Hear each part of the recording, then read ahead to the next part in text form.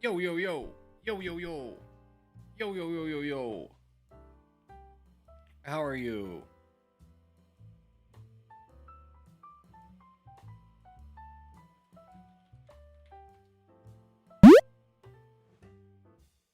Yeah. Alright. This down here. This down here. Okay, good enough. Good enough. There we go. Alright.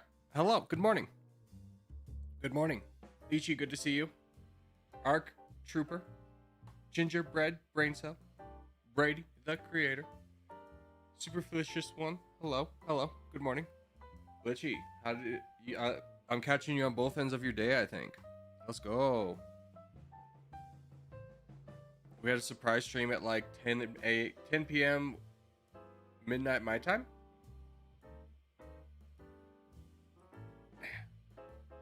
Glitchy was there, dude. We played some Open Front together. We won some, we lost some. Open Front's definitely a lot of fun in terms of like, I don't know why this necessarily is, but like an individual can carry a lot more than a team can. Where people complain about like Territorial, but like, oh, if there's a big clan, there's no point in playing because they're just better. They'll just have better coordination.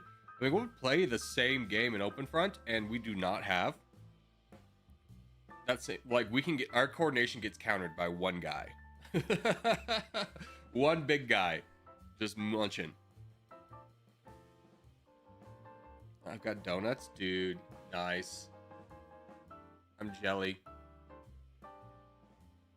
Donuts? I mean, here's the thing. 90% of the time, donuts are really good. I went to one place that everyone in Seattle talks about. It's called Voodoo Donuts. Actually, yeah. It was in Denver. But anyways, me and my girlfriend at the time, we went there. And it was so... I've never had a donut I didn't like, but these ones were so full of sugar. It's just like, we didn't even eat them. And that was the first time it's ever happened to me. Turns out you can have a bit few too many Donitos. You're a bit quiet. I think that's on your end, bud. I think you just got to turn me up.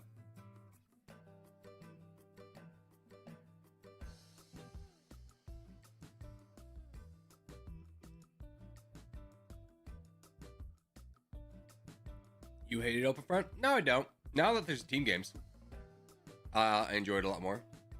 I'll tell you that. You are a bit quiet. I mean, there's literally nothing I can do about it. Here, let me check my make sure I didn't slam and hit anything on the keyboard.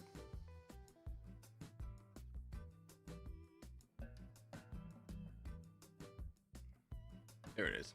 Okay.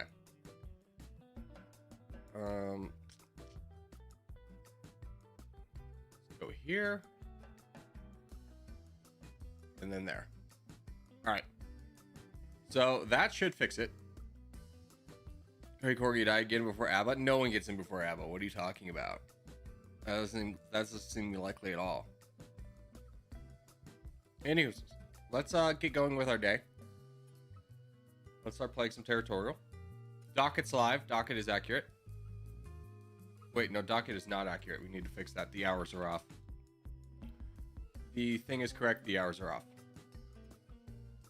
I gotta bring this back. I forgot we moved it up 2 hours. 12 to 2 to 3. There we go. Okay, sorry about that. We're fixed.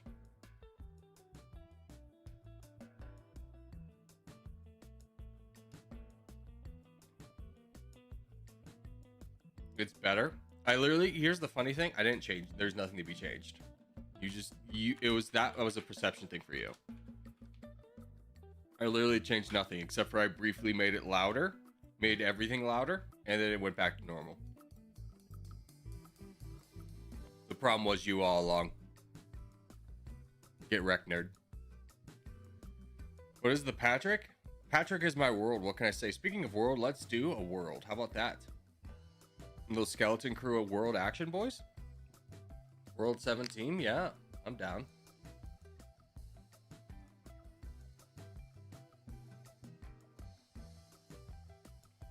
All right, let's rumble.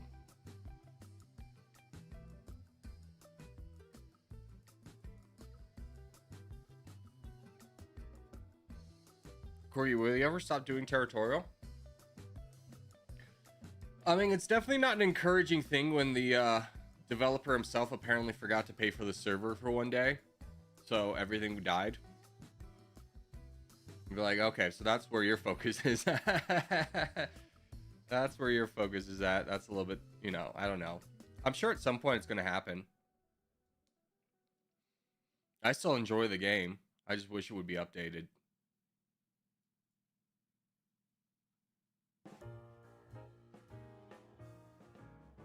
Yeah.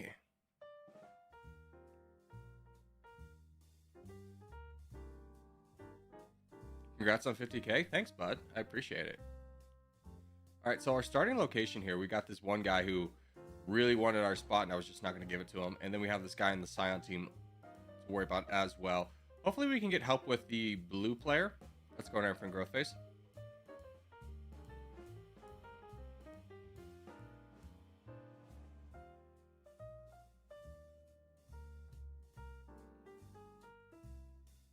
Okay, decent enough.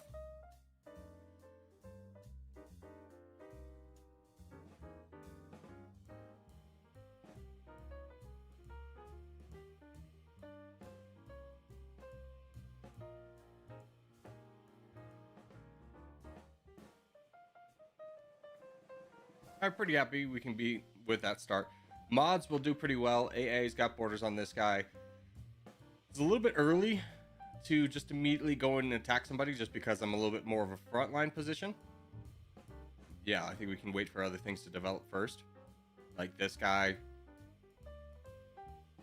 This guy especially.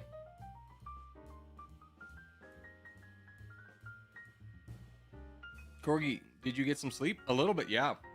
Here's the thing. I woke up 4 a.m. wide awake. I'm like, why is my body doing this to me?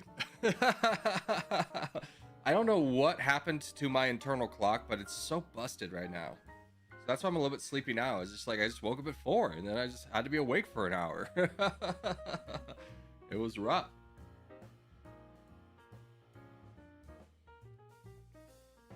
It's just like I'm going through, I'm a teenager going through changes and I don't like any of them.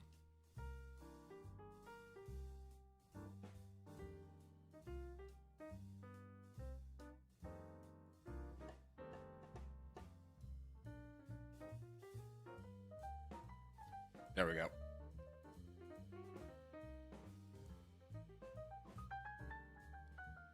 Boys, can we start? I don't know what's going on, but can we start moving? Can we start moving? Like, we have just multiple people sitting on low interest.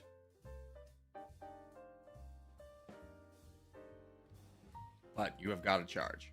Come on, get involved. There we go.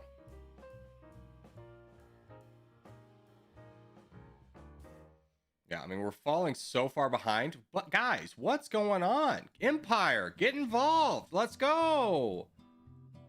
Fight together. Come on, guys. You two are not new. Work together, fight down Nova, then fight down that guy. I don't know where we're just kind of sitting around waiting. What's going on? Just got done with a test? Dude, how'd it go? Did you win, son?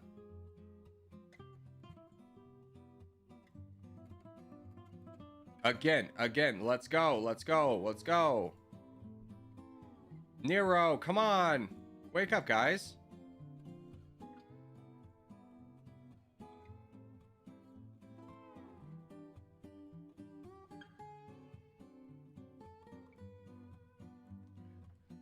All right, let's donate backwards. Empire, you have got to fight the crown. Give me a charge. Give me a charge in there. We'll worry about what's happening on front later. Well, let's give Empire a little bit of a push.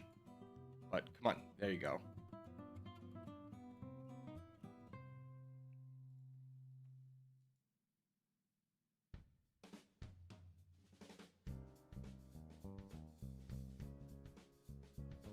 I still have one more week of school. Yeah, that tells me you're European. Only Europeans are still in school. Disgusting. Disgusting.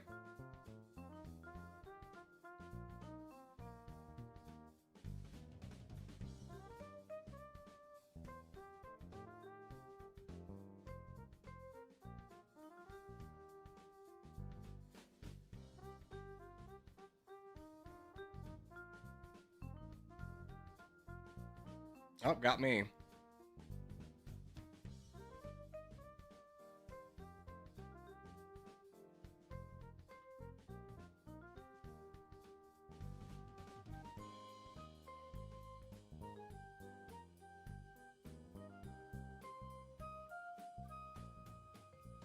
This is not looking good.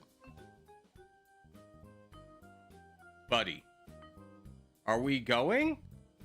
Give me an 11% attack once a cycle. Let's get moving. Oh, who full sit? Was this mods? No, mods is left. Okay, we got to get over here. Lightning, we need you down. We need donations, probably to me, because I haven't seen Nero do too much. But there's a lot of open territory that's about to be grabbed.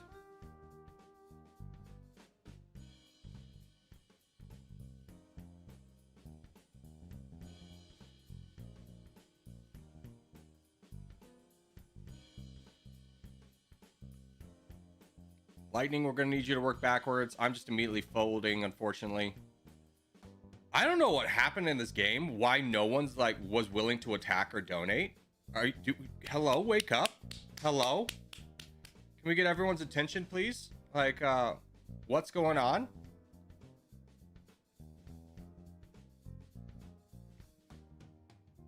Blue is a problem? Blue is not a problem. Blue is isolated over here. Red is going through our back lines. Red is the problem. Lightning, come on, go backwards. Start fighting.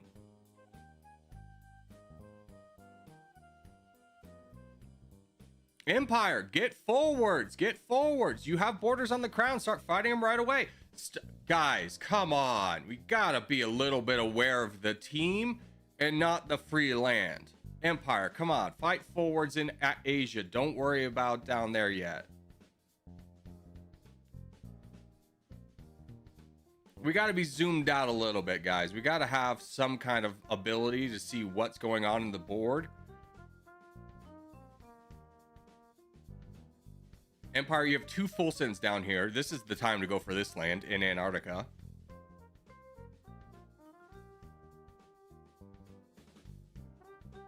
There we go.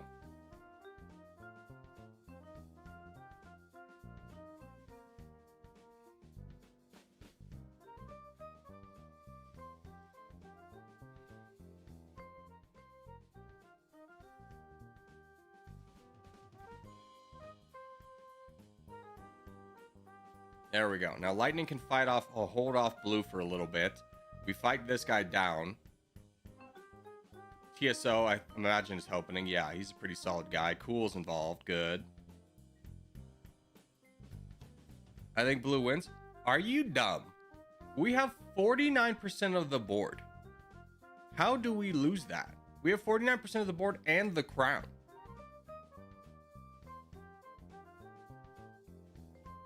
Of course we win this.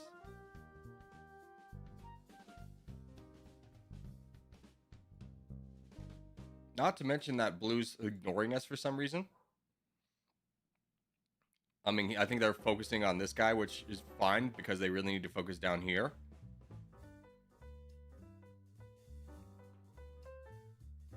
Crown is also twice the size of second place. Yeah.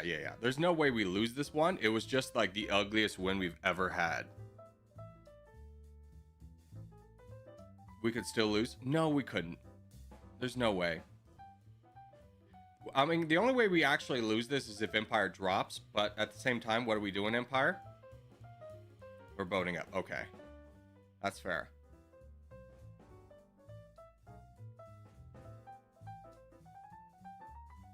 Yeah, the game is ours. By the way, contest is up in 20 seconds. All right. If we can piece out of that one, let's piece out of that one. I'm already dead, so I'm going to join the contest.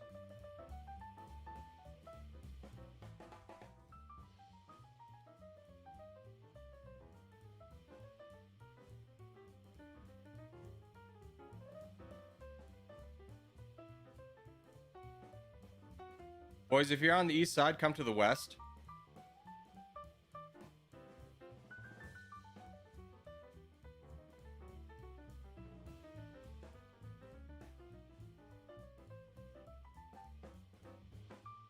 Just diving into the white team to try and get them to have less land.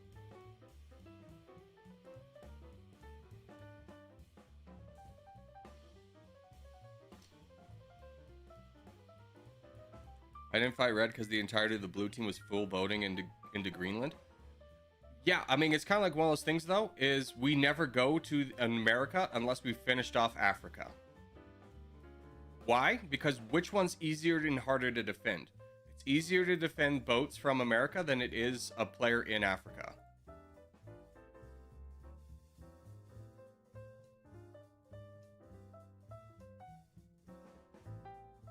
Dude, let's go. We got two of these guys for 2 for 1 right now. Not even 2 for 1, 2 for 0.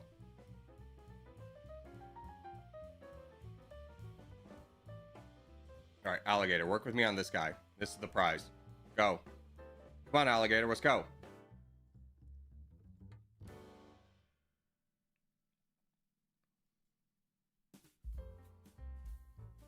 Empire, work with me on this guy.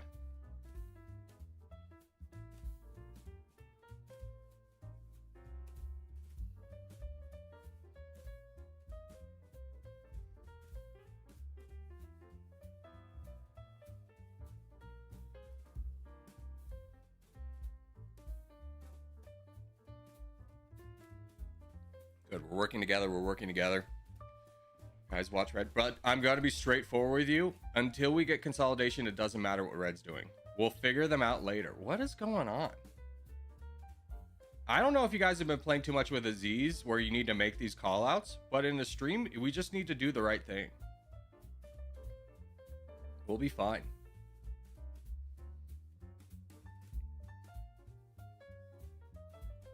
Boys? Yeah, honestly, that one's a little too much of a threat.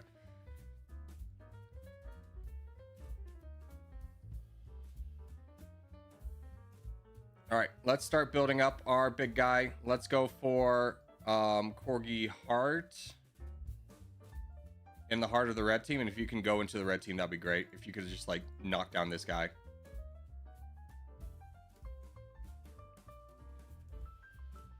Oh, this guy's boating around. One Piece, please see the boat. Please see the boat. Please see the boat. You did not see the boat.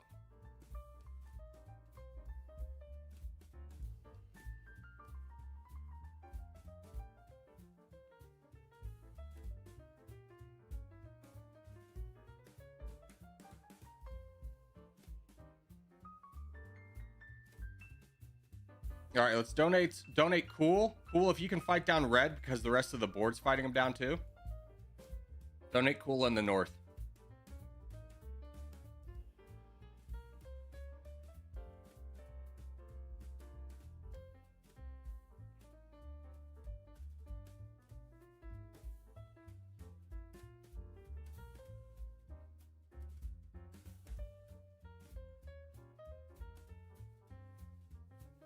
Don't fight green. What are you doing? He's trying to fight red with you. There's the full send. Okay, we can get Corgi Heart involved fighting the crown as well. That's big.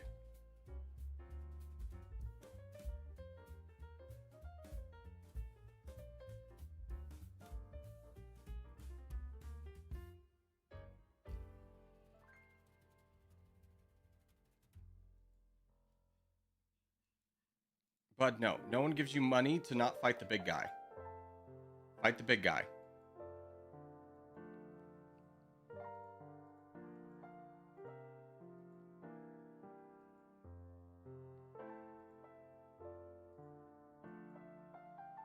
Yeah, we'll worry about what's happening over here when we knock down this big guy.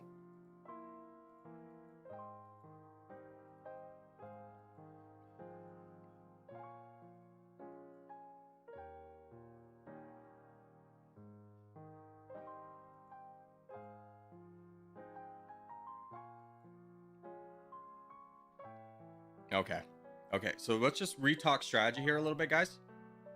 If you are being donated to, no one is donating you to fight the small guys. You are getting donated to fight the big guys. When you don't fight the big guys, then we can't readdress problems that are going on elsewhere in the board.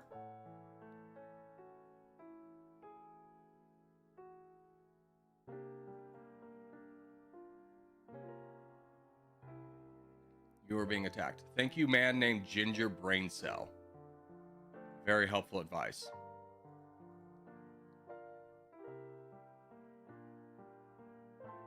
We might still win because of this guy's dumb move, but we do not deserve to win. All he had to do was hold. Now this is the point where you go into the red team. And you get Titan and you fight him down immediately. Yeah, there we go.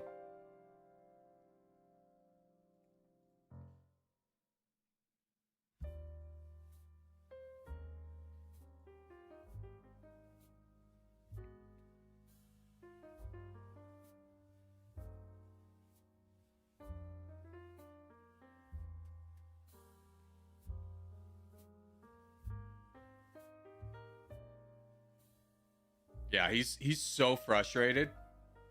He's so frustrated with his one teammate because all his teammate had to do was hold. If he had left the game and not full sent, we would have lost. That was very, I'm sure that was very regrettable for that guy. All right, I'll be right back.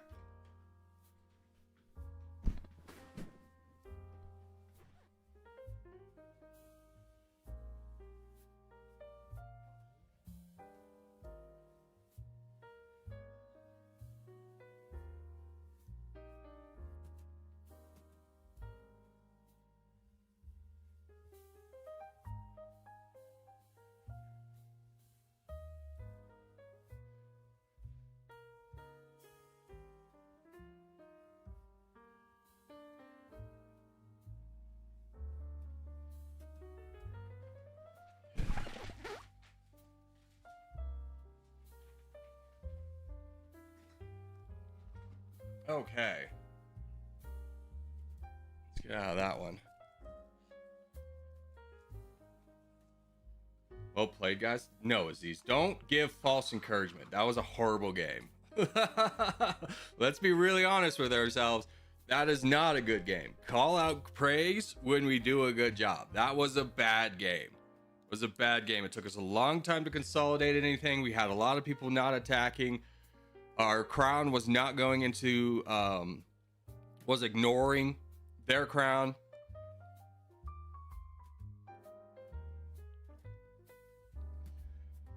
Don't just Gen Z this, where you give praise no matter what, because you like they're fold under the pressure. Give them praise when they actually earn it.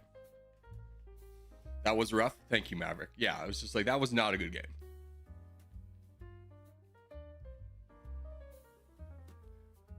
We may have been winning, but I hope we get better at it. I mean, yeah. I mean, we definitely have the ability to be better at it. It's just we got to do we just got to wake up a little bit. We just got to wake up a little bit, you know? We just got to work together.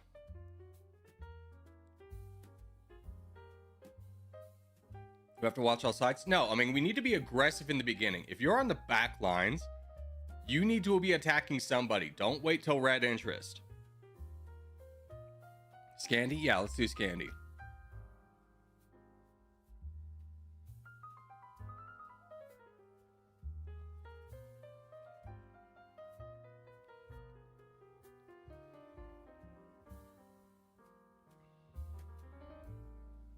Dude, Maverick, I think I'm going to be in your home state in like a month. Is that exciting for you? Yeah, I like down here. I like bottom right. Let's go. Yeah.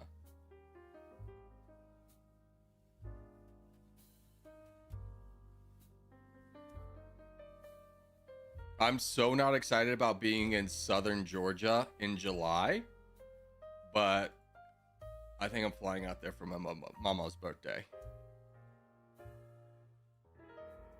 We'll see. We'll see. Wait, I live in Georgia? Let's go. It's so hot there, dude.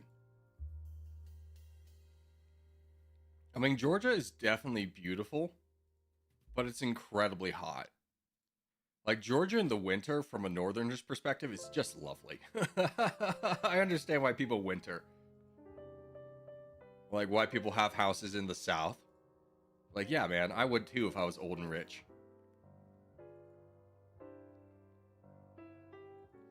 Especially as you start to get older, you kind of realize, like, ow, why does my bones hurt now? I'm like, oh, yeah, you remember when you broke them when you were 12? Yeah, that's going to be forever now. Like, you're just going to forever be in pain in the winter.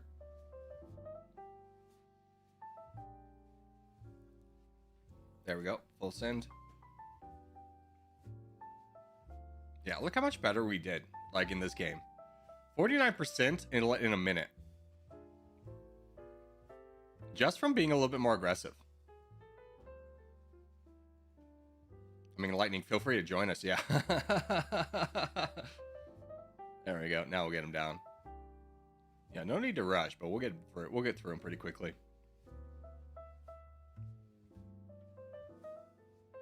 Yeah, I do see Ryan coming over. Oh no, that wasn't him, fortunately.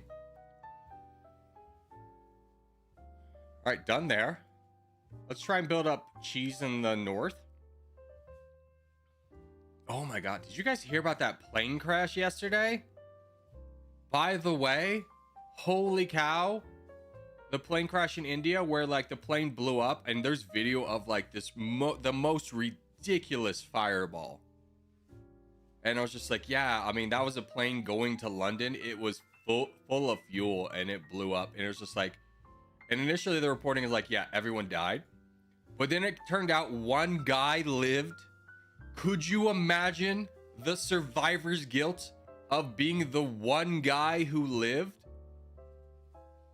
The trauma of that. Seat 11A, he lived. Everybody else on the plane died. A family of 5 died on the plane. You lived. Insane. Yeah, it was insane, especially when you look at how close he was to the engine. Like, he was just in front of it. But apparently him being so, like, he was in the emergency row. So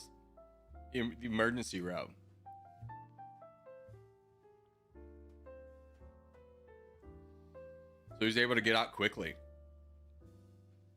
But it's just like, oh my goodness. And to further the tragedy, it literally, the plane landed on like a hostel for medical students. Oh, so horrible. But I was just thinking, like, what Final Destination stuff would be going through your brain if you were the one guy who lived on a plane crash? Oh, man. Terrible. Saw the video. Plane was not in correct configuration. Curious to see what investigations show. Same. I mean, I'm always very patient when it comes to stuff like that because it's like, I know people are immediately like, it's a Boeing, it's the build issues, but it's just like, well, let's wait and see.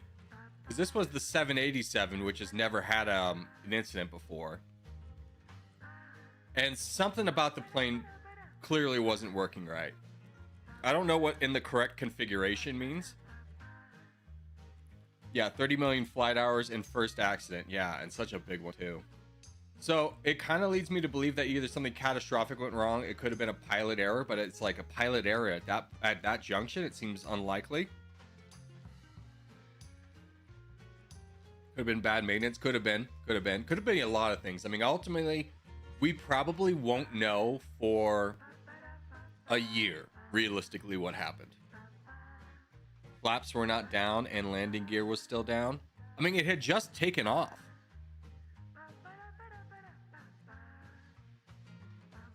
But yeah, it's so weird, like watching the plane, because it's like it starts to go up and then it just like drifts downwards. There's a guy on YouTube, Maverick, you probably heard of him.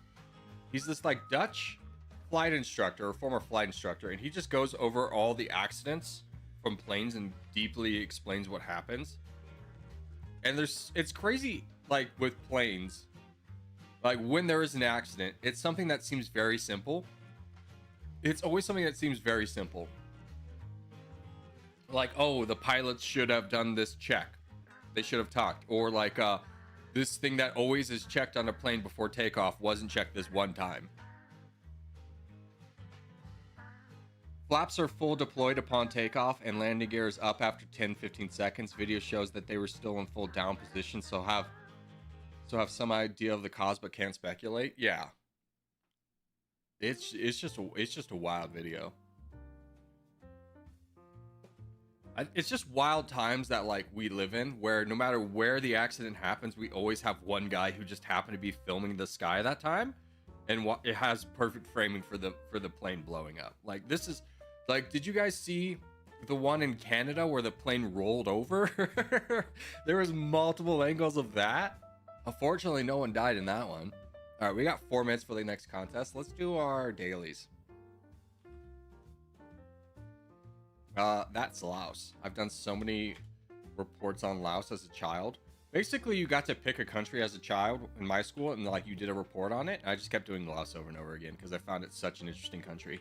Thailand, Vietnam, Cambodia, China. Those are the neighbors. Guess the cap. Now, as I say that, I have literally no idea what the capital is. Vientiane, and I think it was, gosh, where was it? It was there. Again, it was in elementary school, so don't yell at me. Yeah, at least I remember the flag. What's a landmark? I mean, I gotta say it's not the Pengies. Yeah. What's that called? Satnam? What? Xingtong.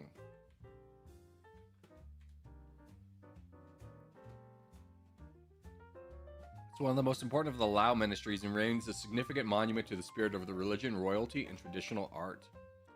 Ooh. Yeah, I would love to go back to Southeast Asia and explore.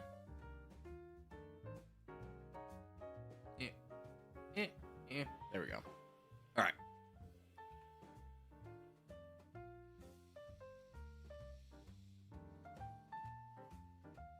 What I heard, the pilot called Mayday for no thrust. Yeah, I mean, a lot of this stuff is pure speculation, and it's just like, you know, we'll just have to kind of wait to see. There's no point in knowing any of this stuff now. Like, I'm sure they have just now started going over the black box, and they won't have a determination for what went wrong for like a year. Like, that's just how long these investigations realistically take.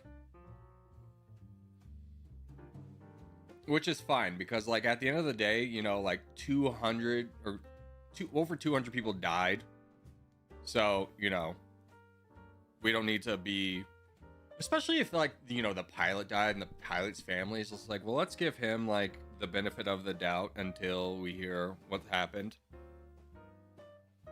You know, assume they did everything right until you hear what happened. I lived in Thailand for 10 years. And the language is similar.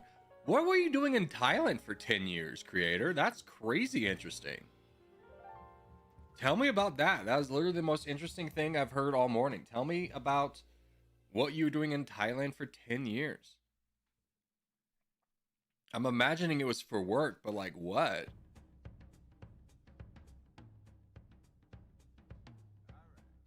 I would love to. I really wanted to study abroad in Vietnam. I had a sociology teacher who had done it. All right, let's slow up on the world. We're going Asia. Who had done it, and he had talked about how great experience he was, and then the opportunity me and him were talking about it, and I wanted to do it. But the date I needed to like commit financially to it was like 2 weeks before I would get financial aid, and I couldn't afford it.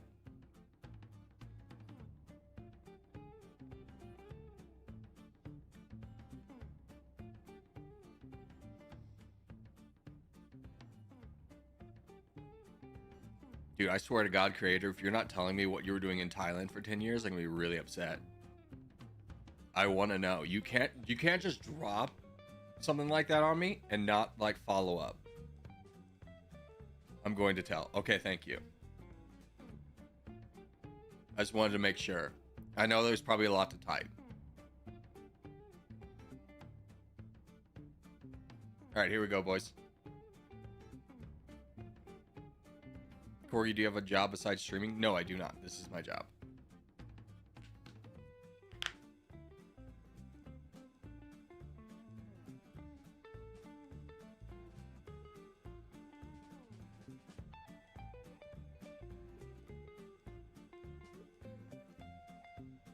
right, good luck, everyone.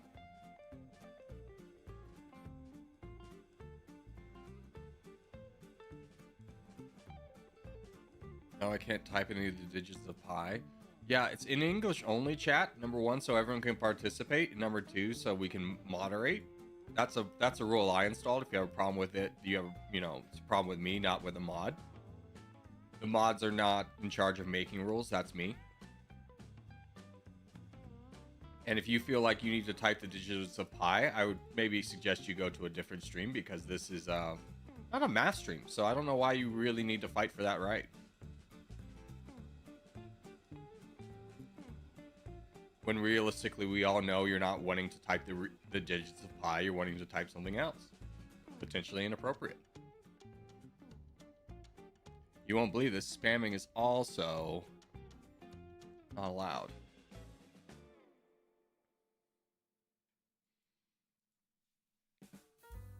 And yeah, probability. I don't know if that's the one you need to go after.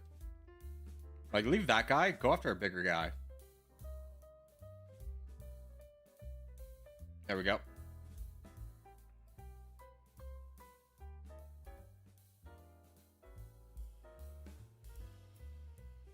Let's start collapsing on these guys in the south. Can we get anyone to work with anybody down here? I mean, TSO Cutie, looks like you... Oh, big opportunity. Go, go, go!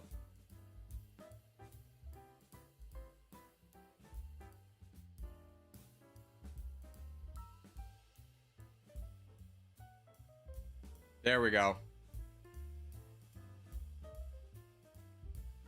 Now Cutie should be able to work on Narek. Yeah, now we're starting to collapse. Yeah, red is big, but we'll worry about them later.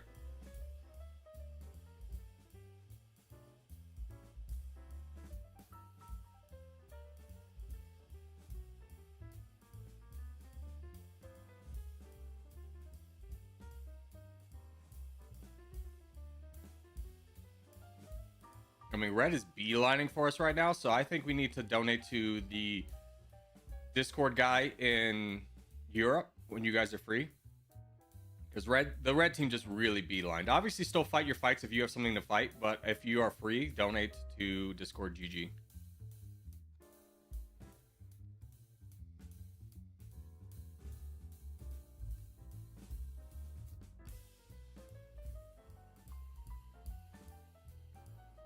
Buddy, we do not need to be boating. You need to just fight the guy directly in front of you. You have friends. Work with your friends. Work with your friends.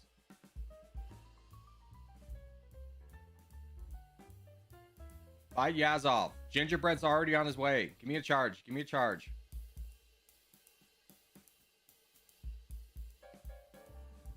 Buddy, go.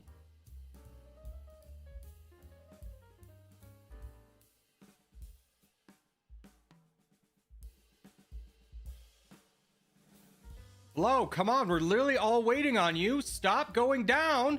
Wake up. Wake up. Why would you ever boat across the map to fight something when there's a person right in front of you?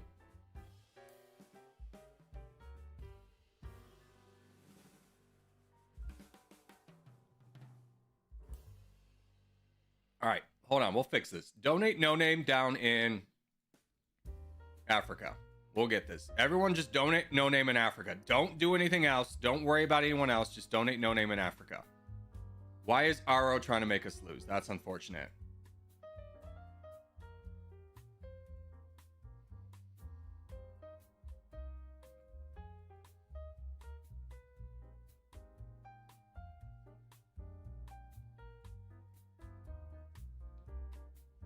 I swear we've regressed like 20 years in strategy today, guys. Like, what's the point?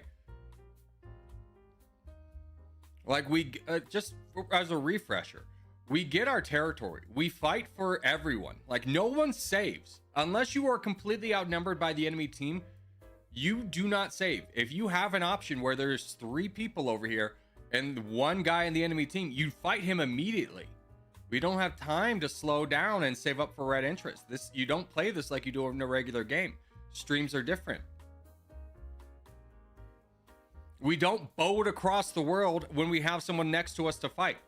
Like, again, we don't want Antarctica. We want Asia. We want Africa.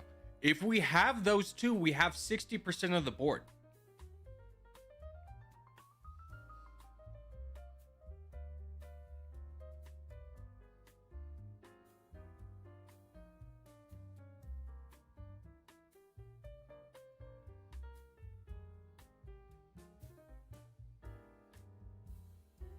Yeah, now, if you can fight the crown, fight the crown. If not, just donate to Aziz.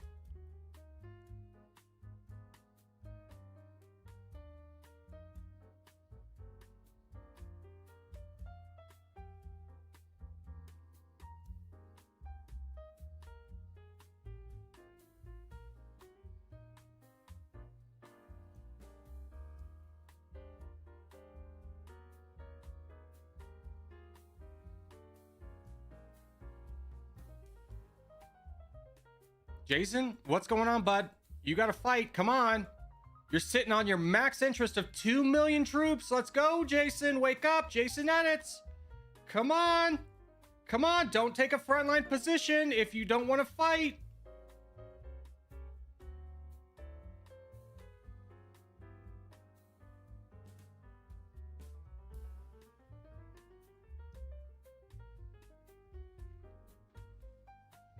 Black might win. Yeah, despite us, we still might win.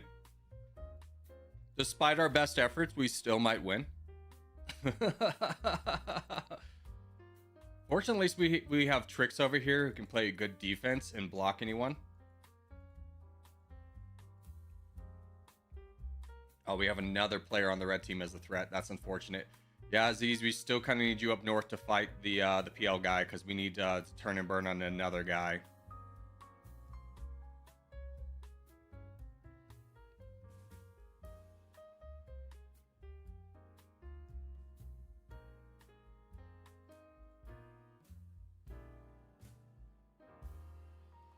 Yeah, we need that Greenland guy out of the way.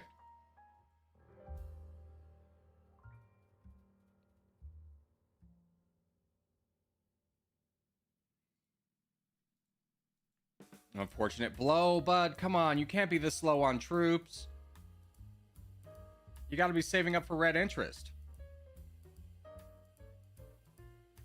And then, who's this? Elliot, just make sure, yeah, you don't block Aziz from being able to get to Greenland, because once we get to Greenland, our buddy can start doing some damage. In fact, he's already there. Good job, Aziz.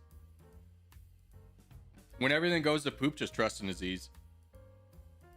It's like we're struggling to walk. Yeah, but it's just like we're struggling to walk in a way that like we were running marathons yesterday. Or 2 days ago, because obviously we didn't stream Territorial yesterday. And you just kind of sit there and be like, what's changed? What parasitic worm has infected your brain? Yeah, I mean, if you can fight this guy, fight him. Jason, and if he has support, we could win this. So just Peace Dude, Corgi Empire. Oh, that's me. I'm over here too. Just make sure you fight this guy.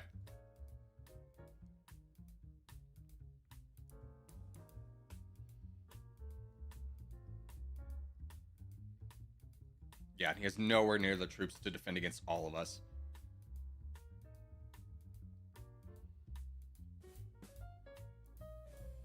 There we go.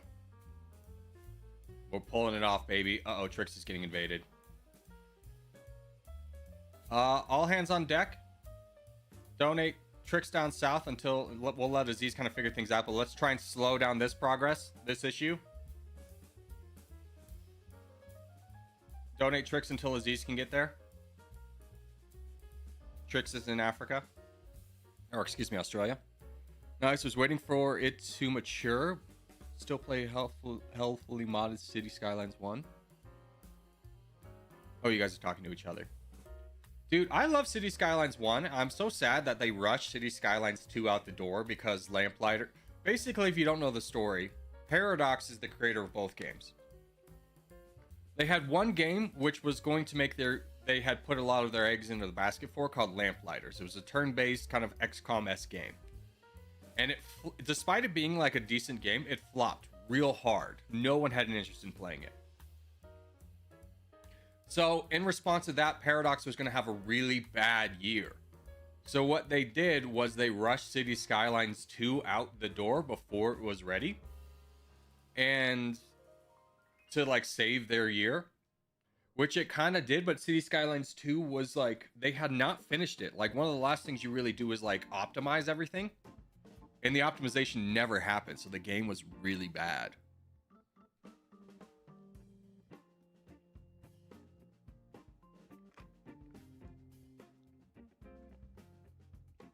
GG.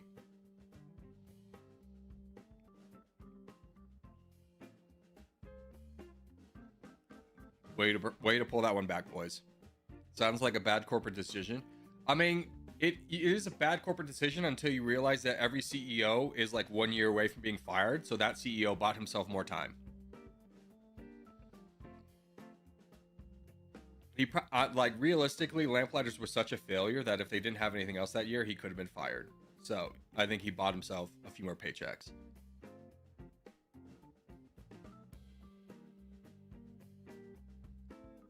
Rough, but we were successful. True. This is true. Let's do some lobby 2 action. Let's just do, don't worry about tags, we'll just do a free-for-all.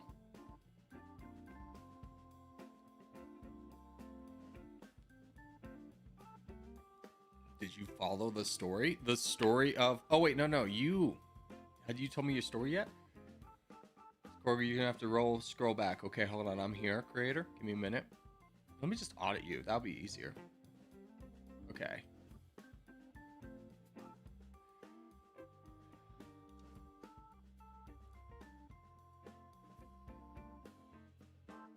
I can speak Thai. Hold on.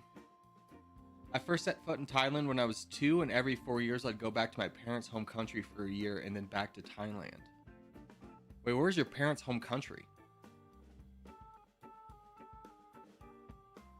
I actually lived there because my parents were missionaries, so I grew up in Thailand. So I did elementary, some parts of middle school, and the rest of high school. That's wild. That's wild. To, like, not like, in a bad way, but just like, holy cow, what a different lifestyle. Your parents were missionaries. That's crazy. Talk about living a life that like very few have ever lived.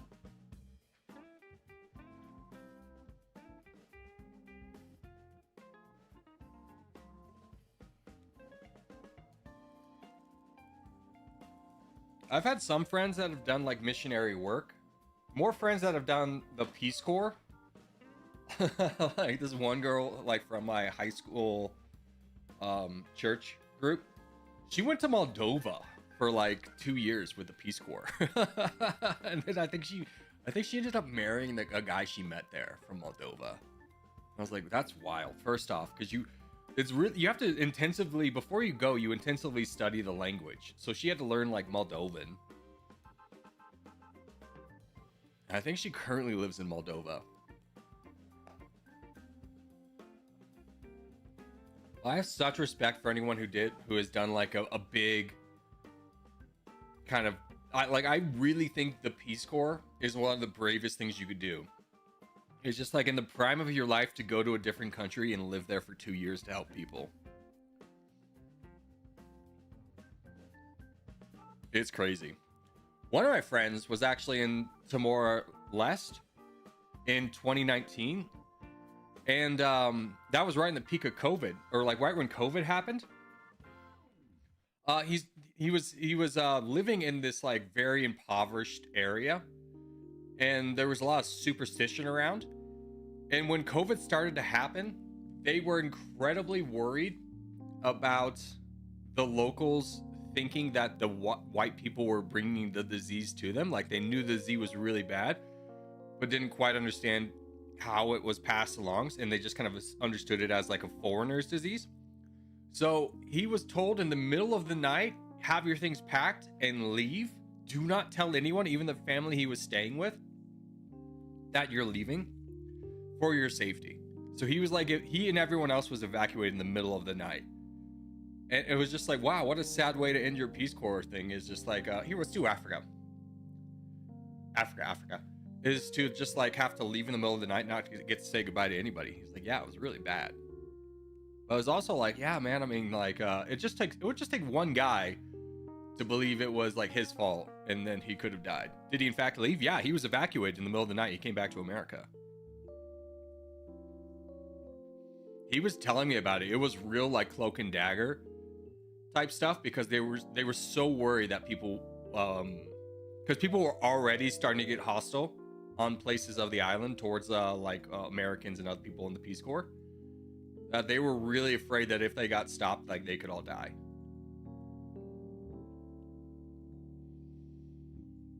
Which country was that? Timor-Leste. It's a small country in kind of like next to Indonesia. It shares one island with Indonesia.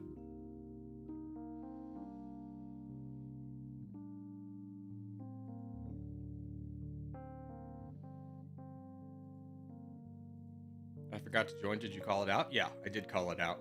Sorry, I was mid-story when I was calling it out, but I did call it out multiple times. I'm sorry you have to listen to me ramble, but I did in fact call it out. I'll tell you, if there's one thing I could add from Openfront to this game, outside of boats, is the encirclement. Nothing is more satisfying than encircling a bot and just making it, like, disappear. Like, ha ha ha. That's so much fun. It's such a dopium rush.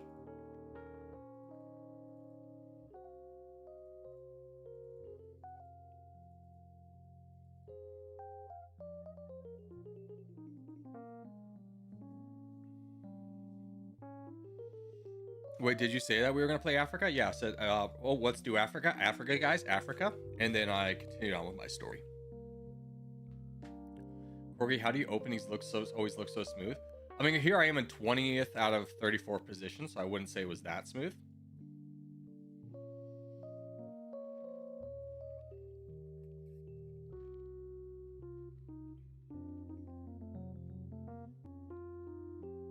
But yeah.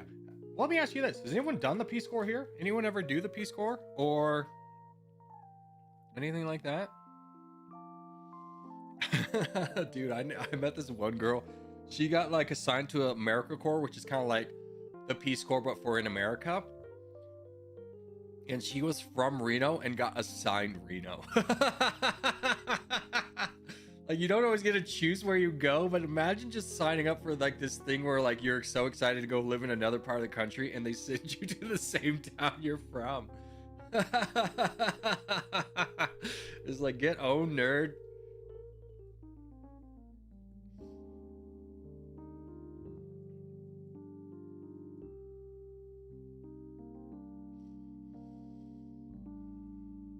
Yeah.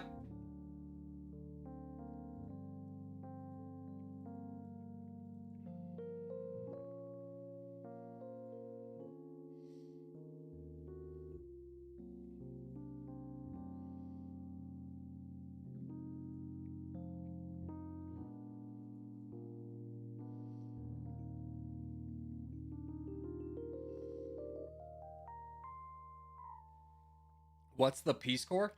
So the Peace Corps is something that was set up by JFK, which is basically like you as an American go volunteer. Like, basically they really want college educated people to go to, like, third world countries and stuff like that to spread the knowledge that will help those third world countries, like, develop and industrialize. So initially a lot of it was farming. Now it's a lot of computer skills and stuff like that. Basically, whatever your kind of major is, you can go somewhere and help somebody. But essentially, it's basically taking, because, like, you know, if you have a college degree, like 90% of the world does not. So you have a lot of expertise that you can share. So you go there. I think you get paid. I don't know if you get paid at all, but you go there, you volunteer for 2 years. And then at the end of the 2 years, you come back, you have a lot of experience that you can put on a resume. And then also, if you ever apply for a government job, you are a preferred candidate. And what that means is, like, is if someone's hiring for a government position and they have two candidates, you and then somebody else, and you guys are similar enough, but you have Peace Corps experience, they hire you first. They'll hire you because you have the Peace Corps experience.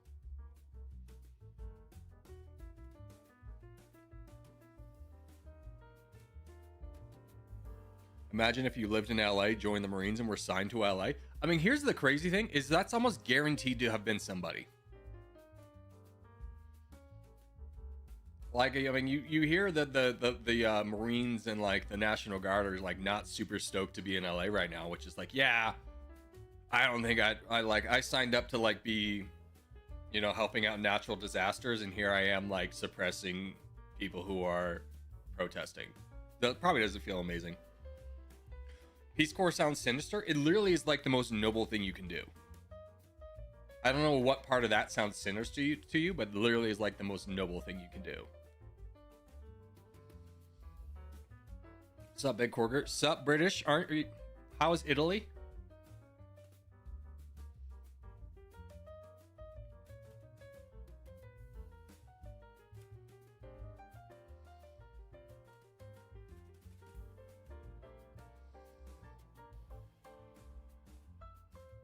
Too warm?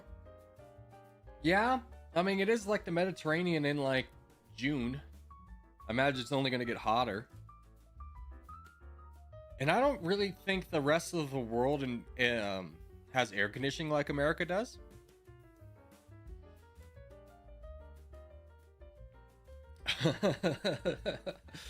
Oh man, you know what was a real culture shock? When we went to Kuala Lumpur, we rented this hotel room. And we didn't do a ton of research on the hotel because who cares? We're just going to be in there to sleep and then we're done. We get to our room, and this is the first time this has ever happened to me. Our hotel doesn't have a window. It's like in the middle of the building. And I was like, that's wild. That's horrible. And this is also, you know, Kuala Lumpur, Indonesia. It's hot. The other thing that was wild is to turn the air conditioning on, you had to slide your key in to the air conditioning slot, and they only gave you one key. So if you wanted to leave the room, you had to take it out, which means you couldn't get air conditioning anymore. It would just turn off. I'm like, no, this is horrible. I'm gonna die in this sweat box.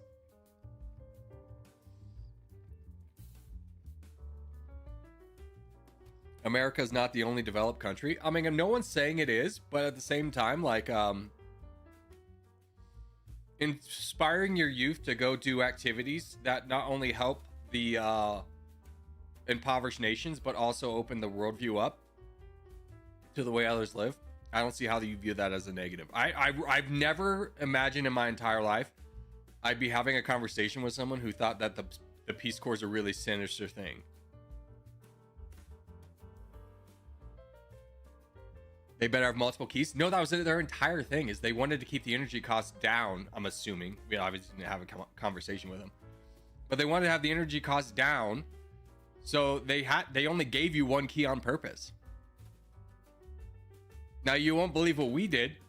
We immediately went down and said that we lost our key, and then they gave us another key, and then boom, we had air conditioning. Italy's not an impoverished country? Yeah, I don't think the Peace Corps goes to Italy. I don't know what we're talking about here. I'm talking about no country has air conditioning like America statement. Yeah, in terms of like other countries, like just deal with it. Like it's not as like widespread. You guys will just open a window. That was more of a dig on America than it was like a dig on the rest of the world. It was more implying that we're kind of babies and we need air conditioning for any environment.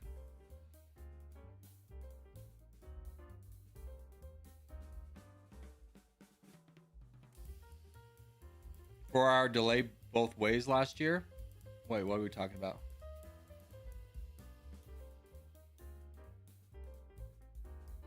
Have you seen Hong Kong? No, I've never been to Hong Kong. The UK locks air conditioning? Yeah, and that's kind of what I was thinking of. It's like a lot of places in the world, they just don't have air conditioning because it's like, yeah, suck it up, soldier.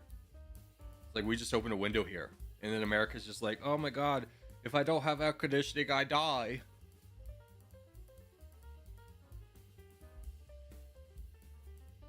The hottest country is in Europe is Turkey.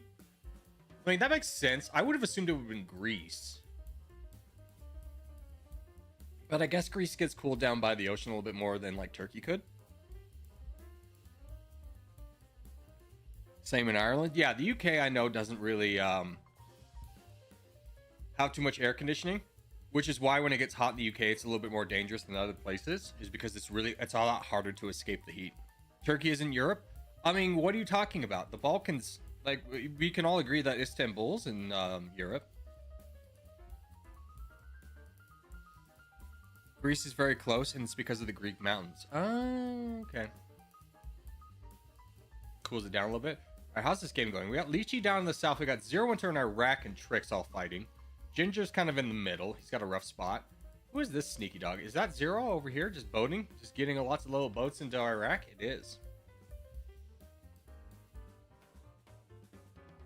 Greece is a good vacation place in my opinion. So is Portugal. Yeah, I mean, I've heard that a lot. I've heard a lot of people go to Greece and enjoy it, and a lot of people go to Portugal and enjoy it.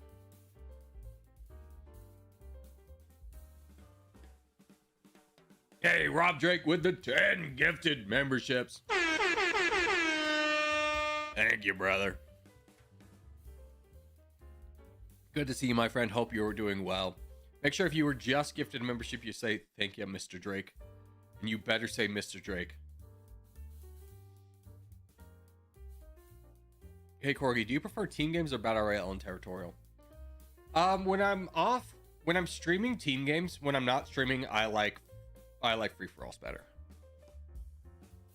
The biggest difference is, like, you know, if I'm trying to stream a free-for-all, you know, I'm always going to over-influence people on where they're going to go and who they're going to attack. And it's not as engaging and fun. Or off-stream where I can be a little bit more anonymous. I can just be another guy.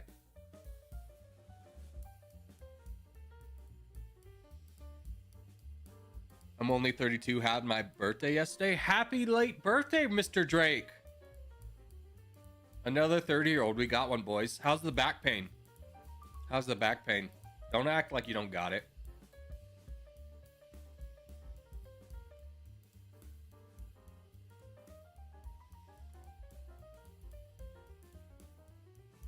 Don't ask me about that? Yeah, that's fair. Happy early birthday? No. It's happy late birthday. His birthday was yesterday, Luhansk. We missed it. There we go. Happy late birthday. I recently turned 20 over a week ago. No back pain yet. Yeah, you won't experience that until you're 30. Wait till your testosterone levels drop. Like, I know you love working out. Hopefully you start building an identity for yourself that doesn't involve you just always being strong. Because that too will fade. Source, it was me. I was you.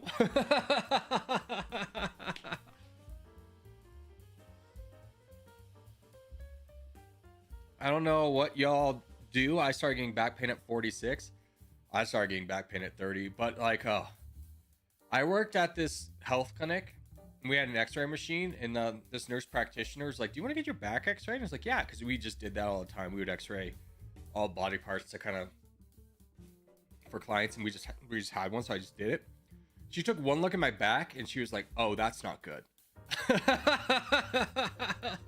And I was like, oh no. It's just like, it was one of those things. It's like, I didn't need you to explain what was wrong, but basically, like, my coccyx, which is like the tailbone of your back, it's supposed to sit flush like this, and mine's like sitting like this, where like the rest of my spine's kind of pushing it down, and it's like, that's gonna be so bad.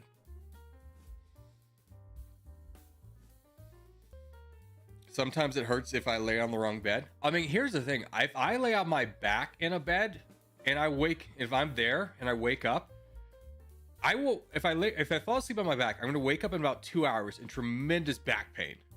I'm going to twist. I'm going to, like, it's going to sound like I'm shattering my spine with how many things are, like, snapping. Like, roll over. If your core is weak, you get back pain. No, some people just have bad backs, my guy. Like, trust me when I say, having worked in stem cells, I know. I've seen it all. I've seen literally thousands of spines, knees, everything like that. And it's not just like, oh, did you work out? A lot of it is like, a lot of the injuries that plague you as an adult is like, Yeah, I broke this when I was like 12. Like, if you've ever broken a bone in your life, it will come back to bite you in the butt later on in life.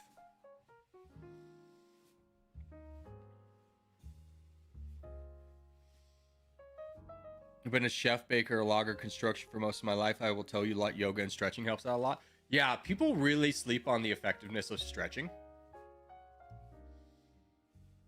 But I will tell you this, that I'm not a big believer in yoga. I don't know, there's some weirdly strong men in my judo class. Yeah, no, being very straightforward with you, there will be people who are strong. That's genetics. That's just pure genetics. Like, I was doing an Ironman race with my girlfriend at the time and her family. And she had this, we did it with her dad. And her dad was like a guy who laid tile. He was a tile layer, and he just kind of always looked a little frail and stuff. And as we're doing it, he's just kind of keeping up. And at one section where he just takes off his shirt, and I was just like, holy shit, this is the most ripped old man I've ever seen in my entire life. Like, full, perfect six-pack. Like, he's posing for, he's in the Superman movie. Just defined muscles everywhere. And like, yeah, he laid tile, but he also just had really good genetics. Like, tile laying, I've seen a lot of out of shape tile layers.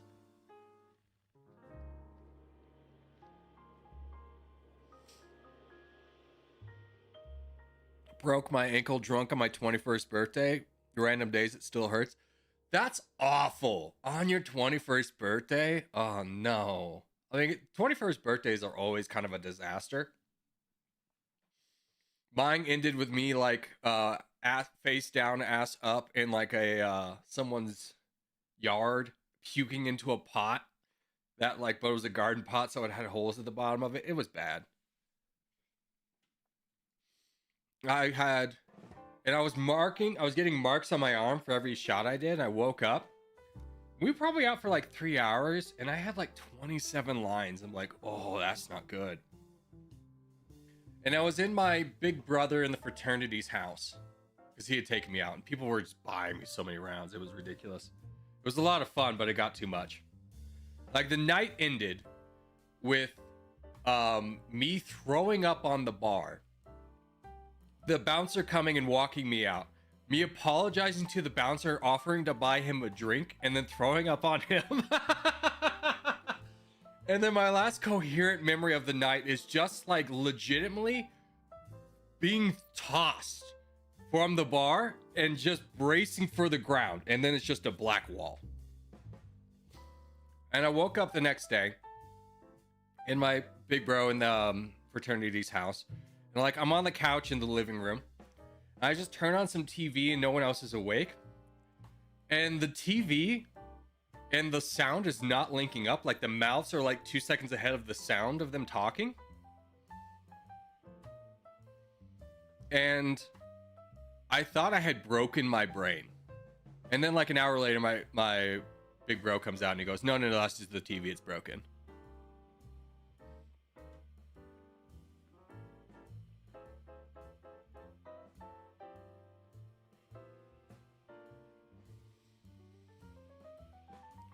When I was 3 and like an entire shelf of alcohol dropped on my face, it still hurts sometimes. Yeah, I mean, if you cracked a bone, it's going to be there forever. Like, when your body heals, it doesn't like go back to the way it was. It goes back to what it can be functionally. And a lot of times when you break a bone or something, one of the biggest issues people will have, especially in like the knee, is like the way it'll heal is it'll have like a slight calcification on like a edge or something like this. Where it'll just have like this, it'll just form a little bit of a rough edge. And what that rough edge will do will just slowly start slicing through your tendon. And then in like 20 years, you have really bad tendon problems. You have to go get it shaved down.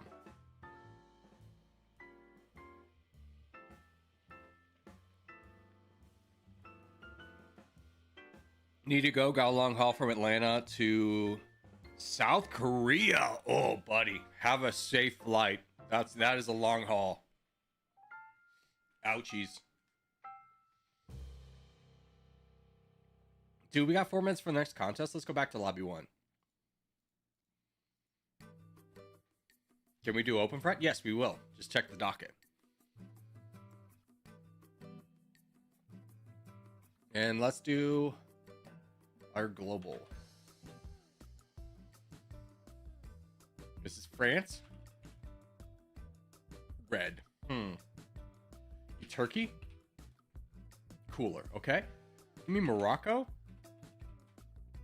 Cooler. Okay. Give me Sweden. Sweden's adjacent to the answer. Is it Norway? Yes. Let's go. Average guess is 6.94. I got it in 5. Feel pretty good about that.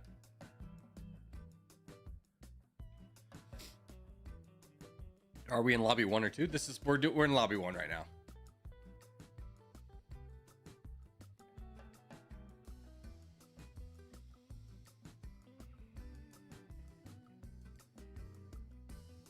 Nothing like some corgi doomer corker? What are we talking about, doomer?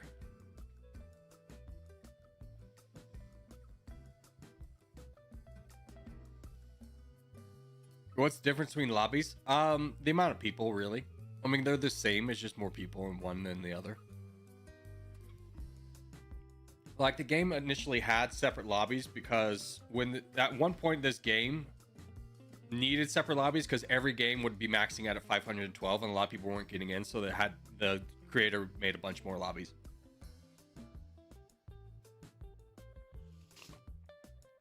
Atlanta has the biggest airport. It doesn't have the biggest airport. It is a big airport. I mean, if you're talking land size, DIA is the biggest airport. If you're talking busiest, I think that's actually Anchorage, Alaska. If you're talking busiest commercial, I think we're talking, I think it's JFK.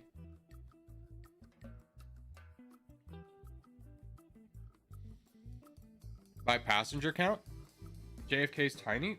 Well, what's the one in New Jersey that's huge?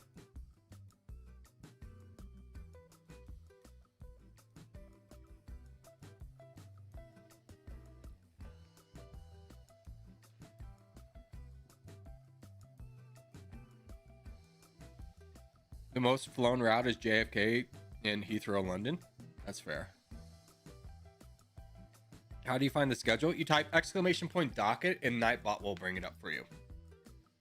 Nightbot is, in fact, you won't believe this, a bot.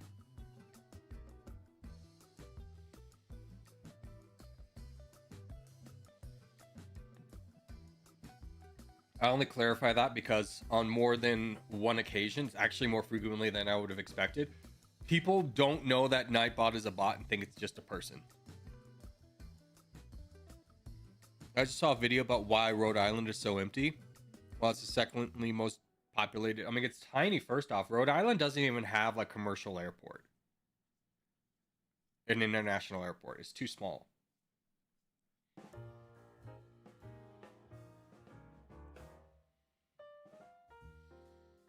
Nightbot is my best friend. Shake my head. I'm so sorry to break this to you. Alright, our game is going to be Europe. We're going to spawn in Russia, modern day Russia borders, whatever that means to you.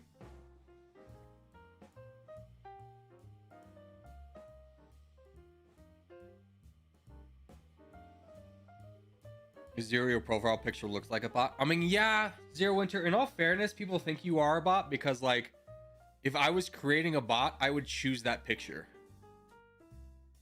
I'm sure the bot would choose that picture for itself. Be like, random skyline.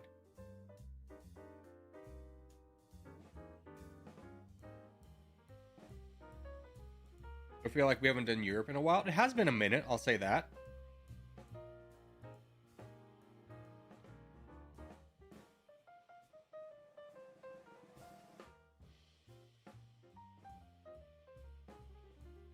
If his looks like a bot, mine looks like one too. No, Kasane, if it was a bot, it would never choose a complicated name like that. It would choose something very simple like Zero Winter. Like 2 words that are easily recognizable, but like together, like you kind of question why they're together. That's a very bot thing to do. Like, what is a Zero Winter?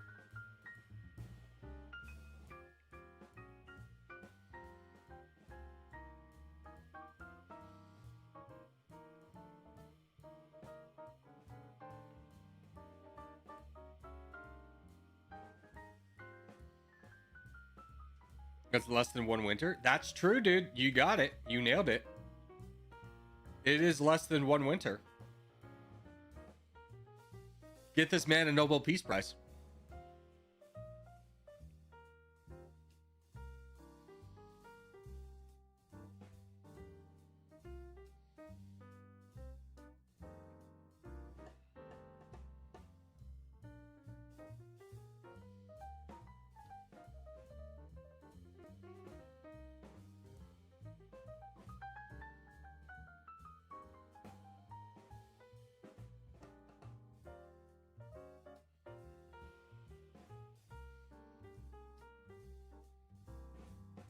Yeah, Munch, good. He full sends me. I turn and burn on this guy. Let's start working on this guy.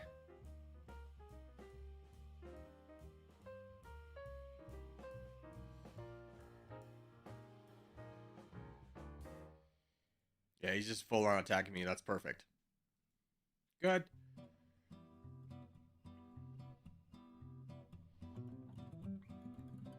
Boys, let's all work together on the one guy we can get together and then go up together. Like, use Walmart to your advantage, get this guy done quicker by attacking with 3 people, and then fight Divine Wind.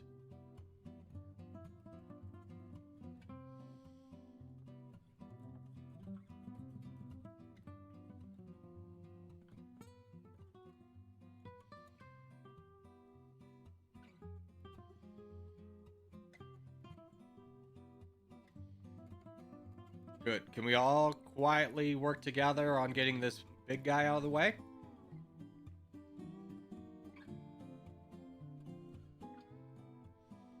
Alrighty, guys, don't lose. Thanks. We'll try our best, Dad. Because the power of your believing in us will carry us through. Cookie, do you know about the Battle of the Somme? Yes, I do know about the Battle of the Somme. It was a pretty devastating battle in World War I where like hundreds of thousands of people would die. It was before they figured out that, you know, the idea of just running forward towards an enemy that has machine guns out there is like not a great idea. How about the Battle of Kursk? Yes, Americans are also taught history. We also study history.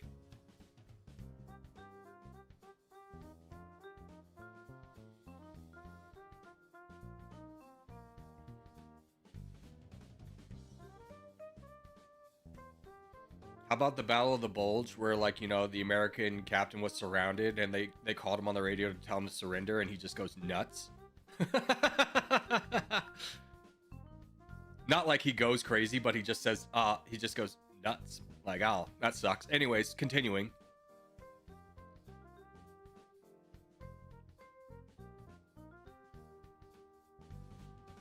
Hey, Larissa, can you turn and burn on Crano, and then can you also fight him over here? This is kind of the biggest threat right now. Good job, Drake. Way to jump in there. Wait, he actually said that? I thought that was a joke. No, it's a true story, yeah. It was a true story.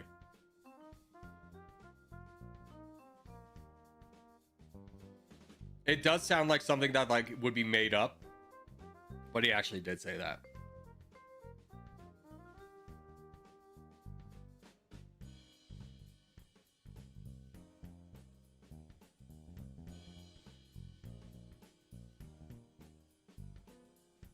Even Oversimplified said he was serious. Yeah, I mean, but Oversimplified, the way he tells stories, I could understand how you would be, there would be the line of being blurred of like, was that real or was that something he just said for entertainment? Because he says like things that are like clearly jokes in the same tone and cadence that he says something that's completely factual.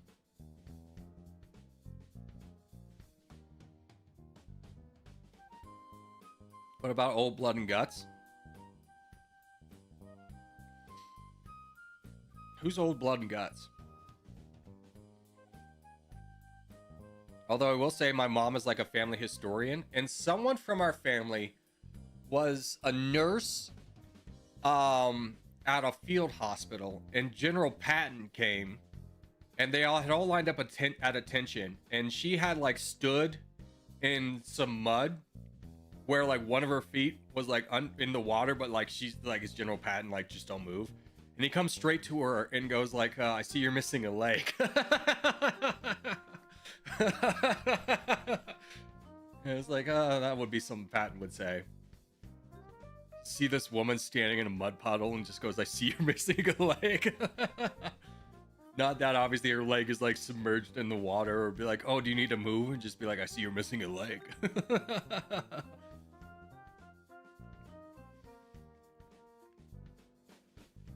That was Oh Blood and Guts. Oh yeah, that's true. Dude, did you know Patton, like, it was like really was one of the big guys who really wanted to, as soon as World War II was done, just take everybody that we had already done. Hey, we beat Germany, let's go get Russia. He really thought we needed to take care of Russia right now.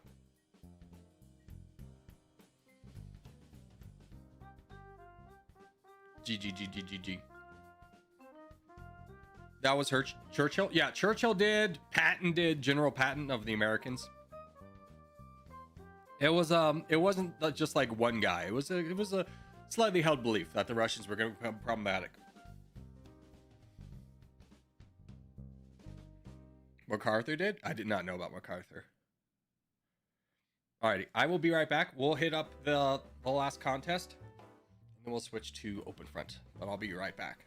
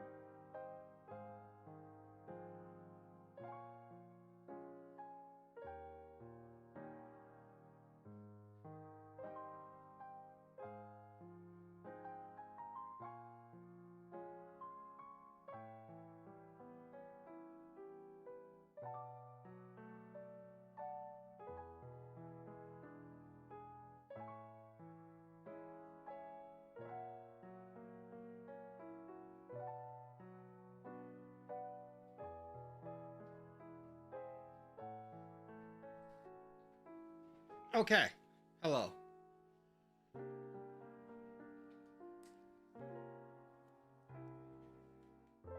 All right, we got 6 minutes. Let's do this world map. I know we've done a lot of world, but world's a great map. And then we'll hopefully be ready for the next contest. Let's rumble.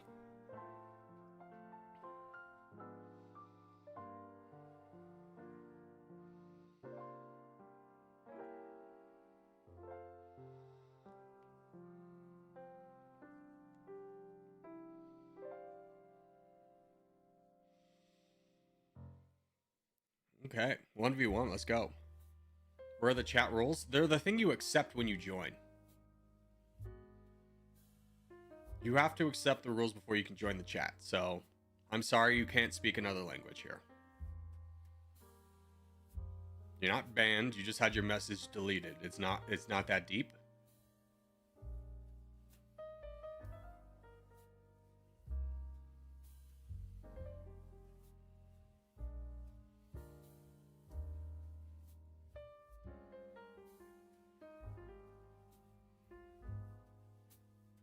Racism. Yeah, it's not. it's just really not.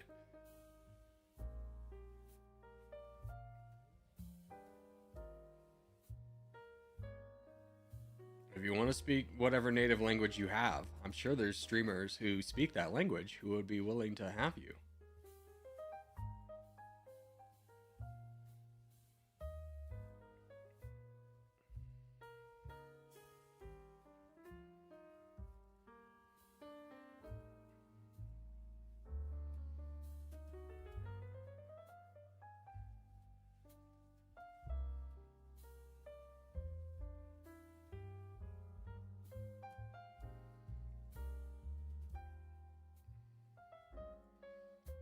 Yeah. Alright, that guy's out of the way. Good. Let's start working on this guy. Ginger, or Brett, can you help me?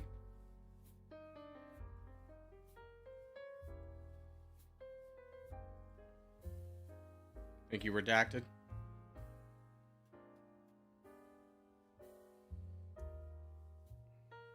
Yeah, this guy used all of his troops trying to knock me down.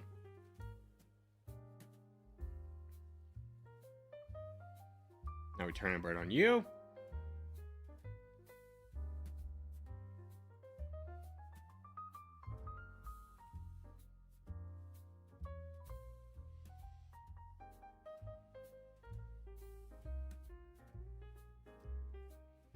All right, Nolan, I'm timing you out for like 10 minutes. You have a bad attitude. Come back with a better attitude.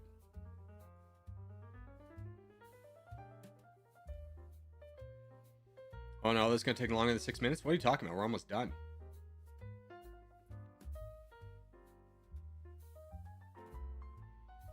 I don't think there are any streamers that play Territorial and speak Dutch. Yeah, it is kind of crazy that I'm legitimately like the only one.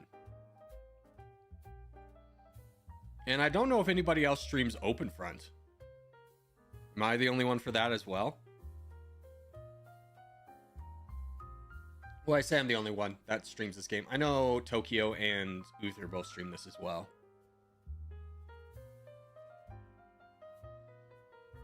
Wow, this game's already 10 times better than the one at the start. Yeah, it's just like, it was kind of mind-blowing. It's just like, I don't know how to fix this because it's like, have you ever like had a problem and you had to explain it to somebody, but like their technical expertise were so low you don't even know where to begin? It was kind of like that. Like we haven't dealt with these problems since we started playing. It's just like, it's like I'm explaining the basics to you. I'm teaching you how to ride a bike and you're going, what are pedals? And I'm like, oh God. Like we knew this yesterday.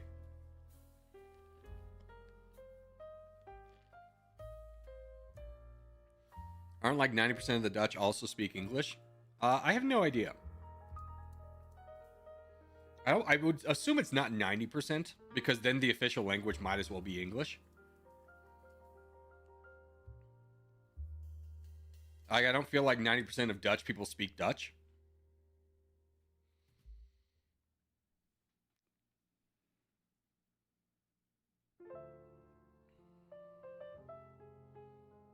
Explaining how the HDMI cable works to grandma. Yeah, it's just like, grandma, just shut up. Just plug it in and do the thing. What's a good video to learn the basics of OpenFront? Buford and Ultimus Rex both have good tutorials.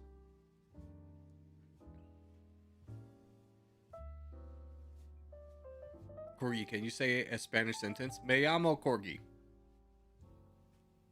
Sentence. Thank you.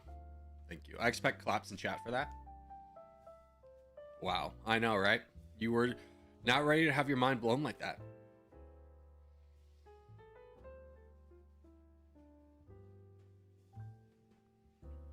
Wow, that sucked. Shut up, Zero Winter. No one asked you. Go back to Ohio. Ugh. Oh, wait, contest is up. All right, let's start west side. West side.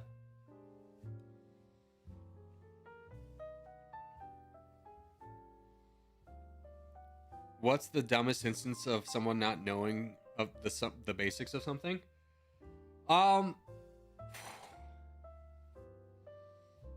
Okay. So this is kind of an extreme example, or a niche example, but basically if you work in hotels, you work with like booking software. And the booking software is like the first thing you teach, because like if you're going to work in sales, you have to know how to do this. And basically it's just to be like, if a group wants these dates, you enter those dates in the space they need to see if it's available, right? That's a pretty simple like idea. And you can keep track of how many times you talk to them, their notes and stuff like that. It's all just kind of like to track your work. We had this one guy come in. Basically, the other salesperson got fired. She was just not doing a good job. And like, she was super nice, but like, I remember I took over this one piece of business from her. And like, she had been like talking about how she couldn't close it for months. And I closed it in a day. And I was just like, what was happening? Well, anyways, we get this one task force guy. And what task force is basically a temporary worker will come in to fill the role. So we had a task worker to fill that sales role. And this guy came in who had been a director of sales, like in charge of the people who do sales for Marriott. And Marriott have been using this system for decades. Like the system that you track and enter stuff, what had been used for decades. This guy did not know how to use the software. And I'm just sitting there being like, what are you talking about? You don't know how to use it? Like, were you even how could a director of sales even do his job without this?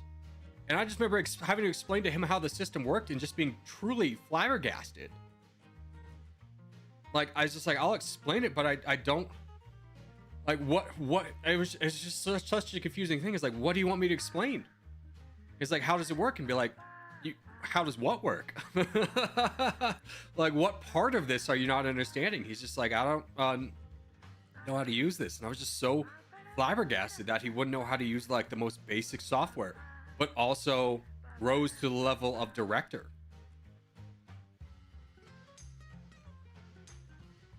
Which basically equates to, I don't think that guy was actually a director.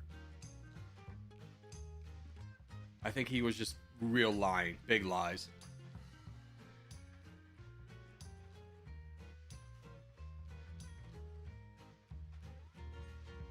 I take it the Corgi Winters thing didn't work out? What are you talking about?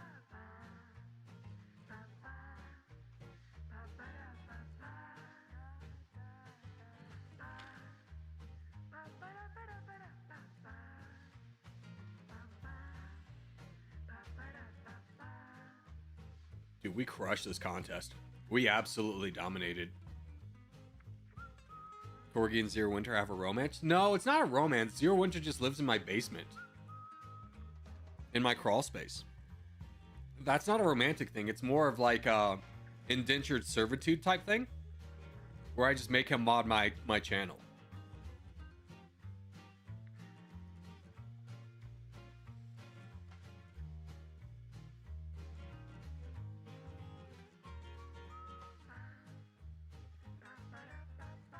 Stop donating OG players? Who's the OG player?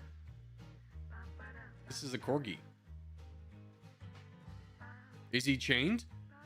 I mean, in terms of what sense? Like physically, no. Emotionally, yeah.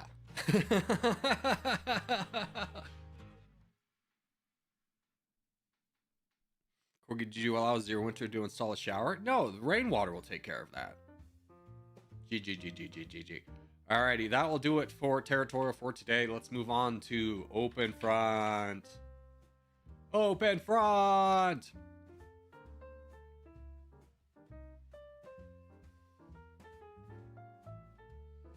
And we won't join this first team game, even though I've been sick. Just to give everyone time to flip over. And, but for the reference, not this one, but the next team game that pops up, that's the one we're joining. I can't give you more of a heads up than that because of the way the game works. I don't know what the next map is going to be. So the next time this says team battle, that's the one we're joining. You will have a brief window to join it, so make sure you join it as soon as possible.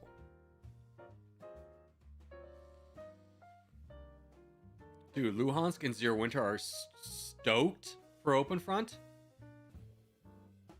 And clan tags are case sensitive. Yes, that is an important distinction. You have to have the capital C if you want to join our team. If you don't have it, I'll put you on the other team. There's our game. We are going to spawn. Let's spawn east, Russia side.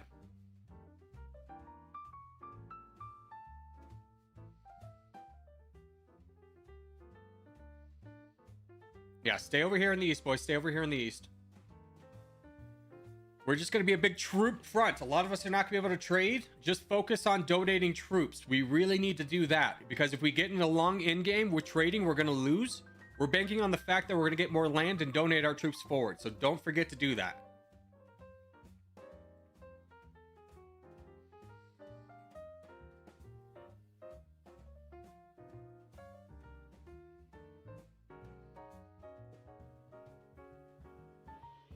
Have you heard about the latest Iran versus Israel? Yeah, it's just Israel bombed Tehran. I don't know much beyond that, to be honest with you.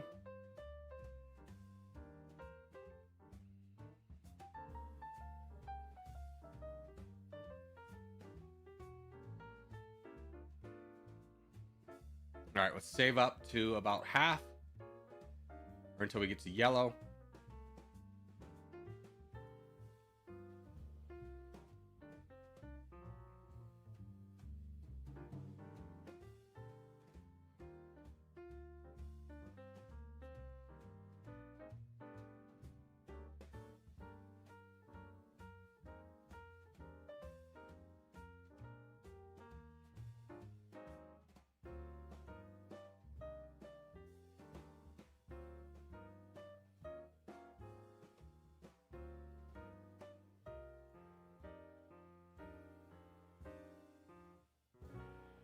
City.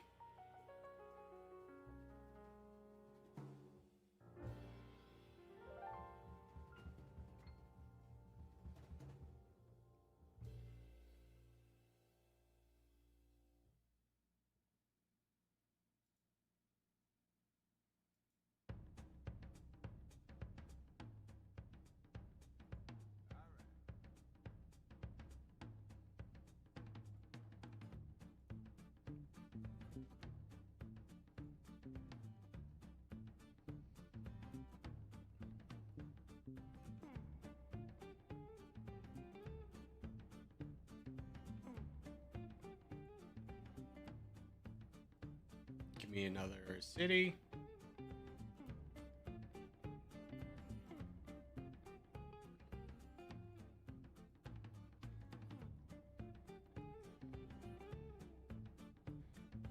All right, let's try and get our focus on going south. So, like our Scandinavian guys, if you can try and defend against these guys, build forts and try and be friendly, let's try and move down south and fight yellow. I think that'll be a more fruitful endeavor. So just donate to contest. Contest, you're going to need to build your second city. I'm pretty sure. No, you don't have. Yeah, you have plenty of money for a second city. You got to build that. I think you have enough for a third city.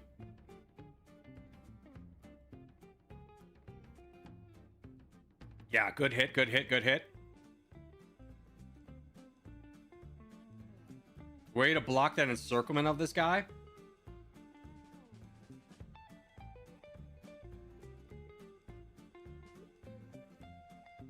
Keep going, yeah.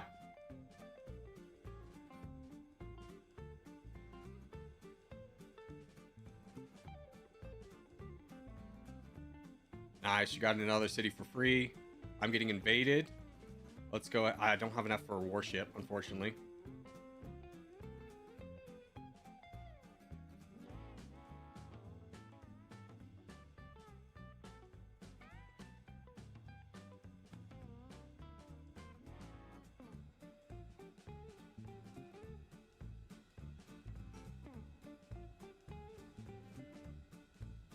Okay, blocking that.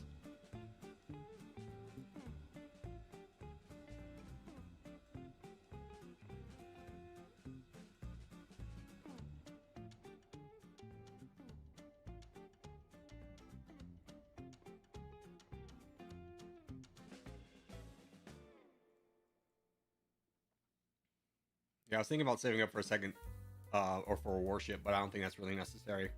Like, I can go down in workers a little bit.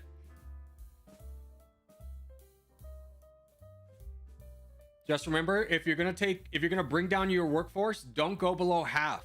Don't go below half, and because we need to donate your troops forward still, no matter how big or how backlined you are.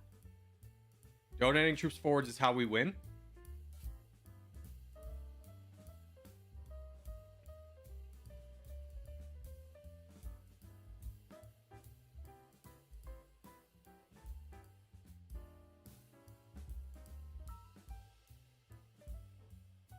And right now we're crushing, absolutely crushing. Corgi, next after Darkstream, you should jump scare the people. How do I jump scare the people?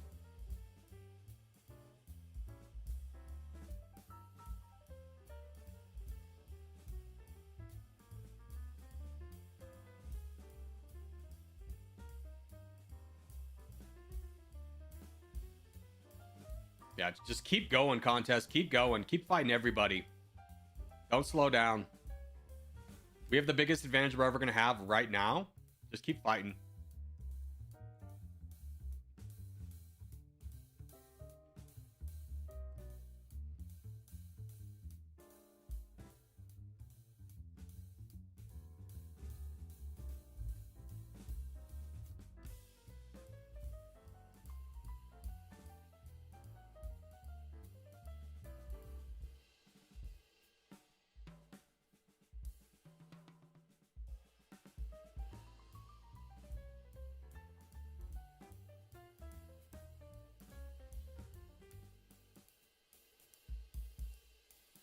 Oh, yeah. Dude, the aggression here crushes. Crushes.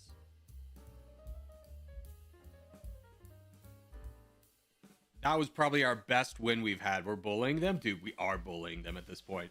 Like, no one even got up to really nuclear bombs. Like, that was the first one. It's from Palestine. The game is, like, over. We are at 65% already. Well-timed nuclear bomb getting rid of those 2 forts. I'll say that.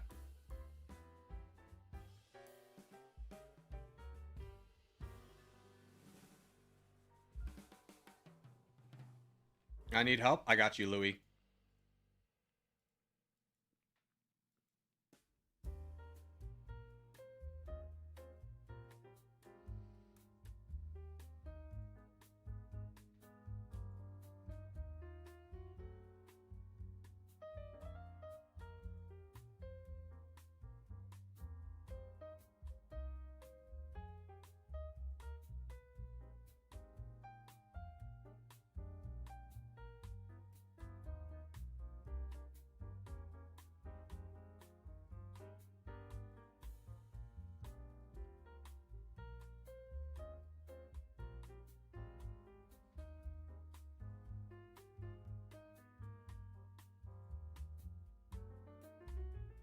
Here comes our crown. Let's hold out a little bit longer. Yeah, that's trade gone.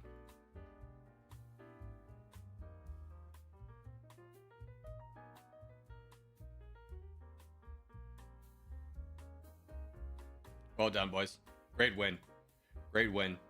How do we only have... Yeah, there we go. I was like, how have we not beaten the game yet? All right, next team one's the one we're joining again.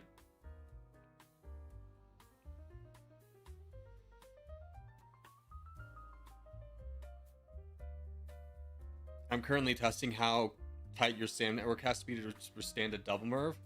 I mean, if you can get an island, you just need like, I think 4, and that would cover a double merv.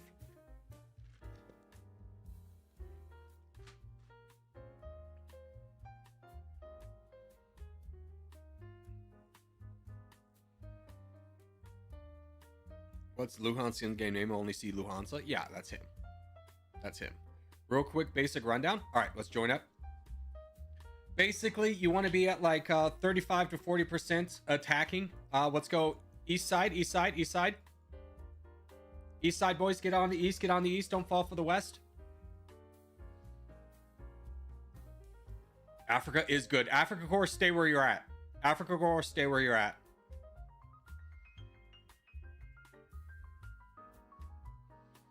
And then when you get to the bots, you want to save up until you have quote-unquote yellow interest, which is basically half of your capacity. And then attack one bot at a time until you get to 125 gold. You get gold from attacking a bot. After that, you build a city, so you get more population. And then from there, you either build a second city or a port for trade.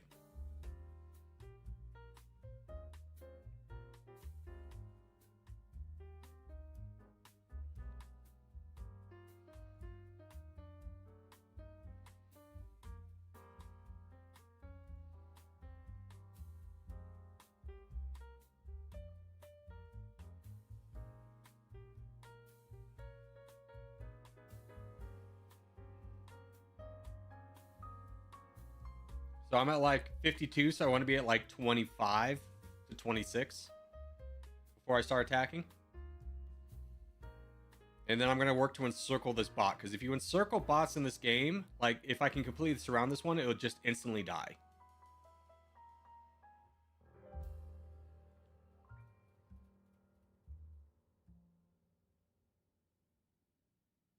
Like that.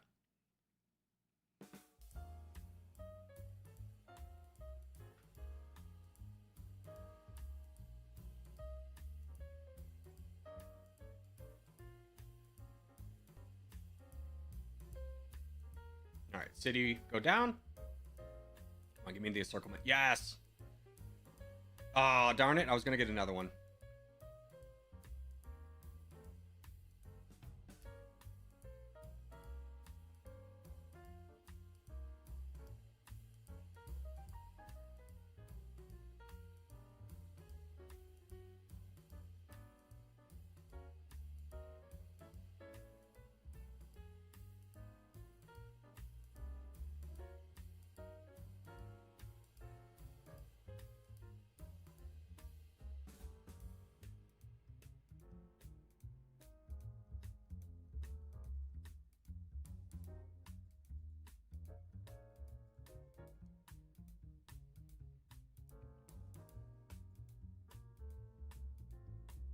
All right, let's get a port down. Port for trade. Keep working on the bots wherever we can. And we have, this guy has 2 cities. Yeah, so we don't have an advantage on him quite yet. I'm going to slam him a little bit, steal a little bit of his land away. Just because we have numbers over here. Oh, Drake, don't go full on.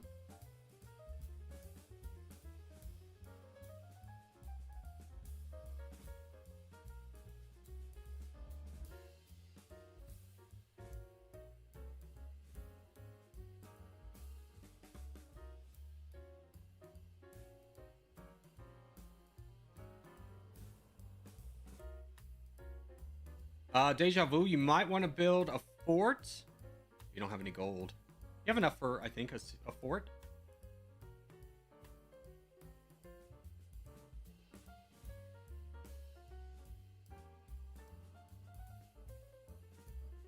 Let me go down.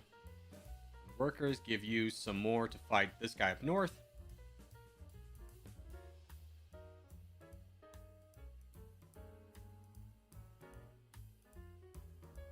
He's not going to charge. How's the rest of our team doing? I mean, not a lot of corgis in this one. Here, let me support you then. Give me another port.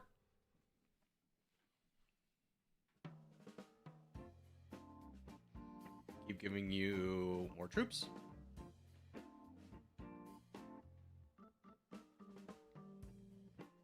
How are we doing? We have 62% already. Yeah, we're crushing.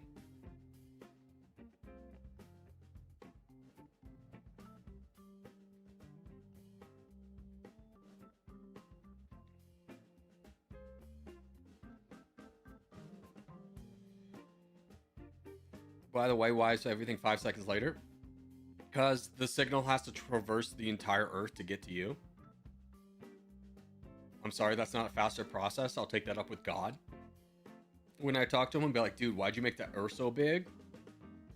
It really hurt my streaming game.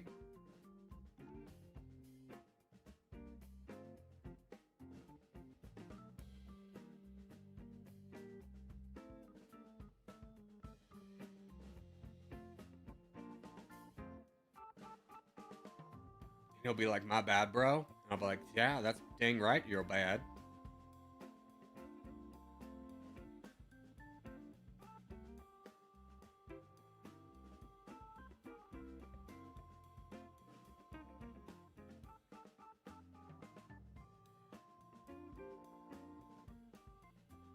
Go get him, Clem.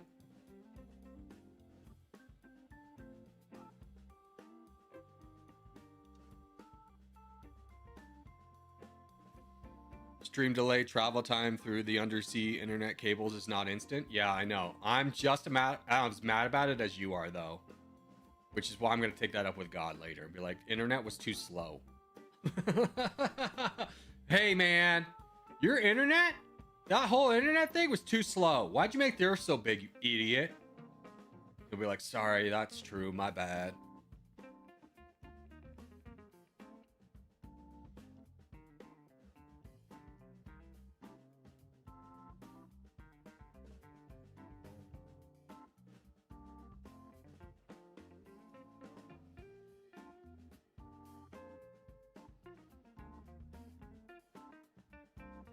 Dude, this guy has 400,000 deployed and 300,000 in reserve. That's crazy. Yeah, whoever built like this fort defense was really trying to hold out hope that like the team could do something, but they were already cooked.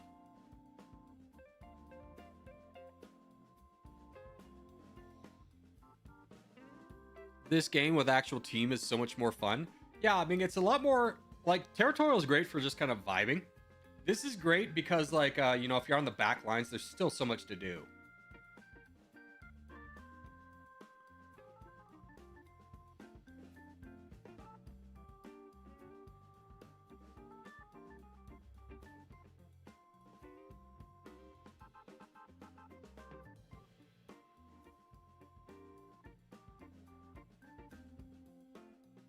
Two teams do kind of suck, though, because typically the team that gets ahead stays ahead. There's not a lot of... Okay, remember, next team game is the one we're joining. Communication's harder in this game? It is! All right, we go Japan. We go Japan. We learned last night we want to go Japan. Everyone go on Japan. Don't worry about anything else, just go Japan.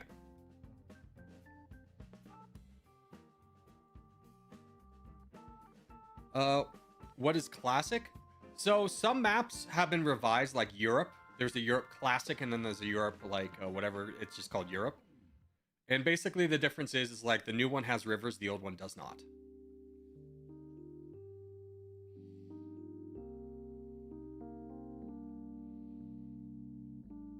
Why was there a stream at 1 in the morning? Because it was only 10 o'clock my time.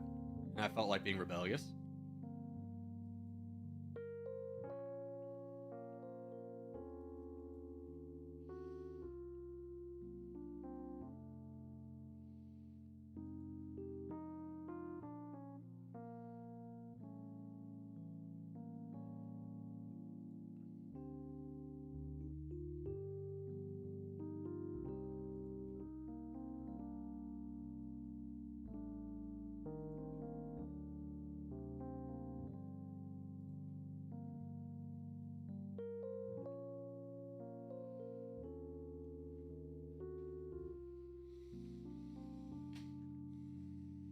I'm behind again. I'm so sorry. Again, I give you the best call out I can, which is, hey, we are doing the next game. Yeah, so at some point, the responsibility is on you. I need you to take personal responsibility here, kiddo. I know those are big and scary words, but I believe in you and your ability to do stuff. You're a strong kid.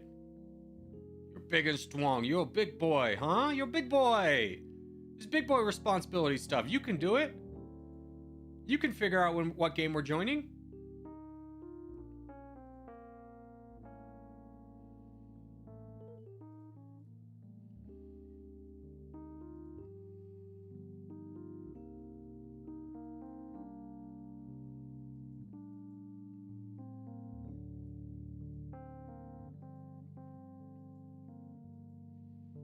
All right, we have Japan. Nice. Nice. I think we're going to try and funnel everything through Korea if possible. Actually, no, we'll go up north through Creator.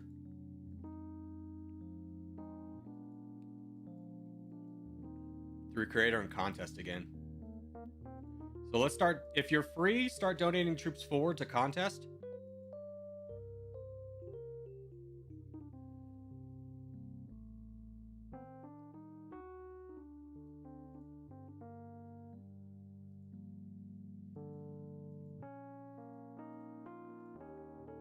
Don't forget about building ports.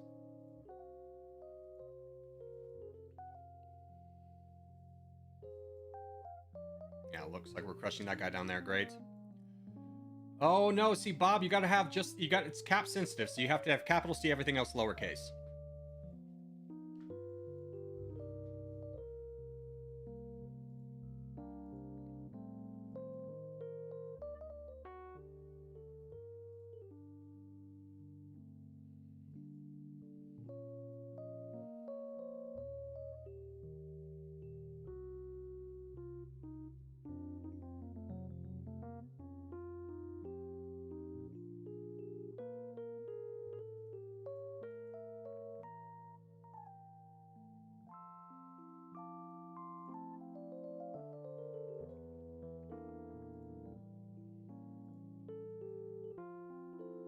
Go ahead and lower. We're gonna need some trade. This is gonna be a game you can really recognize that we're gonna need a lot of trade, so I'm gonna lower the amount of troops I have.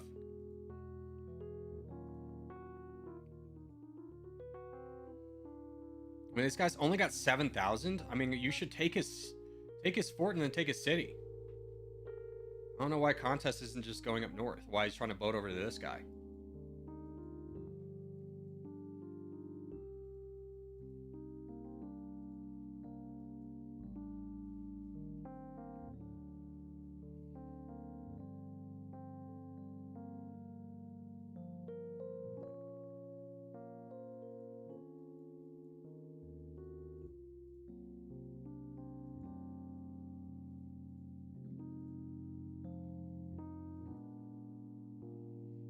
And then we do need warships out to prevent people boating in. Just FYI.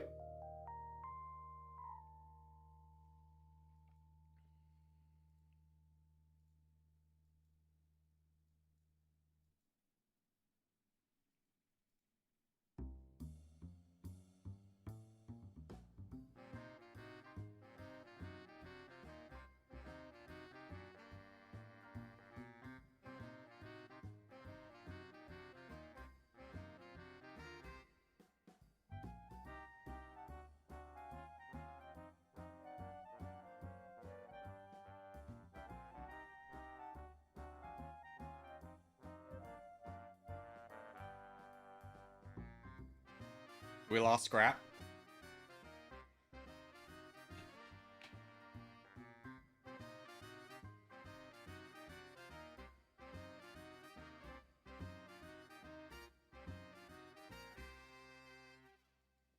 Yeah, especially down here, we definitely need to have warships to protect ourselves.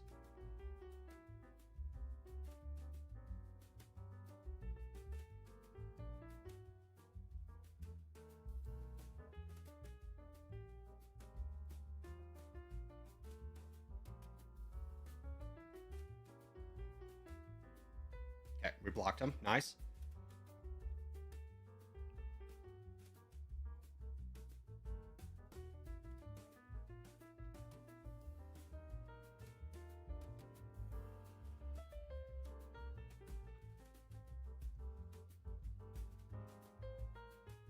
Don't forget, we're trying to funnel up troops through contest up in the north.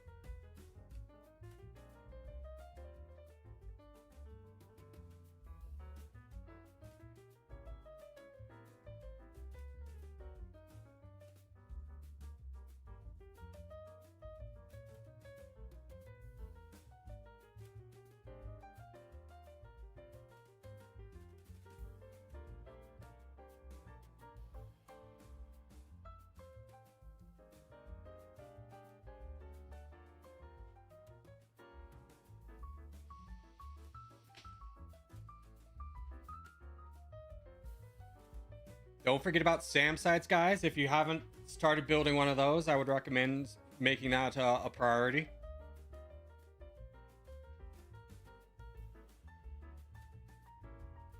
This is gonna be a long game. This is not gonna be over quickly. We are getting absolutely blitzed down in the south. Not the best.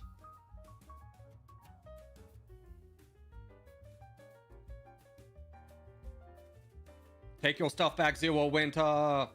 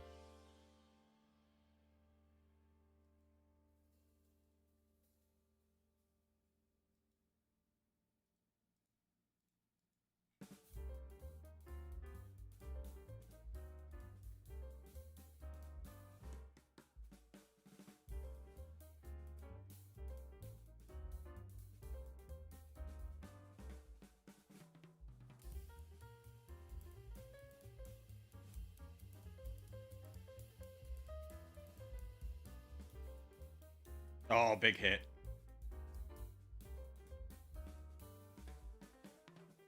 I don't know how valuable hydrogen bombs are in multiplayer. I would kind of argue that you could get a lot more out of it by just deploying smaller bombs. Because the smaller bombs, you can target a lot more, and we really don't need to be like too much area of effect anywhere. We just need to be like hitting like the forts and stuff to take that stuff down.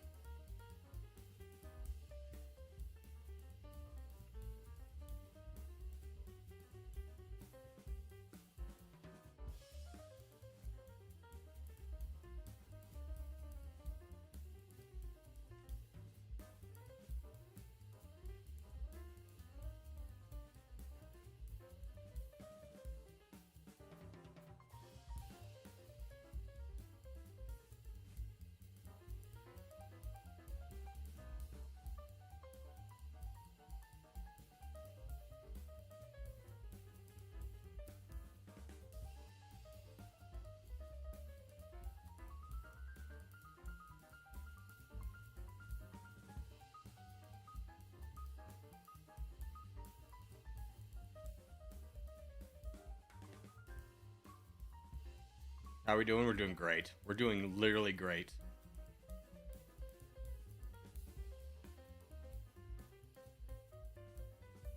We have 36%. Yellow is in second place, but if you just kind of look at how we're doing, we're crushing. Who's Bender? You monster. He's stealing our stuff.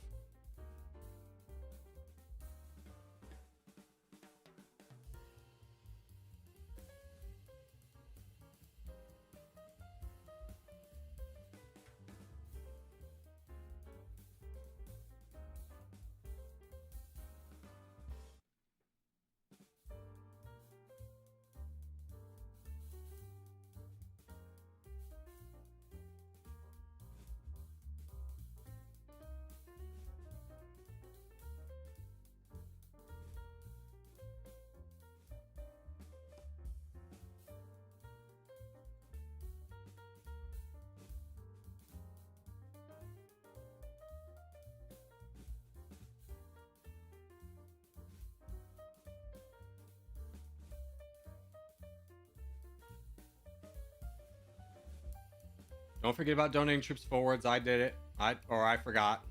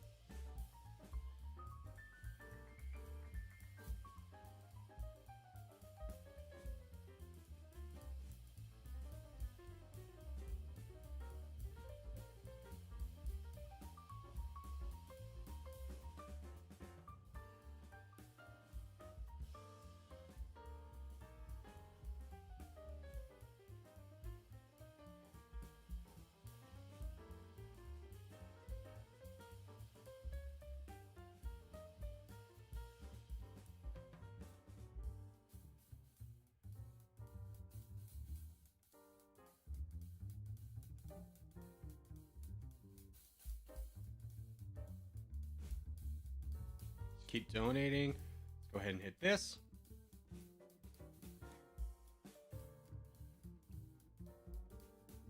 Yeah, they're launching everything they can at us. Which is, you know, a reasonable thing to do.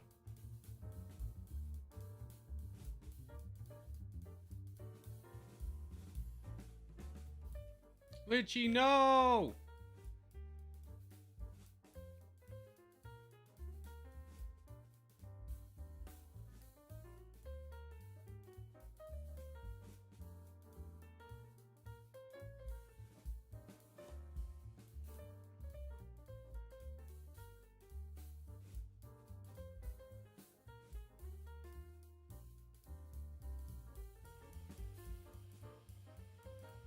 But look how much trading matters at the end game, right?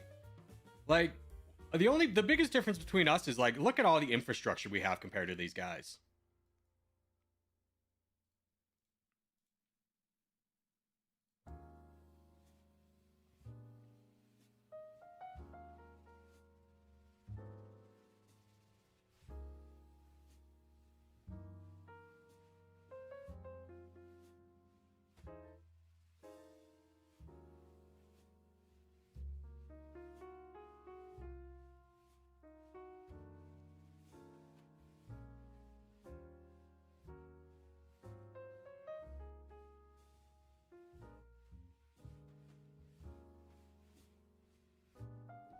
Yeah, I think everybody here's left. I would have left a while ago. But like, dang, man. Good because of all the nuking you guys do? Yeah. I mean, that's the trade difference, though, is we can nuke because we have the money to trade. Like, I set for 2 minutes, and now I have, like, $5 million.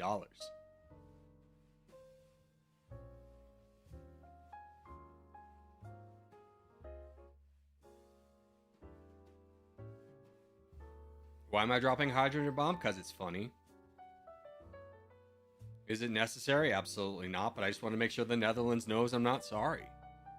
I'm pure trade. Yeah, you should never be pure trade. You should be like half and half. Like, I considered myself kind of like pure trade in that game, but I was still donating troops forward. And that, you really need to donate troops forward. Because if you get on a team where everyone's just full trade and no one's donating forward, you lose. Be right back. Oh my god, my leg.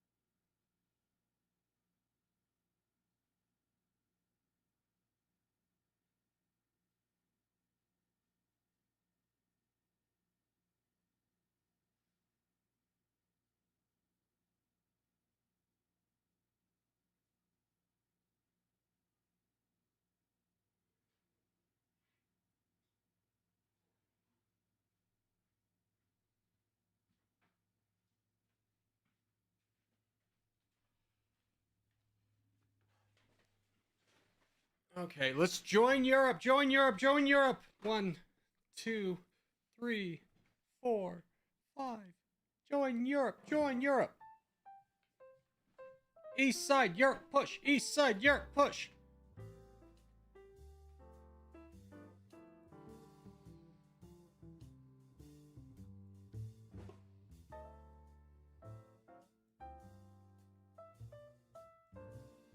Yeah, there's rivers in this one, so we can pick more like aggressive spots. Trading's not going to be an issue. I'm going to assume you guys can get this over here. I want to help out down south.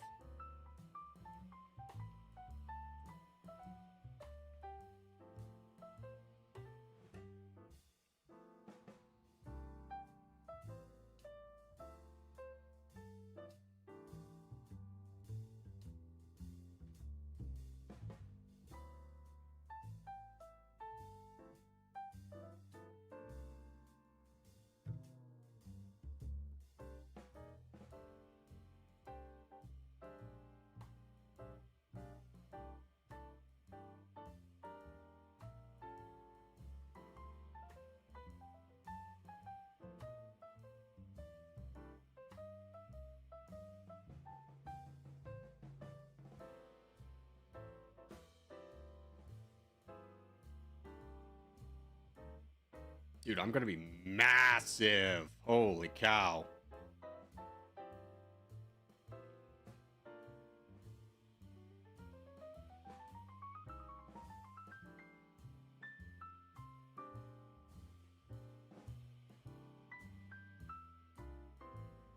Okay, let's start going after bots. Obviously, the weaker bots are the better ones to go after because you can get them done quicker.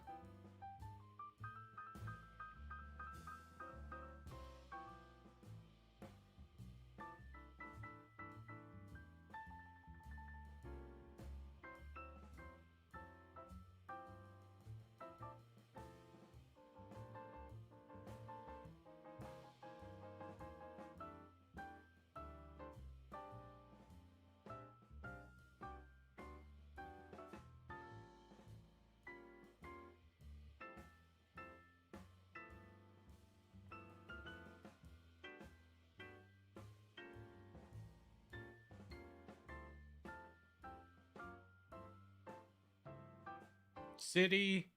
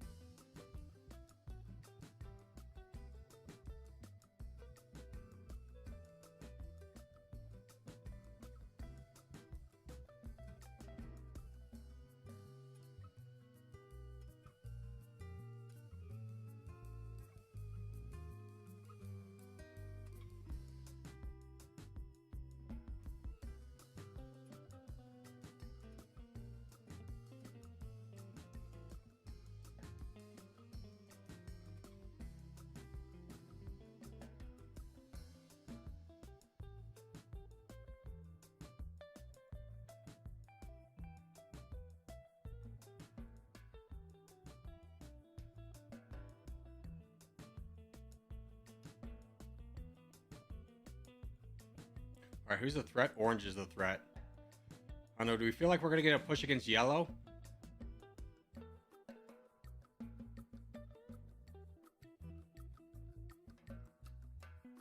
He's got 2-3. I got 2-3.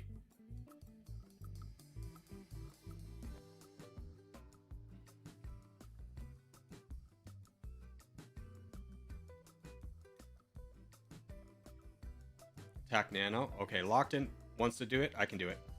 All right, we're going to start pushing yellow.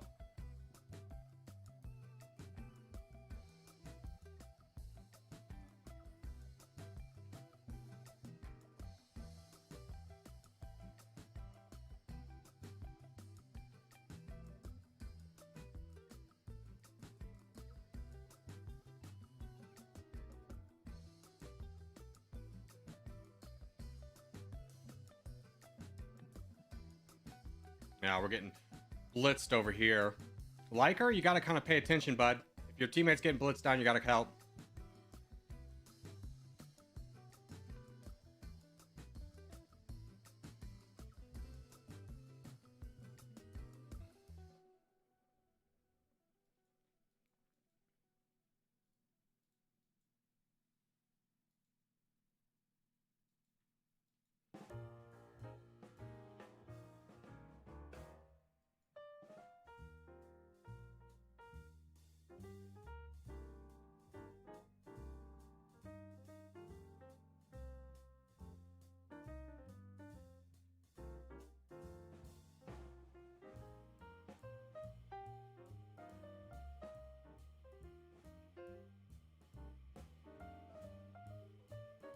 He's got an extra city. I did not get one. Unfortunate.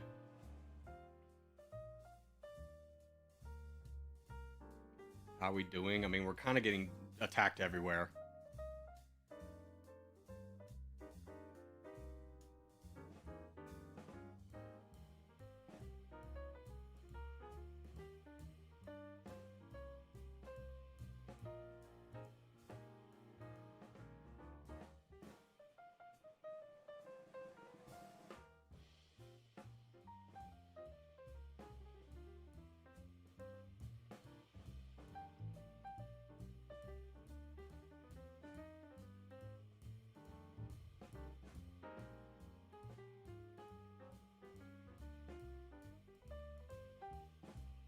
Who's Dunbar? Oh, it's that guy.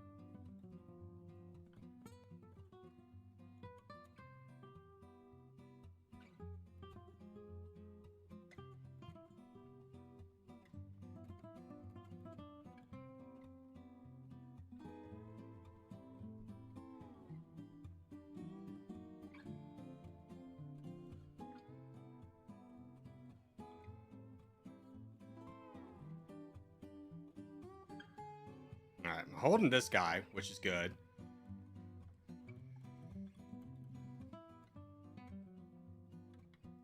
Nano is also getting pushed at this point.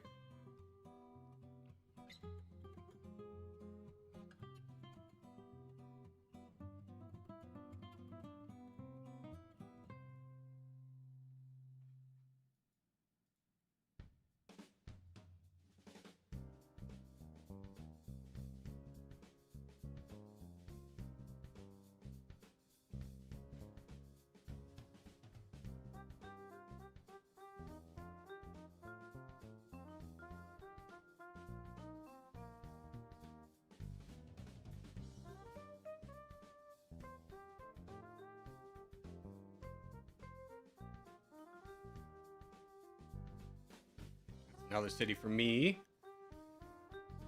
I should build more cities.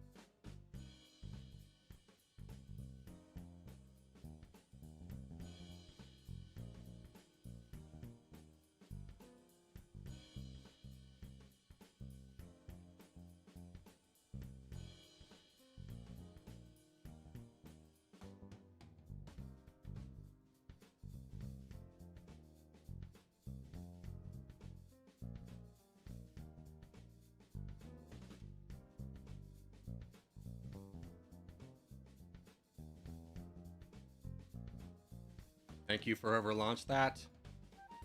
Appreciate you.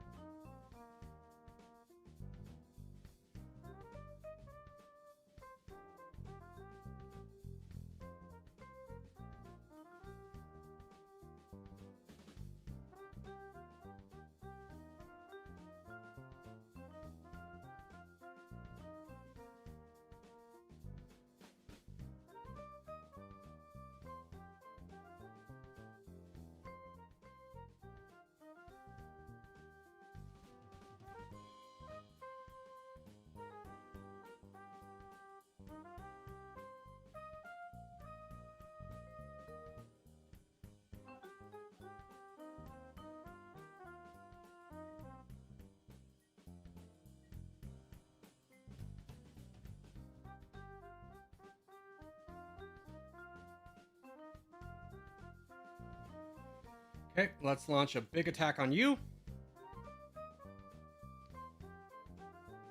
I mean, green is really dominating, so it's kind of like, what are we even fighting for?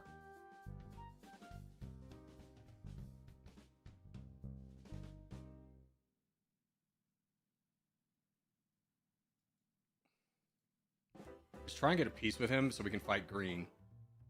Let's just tell him, hey, we gotta work on green.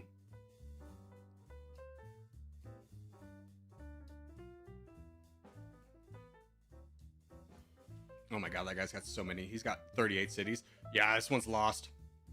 This one's lost.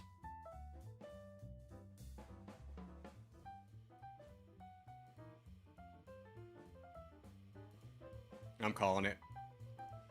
All right, we need to start somewhere else besides that side. I'll tell you that. You were too zoomed in. I mean, yeah, when you're in a fight like that, what do you want me to do? It's hard.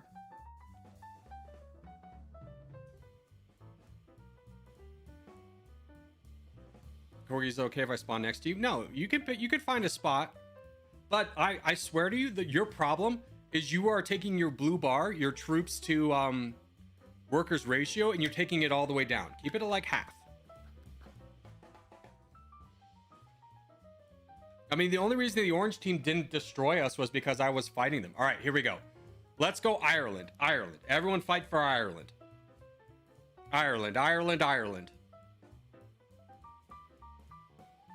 How do you spawn? Basically, you want to pick a spot where either there's nobody around you, ideally in a spot that you could like maneuver to get a coastline so you could trade, because trade's going to be the most important thing.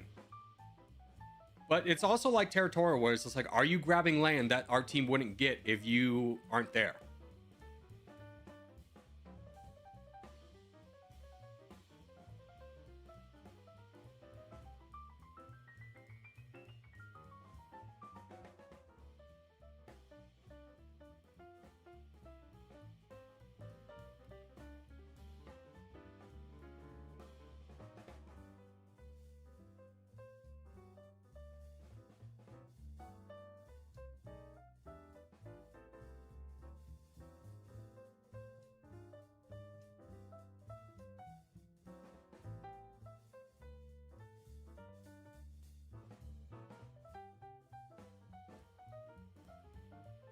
All right, more than big enough.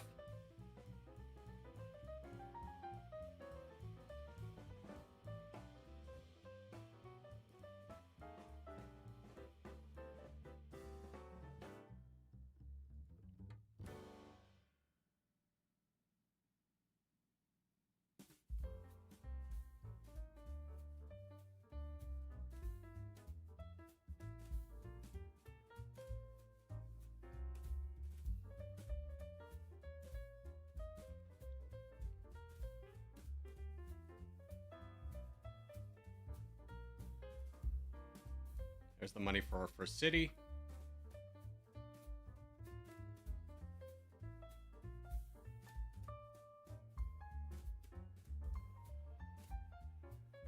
Okay, we're done. Let's go ahead and go down to half. Let's get a port out there right away.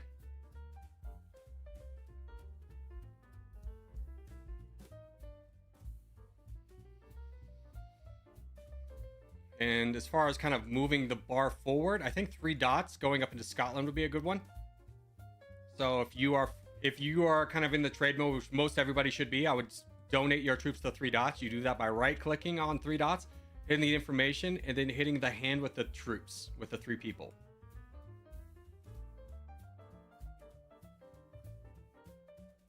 Again, guys, remember, it's just like territorial. We don't want borders with everyone everywhere, so we don't really want to be in the south when we have a good position in the north. Let's just push where we're already strong.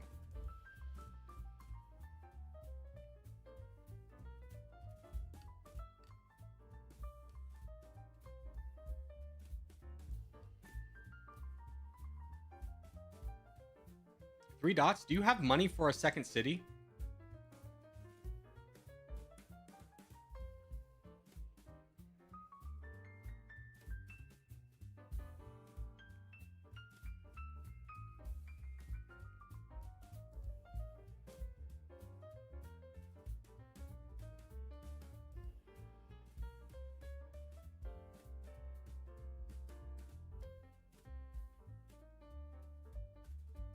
Yes, go, bud, go. Do the things. All right, let's get our second city down.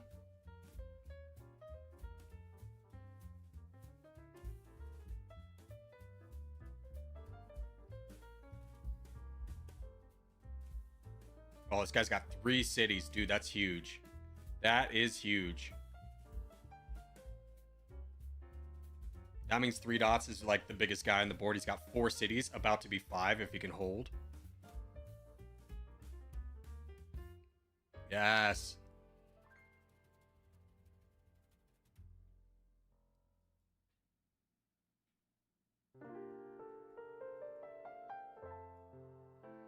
And then guys on my side, after I would say, yeah, start worrying about getting warships out there so we can protect from naval invasions, just as an FYI.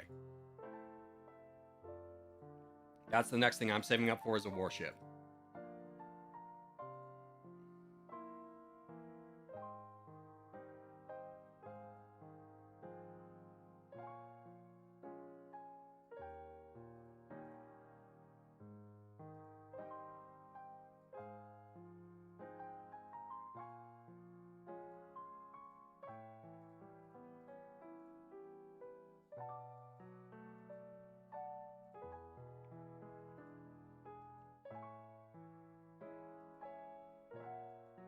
All right, plenty of warships out there. I think we're okay for naval invasions.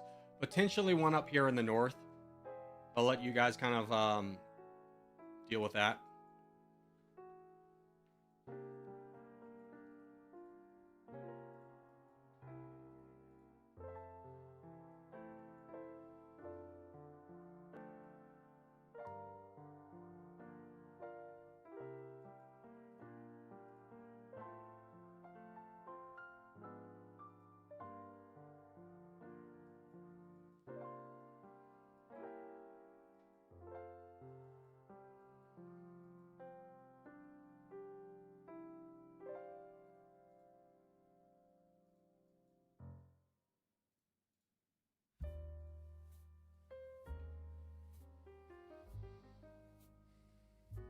Yeah, don't forget about SAM sites as well.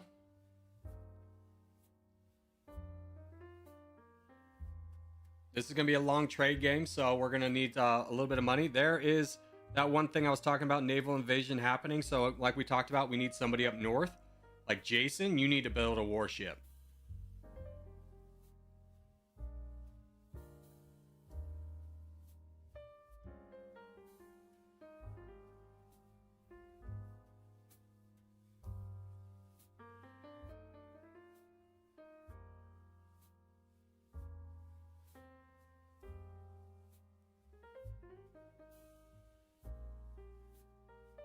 Three dots. You do have $1 million in cash reserves if you want to build something.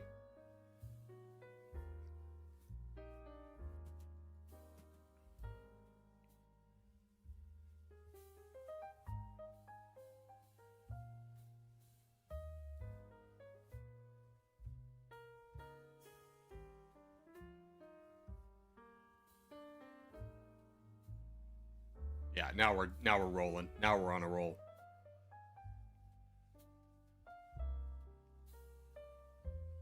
Don't accept any alliances with anybody over here. You already have your allies.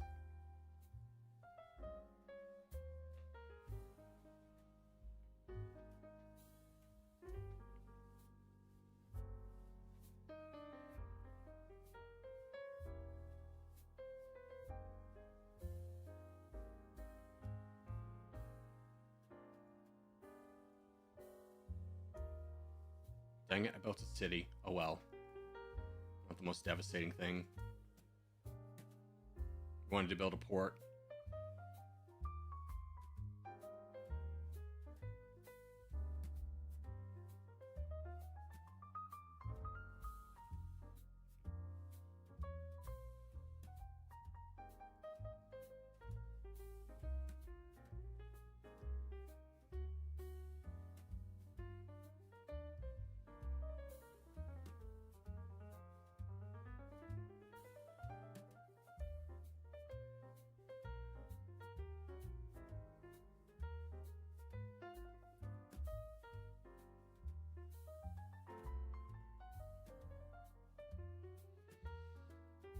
My internet's lame. I'm so sorry. Can your device handle Red Dead Redemption 2? Yeah, but like, why?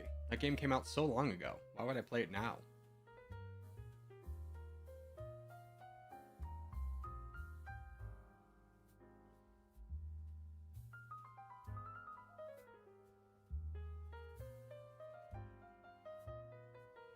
Superb victory. Superb victory.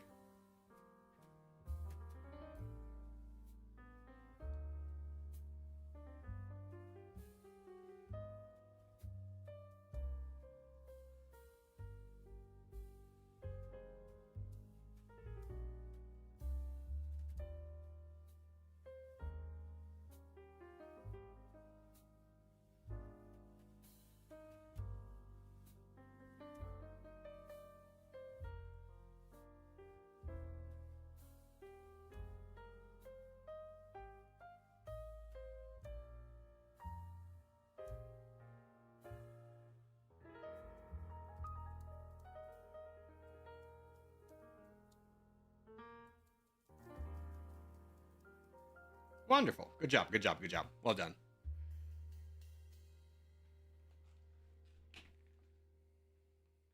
If you can't spawn, your device can't handle it. Sometimes you just don't spawn. Like, I just didn't spawn one time, too. All right, world team. Go, go, go, go, go. Let's go for Asia, east side.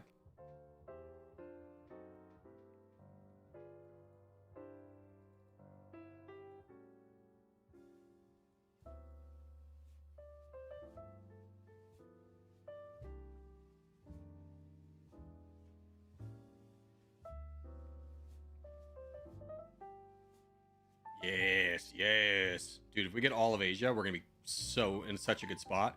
And Australia will be great to have as well. Huge. We got that guy to leave. We convinced him this wasn't a good spot. Which is like, yeah, I mean, the entire red team's over here. Your team did not. Your team went elsewhere.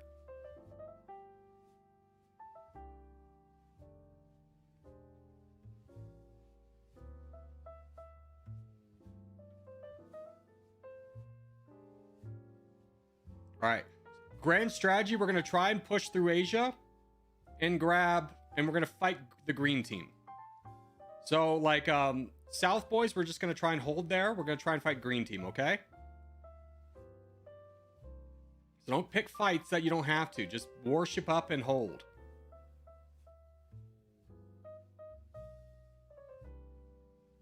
Mostly because if we try and ignore the green team, we're just not going to be able to. We're going to die.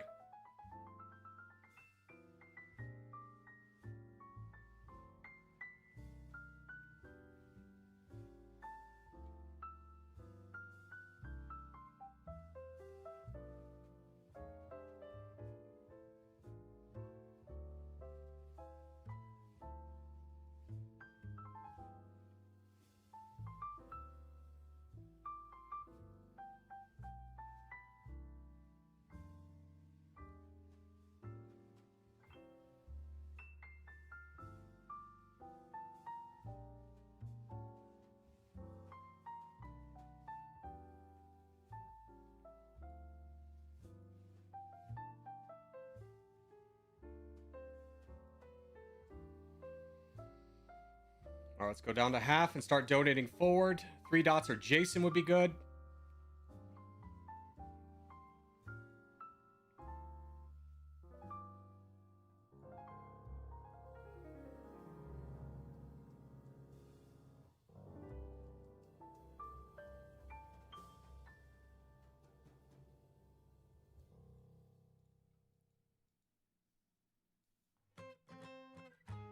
Uh-oh. You're about to get cut off, Jason. Jason, you have to fight back.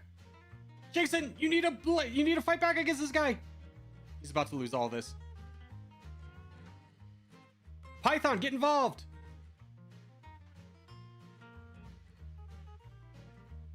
Oh no, Jason's getting blitzed down.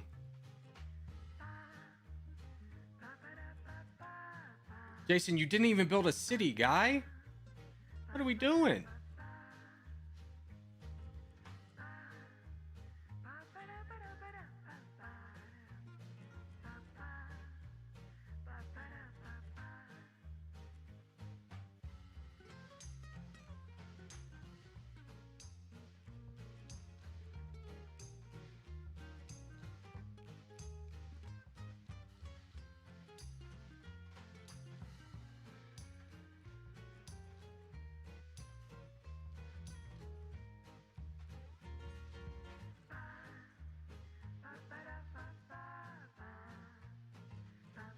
Python, you're getting invaded. Guys, Appy, you are not in the back line. You are a frontline guy. You need to raise your troops.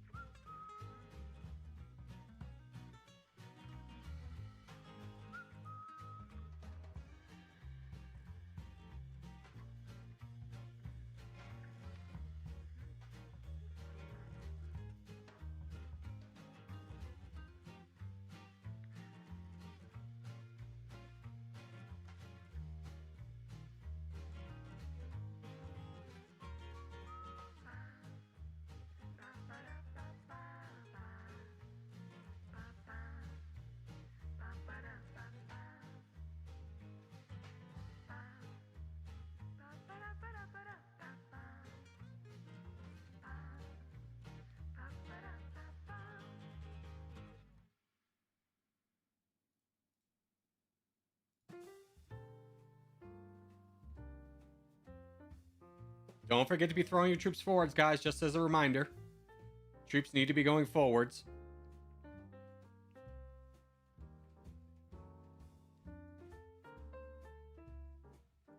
I wouldn't worry so much about like trying to boat into people, especially at this point. I think we just need to throw troops forward. As in like donating them.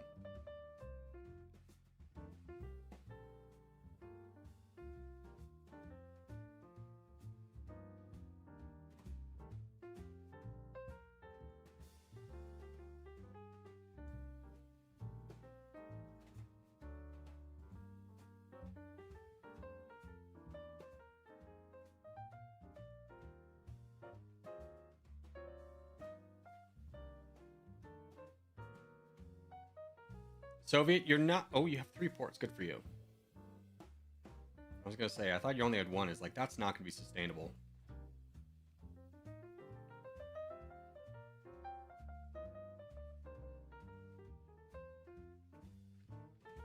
Yeah, let's prioritize the guys with cities.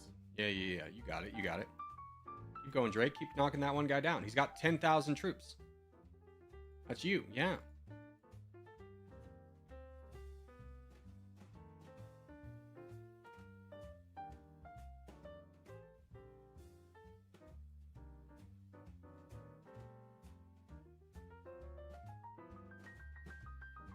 Gil, you got to raise your troops.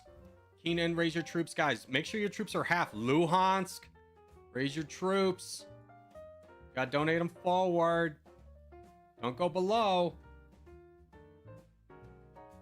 You know, we're all trying to make money, but we got to like do it responsibly where we give our people on the front lines troops.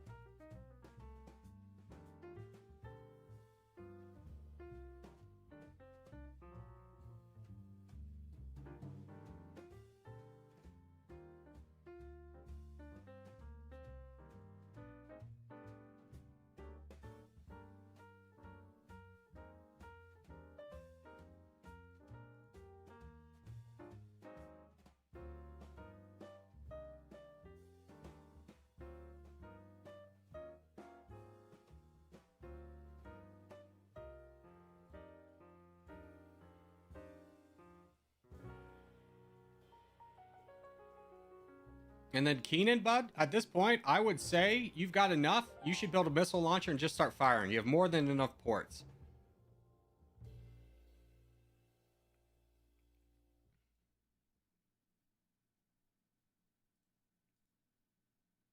All right, Drake has touchdown in South America. Let's just make sure to keep giving him money.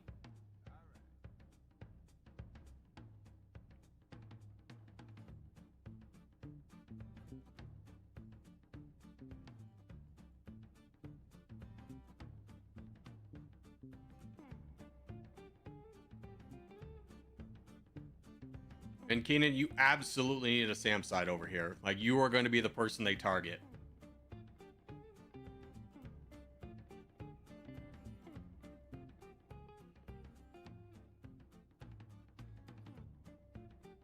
If they're looking to mess up our economy, it's going to be this side, guys. So anyone over here, you really need a SAM site.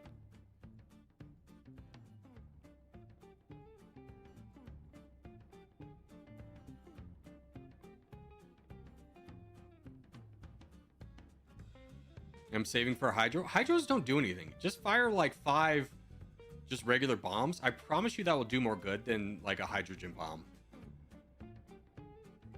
Because you can target, you get a lot more things out of it. Like every time I've seen a hydrogen bomb go off, it's never been like not hitting our teammates.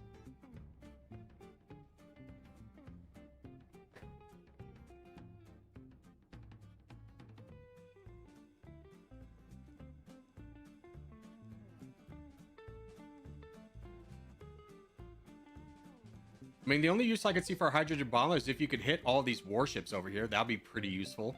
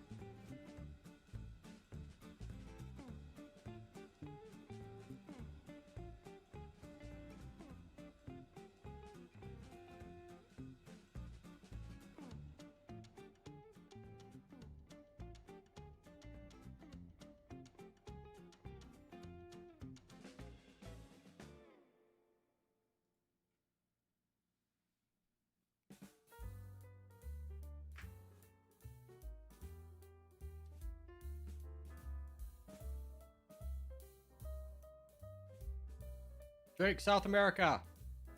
Look at South America.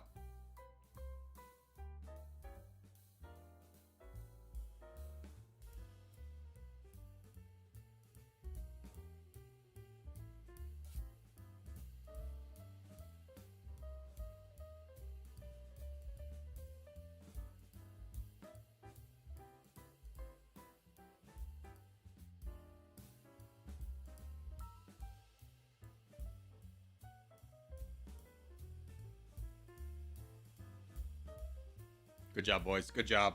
It's Armageddon. Yeah. When bombs start flying, life gets fun.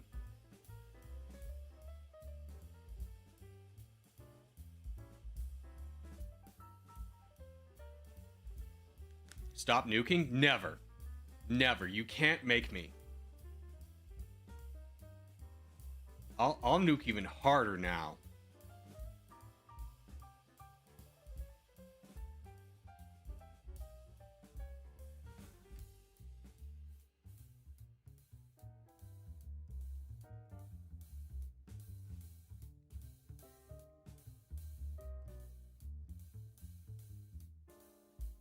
Never stop nuking.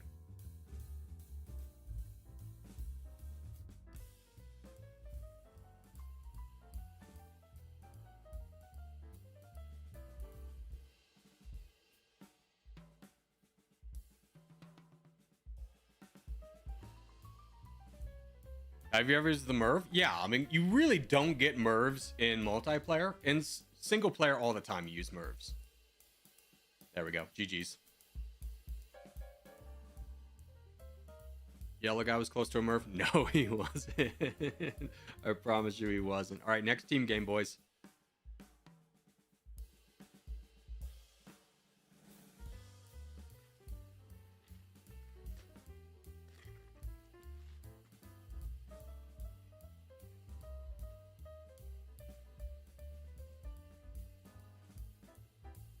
We get MIRVs all day if all Korgs built more ports. No, the ports are not the issue. I mean, here's the thing. A lot of you are going way below where you should for ports or for port workers to ports ratio. Everyone there's not a single person that didn't build at least 3 ports. There's not a single person that didn't build at least 3. We had the trade. All right, here we go. Let's go east side. Let's try and go northeast.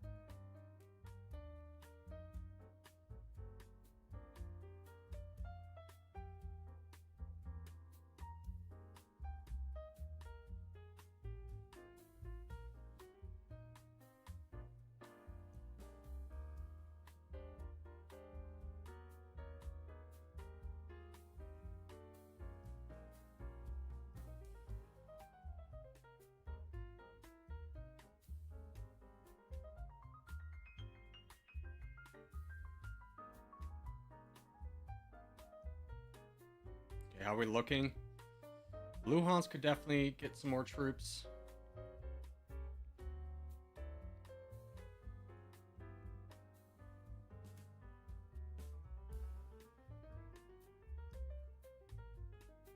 Luhansk, do you have enough? No, you don't have enough for your first city.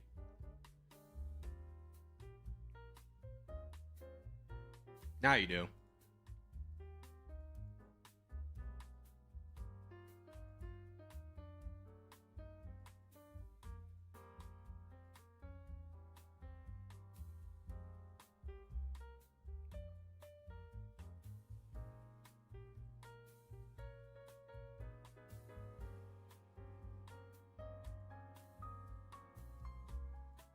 Nice forward position. Guys, we're going to want to fight yellow. We're not going to want to fight... We're not going to try and boat across until we have a lot more economy. So make sure we're donating down south and taking those fights.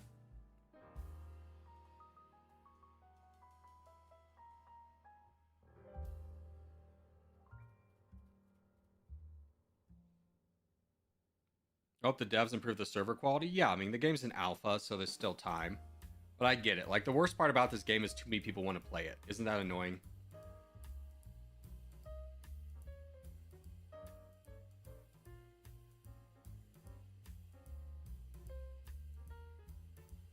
Go, Frontline Luhansk. Go, yeah!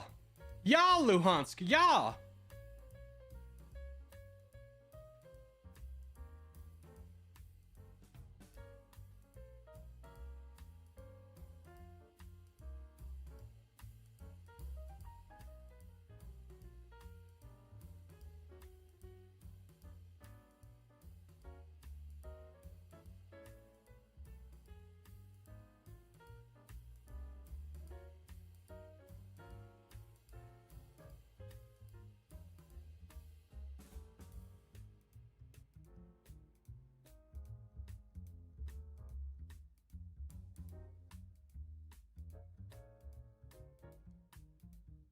Dude, this guy's massive, but he only has one city. That's crazy.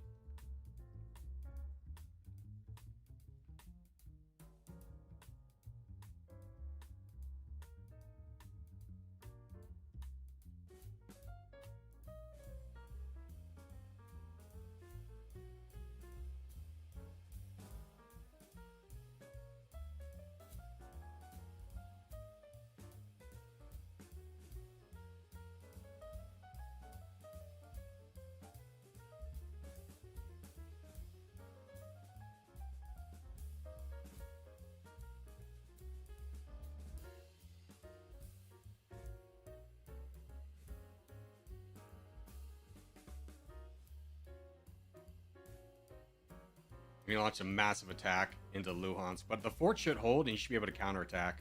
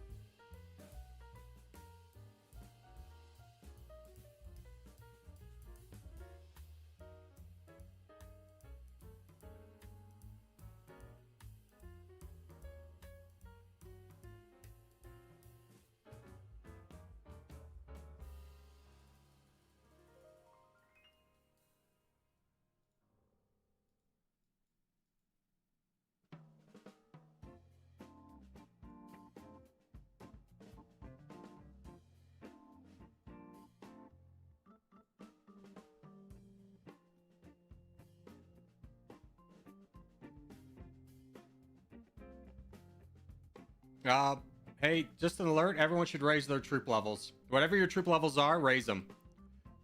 We're kind of losing. Like Murov, you need to get a pushback somewhere. You're about to lose a city and that'll be catastrophic.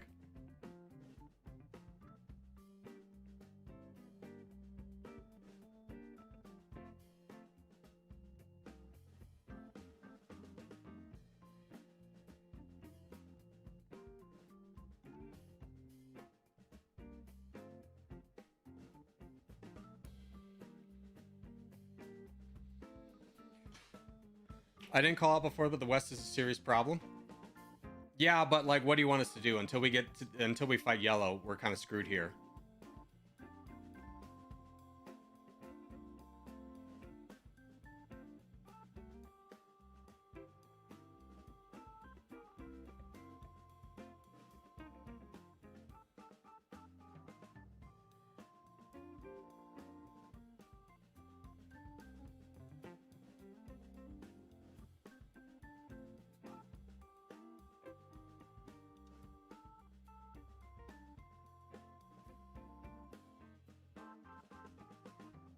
He wants to almost push through this guy's fort, and then he's got nothing but clean air until he gets down to this guy's stuff. Go, Luhansk. You got this, baby.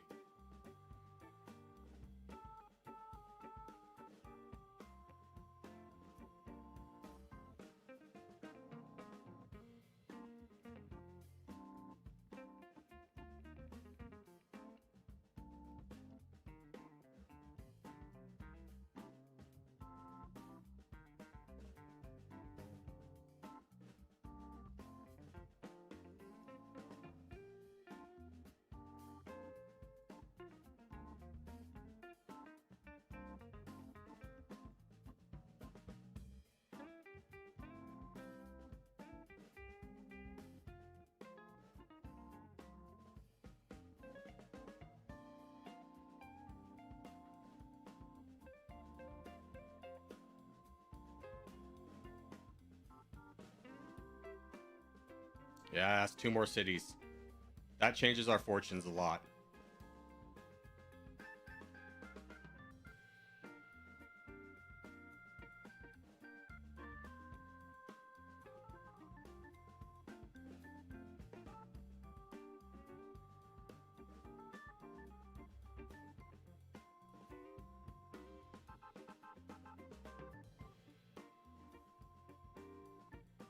Finish him, baby. Finish him.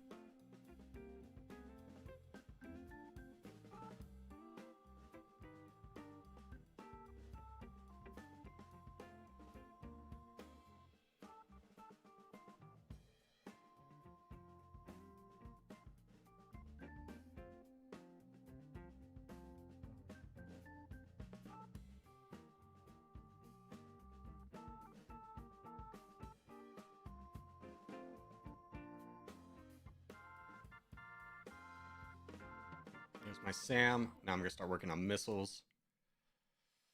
Bombing the absolute poop out of the yellow team.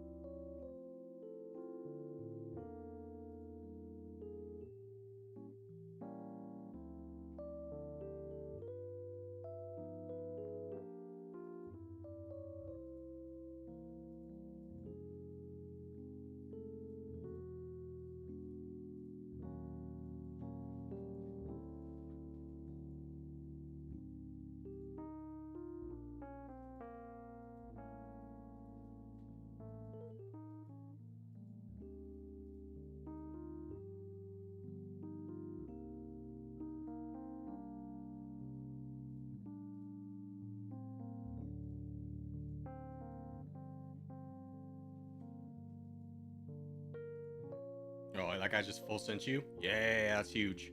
As soon as that's done, you just counter it.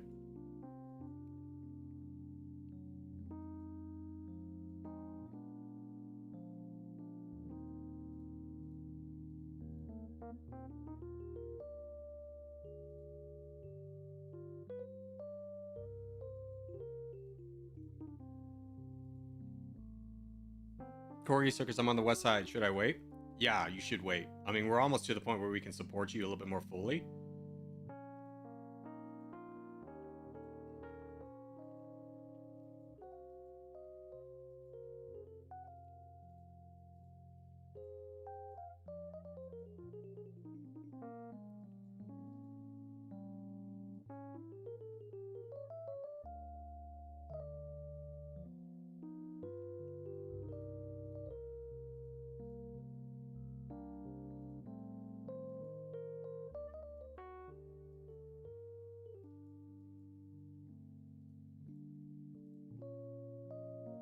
Luhansk is down to 1 city. That's really devastating.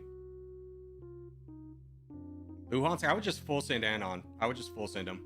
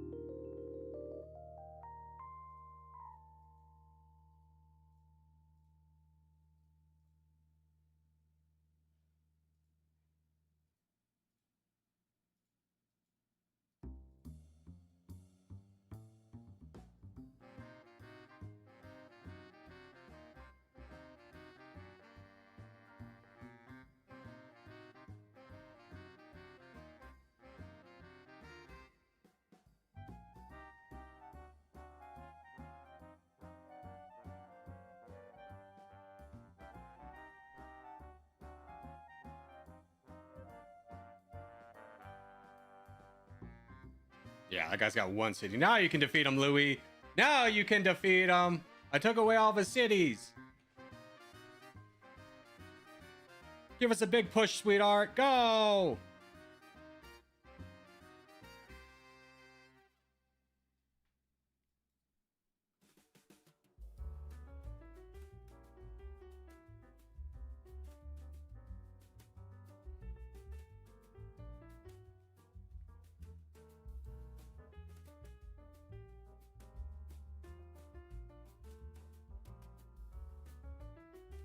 Uh-oh. The blue team is starting to kind of figure it out. Maybe multiple SAM launchers, FYI. A lesson Soviet Union just learned.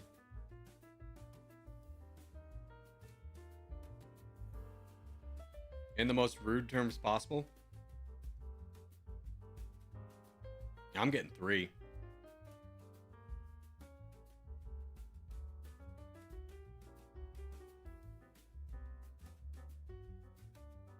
Ouch.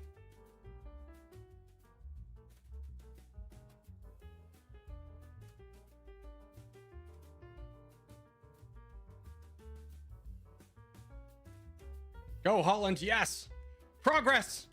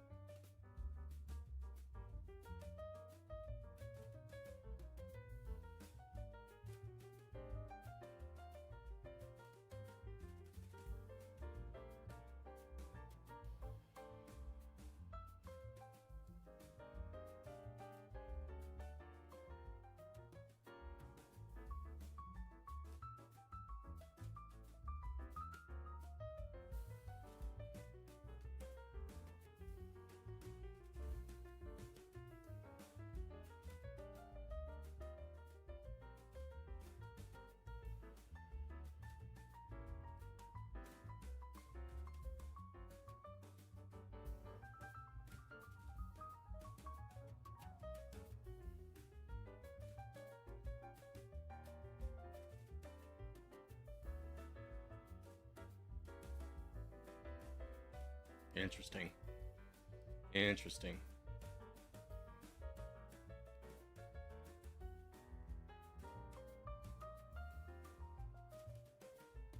Holland, if you could work your way to Marley and take out this little thing, that's where most of the damage is coming for us.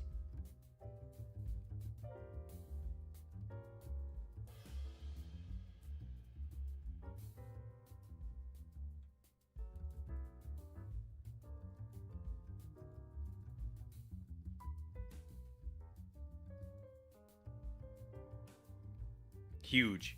Huge, huge, huge.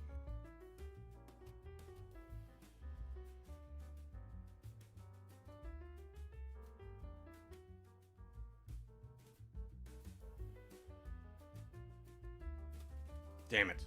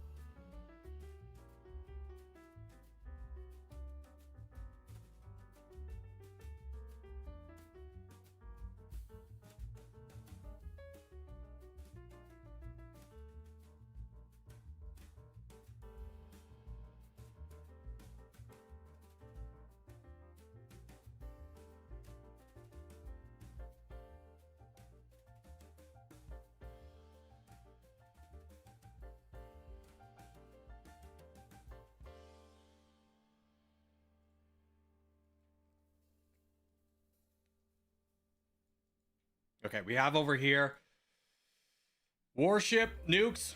This is gonna be a long one, boys. Peaceful? Who's peaceful? He just launched a MIRV. Oh god. Oh god, someone's getting MIRV'd.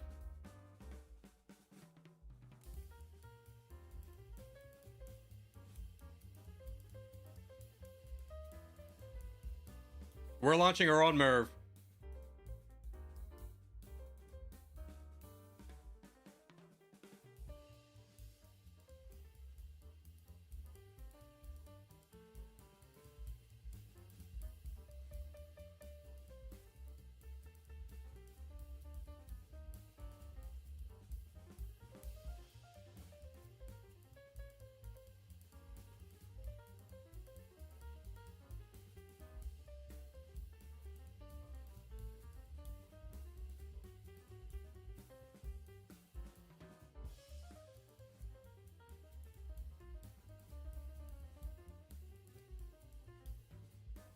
No, my stuff!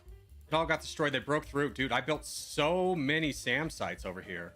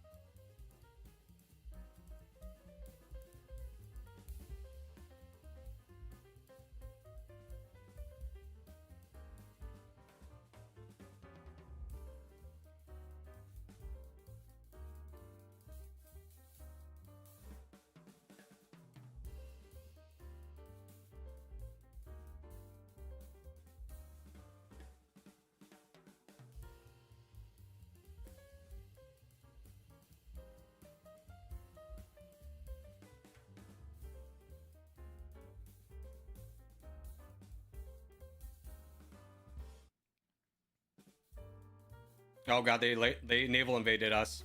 Holland, do you see down south? I think we lose.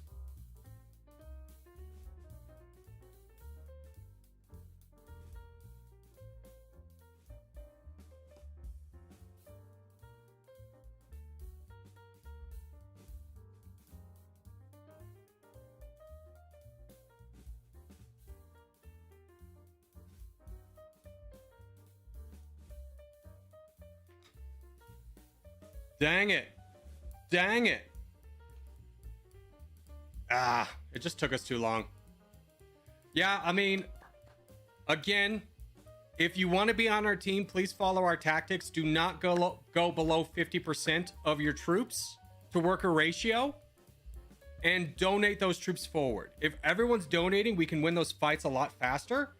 But you can see that, like, it doesn't matter. The group that has the more land wins. It doesn't matter if you're trading.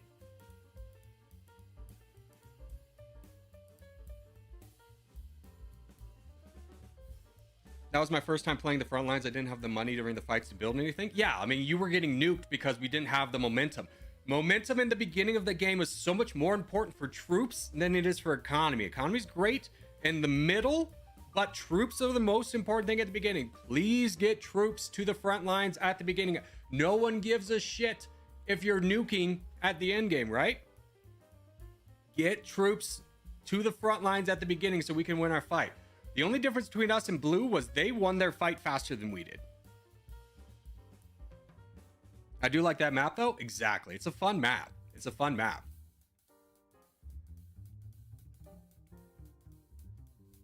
I had 15 cities while Luhansk was dying. Why are you building that many cities? All right, 2-team, let's go. They had a crazy economy and nukes. Well, the thing is that they took the economy. They didn't build it as much as they took it.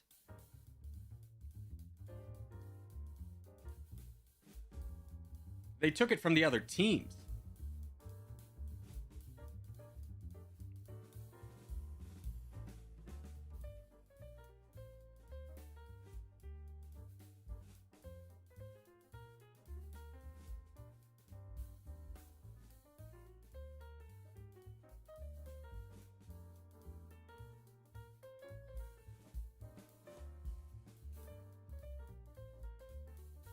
Remember, this is a 1v1. Troops are going to be way more important than... I would say nobody should really be focusing on trade. Everyone should be focusing on troops. In a 1v1, the fight will be over before nukes really get involved. So get your troops up, donate those forward.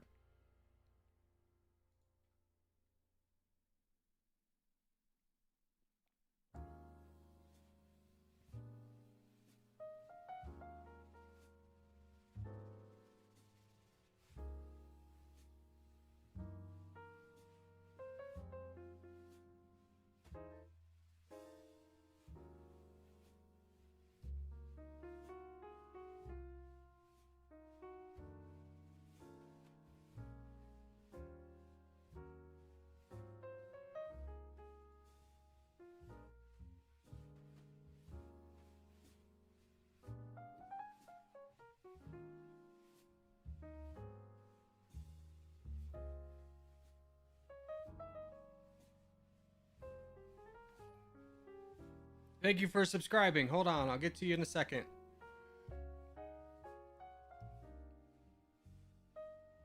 Celino, appreciate you.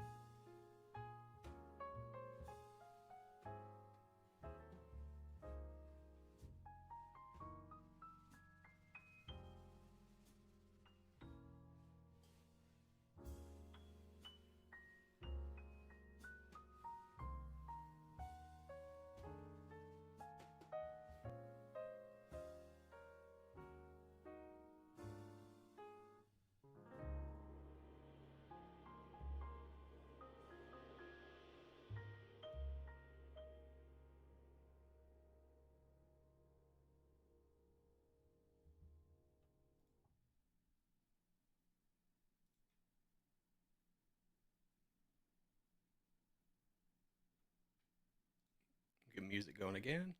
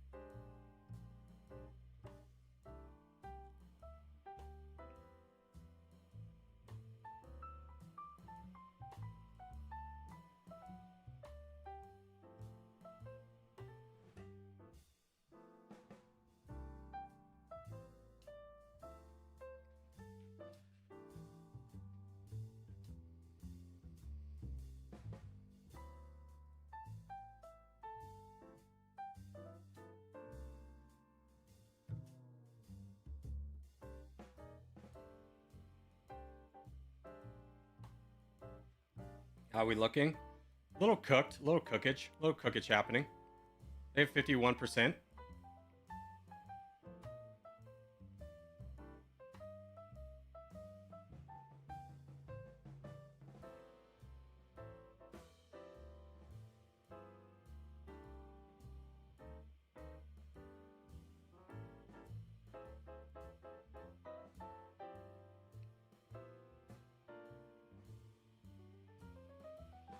Yeah, I'm getting teamed on. Are you guys pushing? The hell is guys? It's a 1v1. Fight somebody. Don't just wait. I swear to God, if anyone has more than 2 ports. Like, what are we doing, guys? I'm getting blitzed down. And we're not even challenging him on the other side.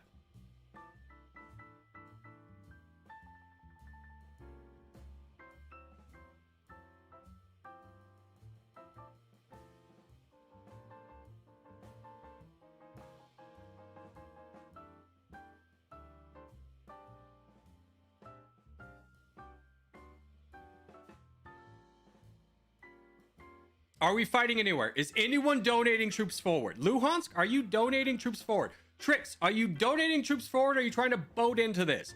Boating in is not helpful. Please donate your troops forward. Who are our frontline people over here? Multi, you have 3 cities. Multi's a great person to donate to right now. He should be the guy that everyone's donating to.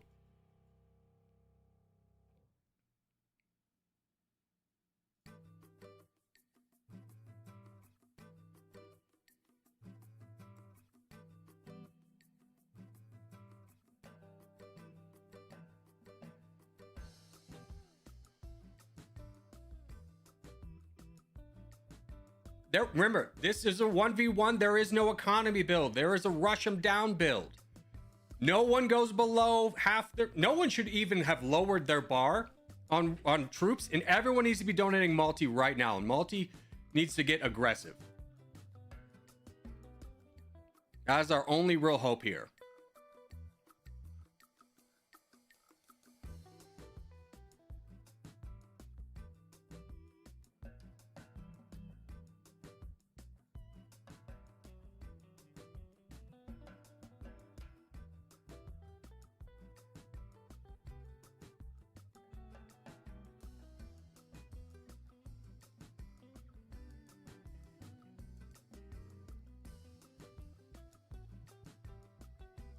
I think y'all may have lost. Yeah, I mean, again, donate forward. Please don't try and boat forward. You know it's a waste of time in territorial. What do you think the difference is here?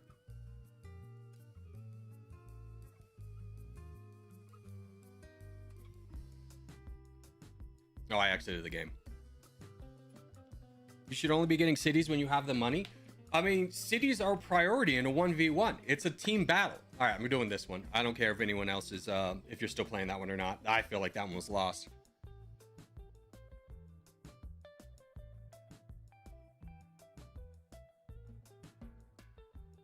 All right, this is a Greenland run.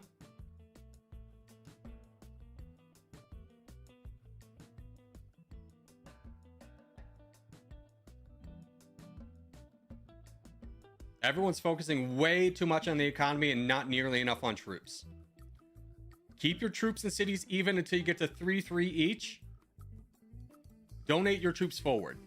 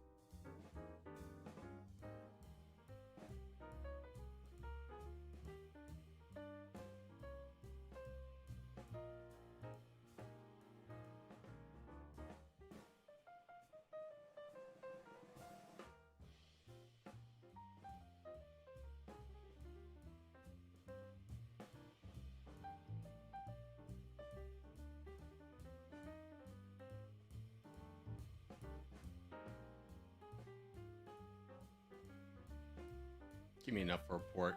Dang it, I didn't get any of it.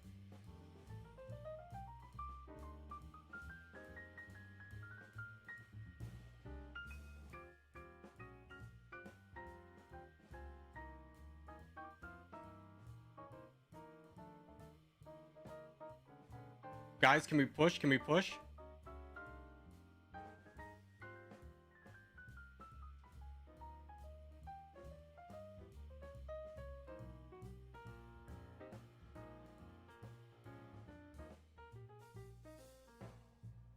Good job. Good job.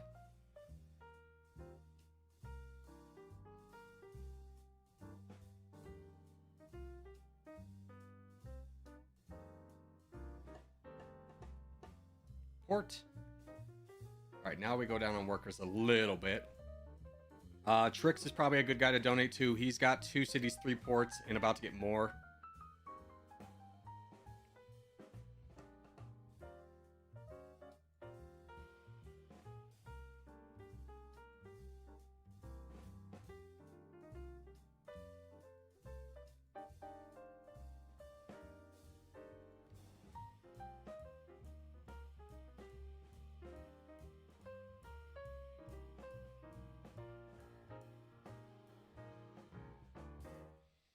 Corgi, who do you think our best open front players are? 3 dots, Trix, Mira.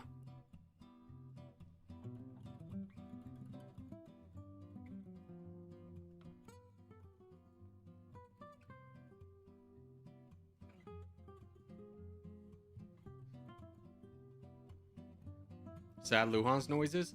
Luhansk, you are the epitome of you get too much economy.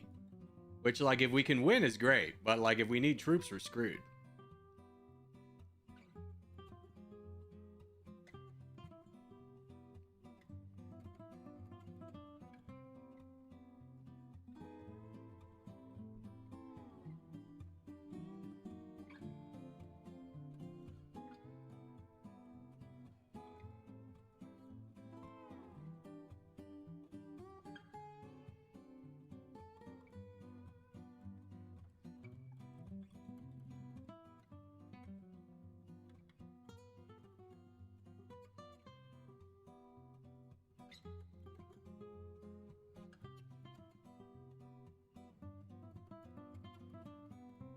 Would you consider me a top player? No, creator, you dive way too deeply. Like, if the team is not, like, in a position to fully support you, you will attack through and through until we're all dead. Like that one game where you blocked off our entire team but had like 2 cities.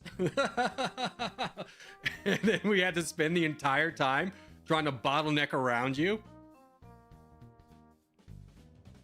Don't donate me. Donate me now? Oh no, that's not good to hear. All right, let's try and donate, I guess, Mert. I think Trix is about to crash. Donate Mert.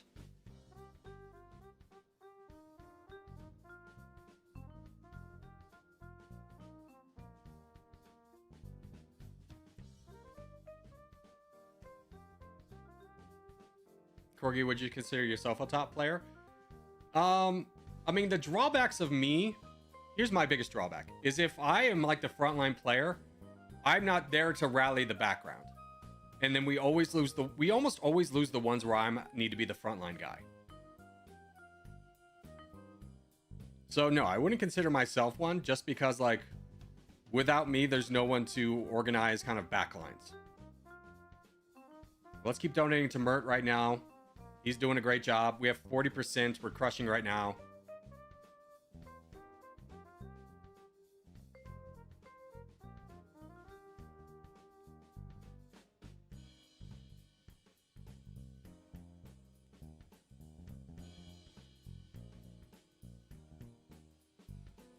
I think I have a bit of the opposite problem. There have been a few games where I should have attacked earlier than I did. Yeah. Like, you're a really solid player, Craft, but I have the same thing you do. Is like, how much do I attack? I don't, like, have the attacks down. Usually I get top 5. Yeah, Creator, you get top 5 because you push a position in a place where, like, yeah, the team either supports you or we lose together. So, like, when we need someone aggressive, you're a perfect person for it. But when we need, like, oh, this is a delicate thing, like, is he going to know what to do? I'm gonna put Trix, Mira, and 3 dots ahead. It's not saying you're a bad player. It's just saying they're better. Now, if we're talking top 10 players, yeah, Creator, you're 100% there.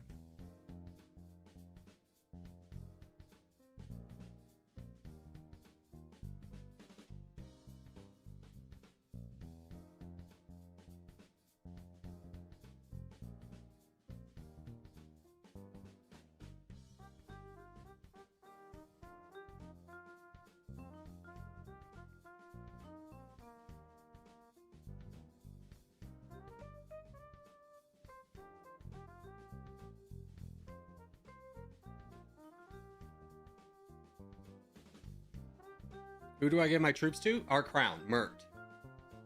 Don't give your gold away, just your troops. Never give gold. The crown is like the worst person to have to spend money because he's so focused on attacking. It's much more beneficial for you as a backline person to manage your own finances than to try and give it all to the crown.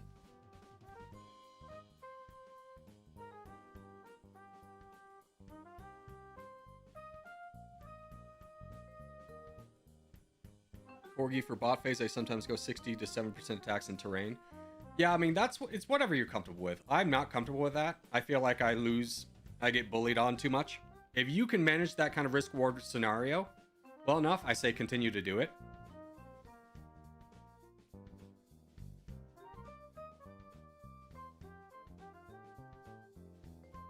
Personally, I don't think I am, and that's just probably indicative of you being a better player than me.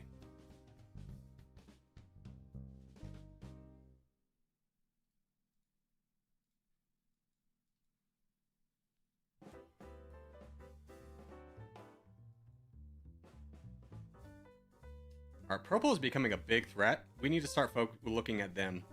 I'm gonna get 2 more ports, and then I'm going hard into missiles.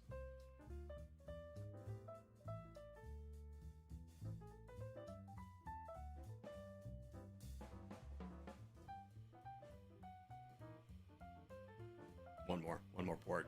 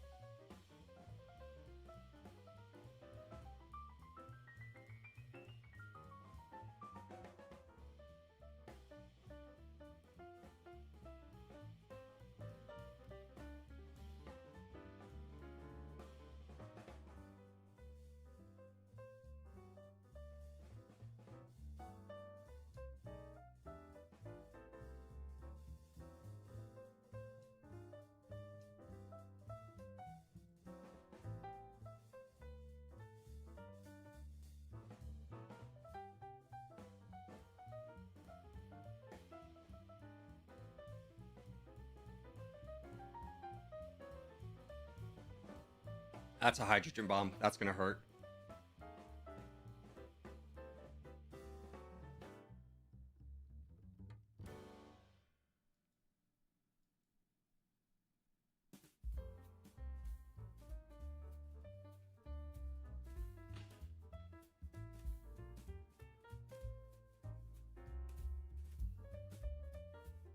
Oh, I built a city, dang it. That was unfortunate.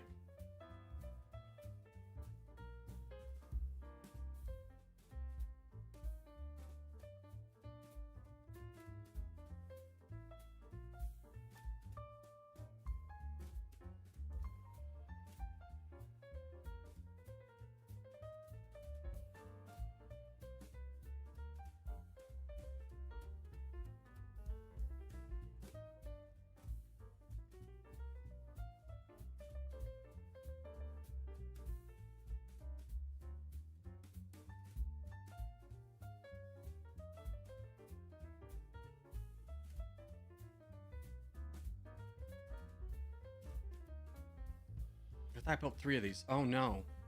That was wasted money.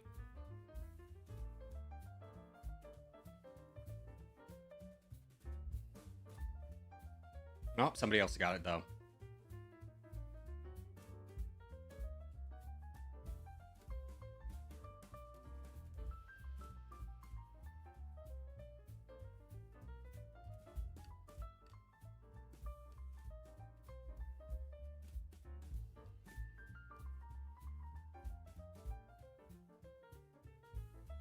How's everybody doing over here? Pretty good.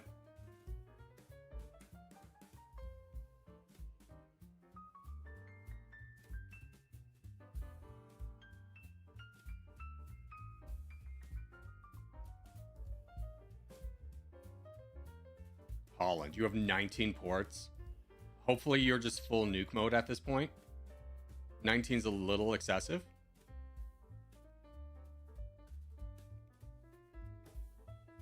Big boat's attacks are very strong against players who don't push back, as you can keep pinning attacks onto your enemy. Generally, my range for attacking a player is 30 to 50%. Yeah. I 100% agree with you.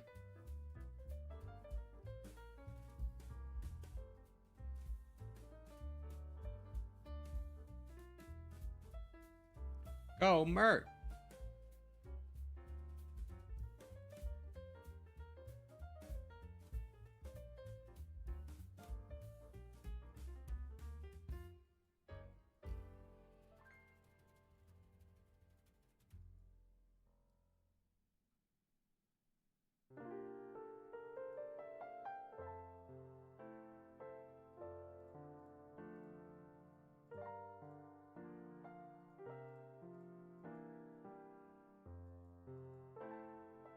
Oh my god, did someone Merv? Did we Merv somebody? Is that what you were doing, Holland? You were saving up for a Merv?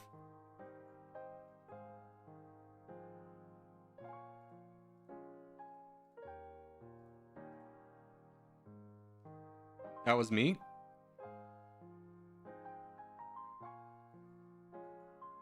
Yeah, see, Mervs are not, like, the best because it takes longer to take the irradiated land, so that really just, like, slows down the game or anything else. I mean, we've absolutely crushed these guys. But it was fun to see a Merv.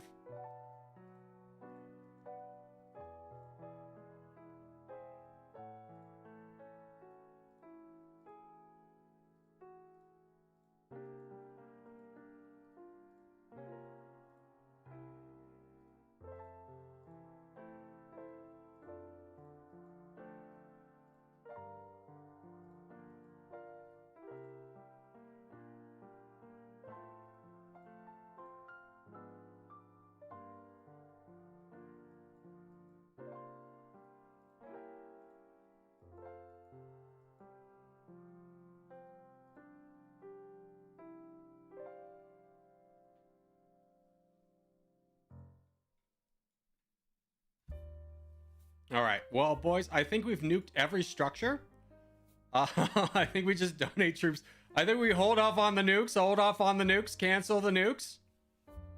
The nukes, boys, there's nothing left to bomb. There's nothing left to bomb. Well, we got to get that one. But after that, there's nothing left to bomb. Hold the bombs. Hold the bombs.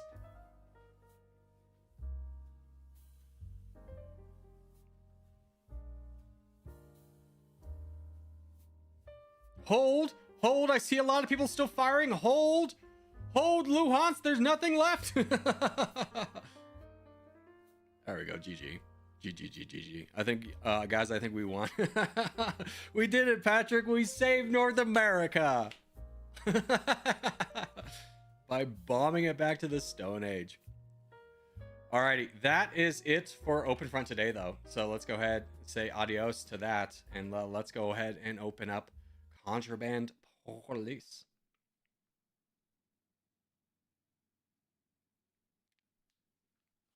It was a good one to end on, right? Good one to end on. What's that? Your mom? Think like Papers, Please, but in Soviet Russia.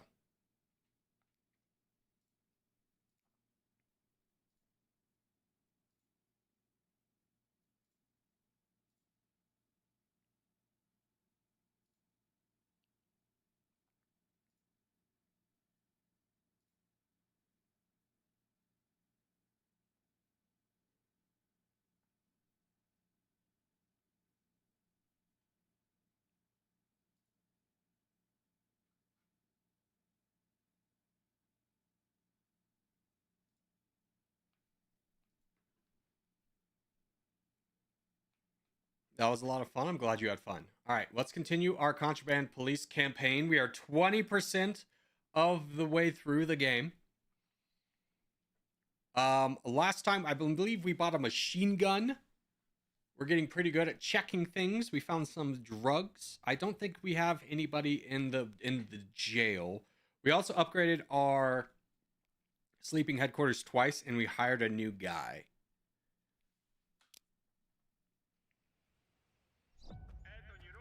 No more idleness. Yesterday, the General Secretary signed the Act of Universal Work Obligation. However, there are professions that we no longer need in our country. You can find a list of them on the information board. Okay, hold on. I'm just checking. The jail's empty, and I believe that should mean this is empty too. Yeah, for the most part. We still have some alcohol that we could sell if we find a trader. Let's check our new orders over here. Okay. A new law on work duties introducing regulations regarding entry into the country. Each visitor who comes to work must have a valid employment card. In addition, entry to persons performing the following professions is prohibited. Artist, teacher, journalist. Okay. Damage control. As part of the damage traffic survey conducted on the Central Statistical Office, border guards are obligated to check the technical conditions of vehicles. However, it should be remembered that the bad technical condition of the car is not a reason to... Okay. It's not a reason to deny them. Cargo list. Yes, we have that. And let's look at our smugglers. We're looking for someone who's 52, the nationality of the Kingdom of Urki, and partial registration number of Hups. Let's let our first guy in. Lots of things to check now.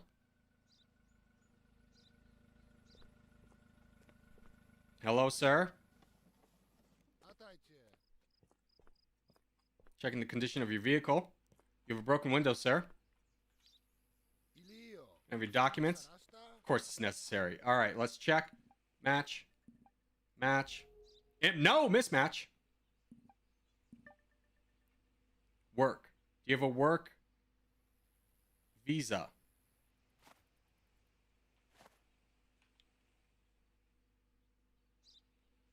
Oh, let me check his cargo. He doesn't have any cargo.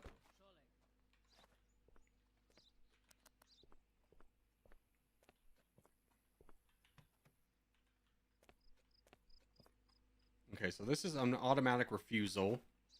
And then who wants to do the math on this guy? Is that that's 50 years old. We're looking for someone who's 52? Yeah, 52. So we got to deny you.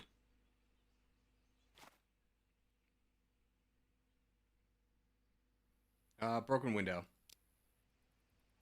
Let's check to see if anything else is broken on the car.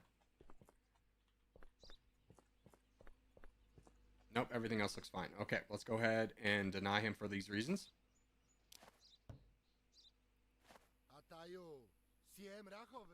And then what was the other thing? Is the Kingdom of Urki we're not allowing in now?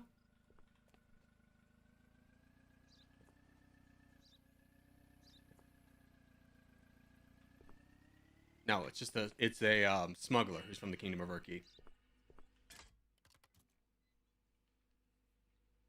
Front bumper? Oh, we missed it. Alright, we'll kind of do this a little bit more slowly now. Hux! This is our smuggler.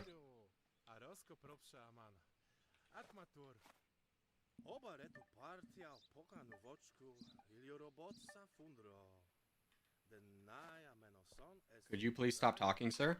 I'm going to arrest you. It's just a matter of time.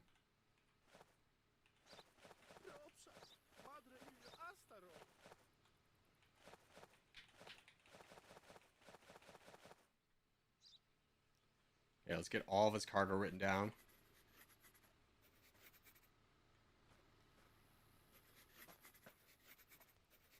There's a smuggle.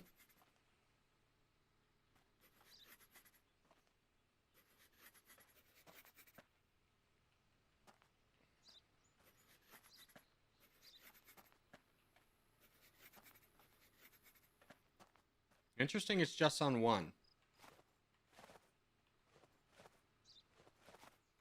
I need my inventory. I have a new knife. Get the shovel out of there. Contraband weapons.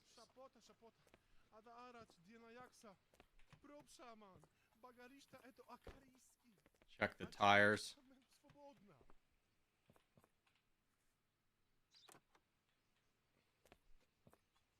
No one ever just brings in one.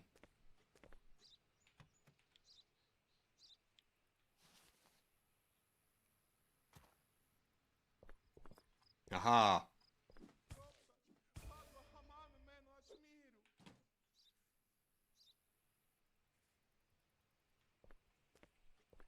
Where's the engine block on this bad boy?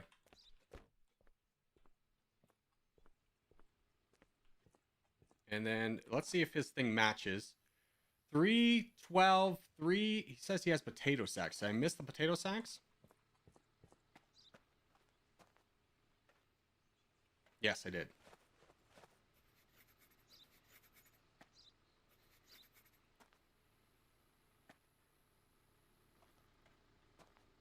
Okay.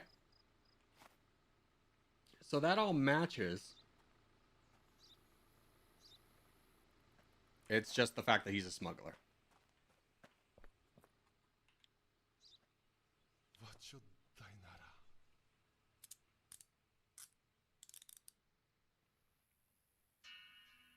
Criminal arrested.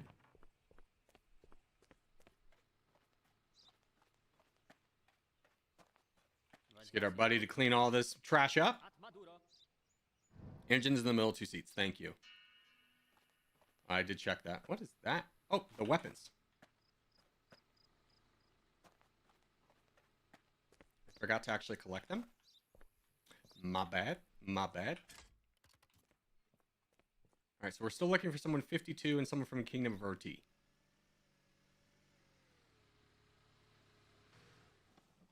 I doubt you're a smuggler just because there's not enough room in this car to smuggle. Employment card. He's a tailor.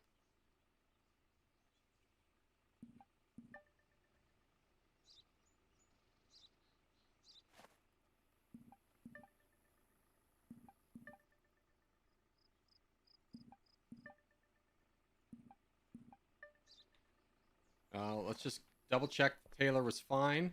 Yep, Taylors are fine. And then we need to see if you're from the Kingdom of RT. In fact, I know you're not. Well, let me just double check really quickly. Okay, you're good to go.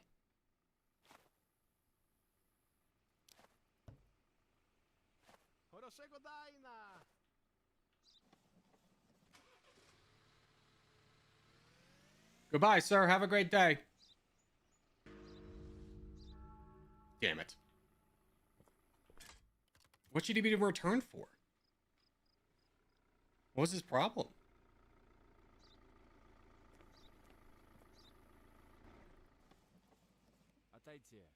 He was a tailor? Tailors were fine.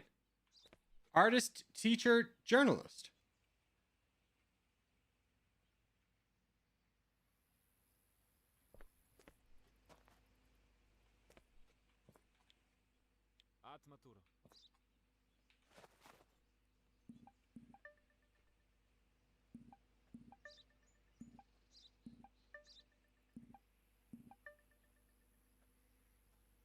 Okay, this guy's from the Kingdom of RT, by the way.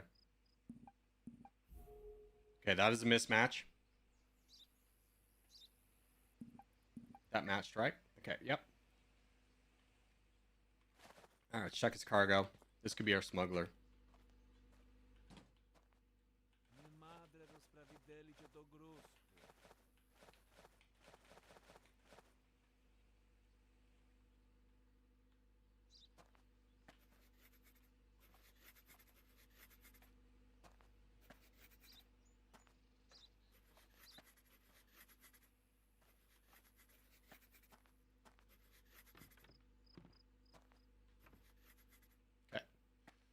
Just check tires really quickly. You have a flat tire. Oh, it's in. Flat tire.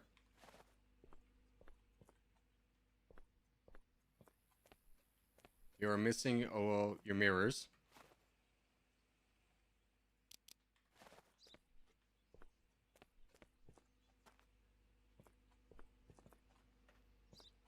Okay. So we are going to deny him for having an expired thing. Oh, I gotta tell him to load up everything. No smuggles. No smuggles here today.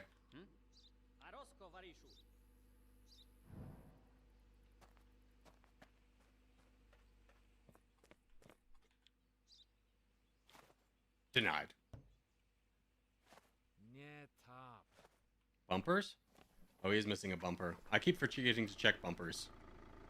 You're right, though.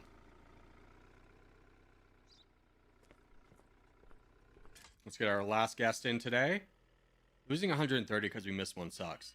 Justified refusal. Good.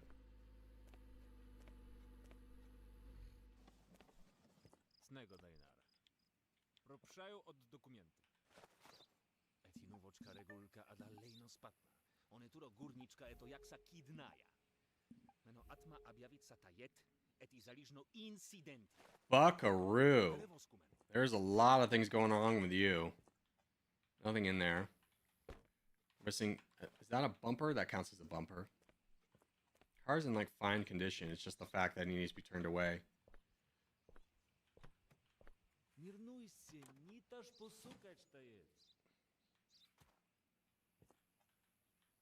Okay, he's not smuggling anything. But we are going to deny him.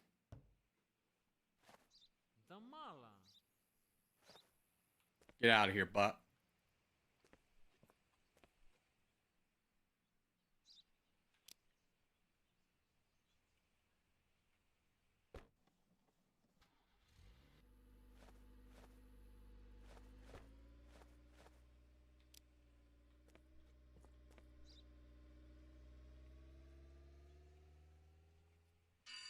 Yay! End of work. You can rest now. Yeah, I think we're just going to rest. We only have the one prisoner. It's not worth doing all the stuff for.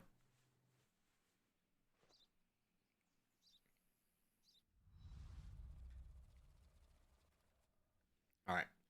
We came out negative. The incorrect check was a real blow to us. Property management's high.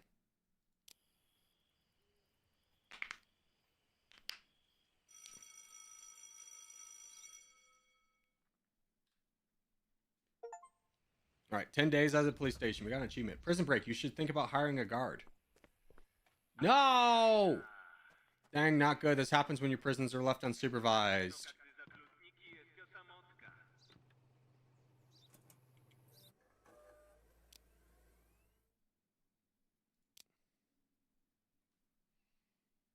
How do I hire specifically a prison guard?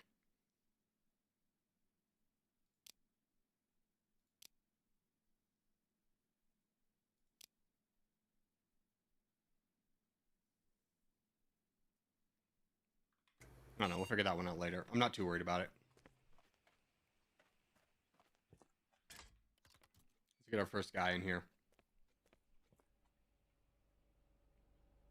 The guy's prison guard as occupation.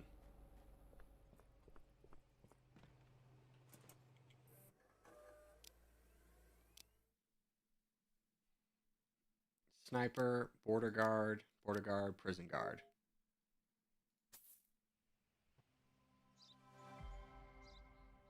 We have a lot of people.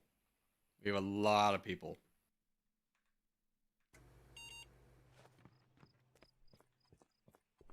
One would argue too many people.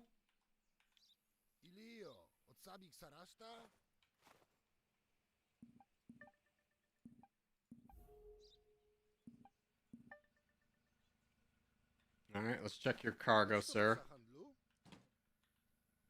Imagine if there's something just right there.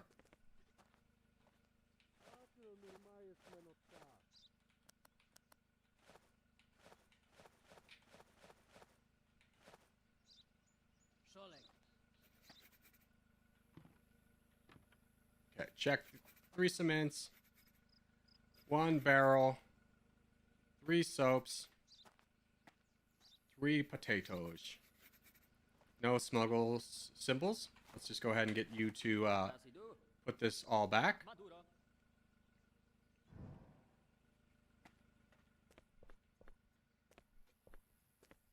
Anything missing? No, vehicle looks in pretty good condition. So I will just have to deny you for missing your passport number up.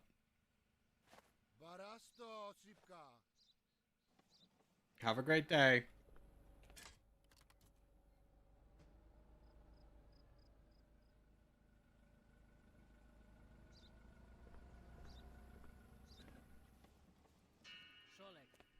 Alright, let's see this guy's stuff.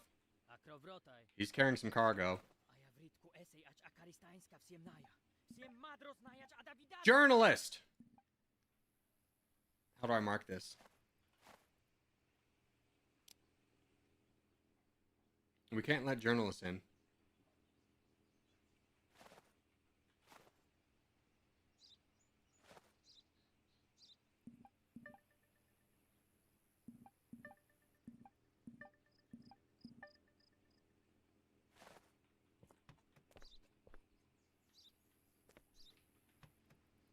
One, two, three, 4, 5 luggage.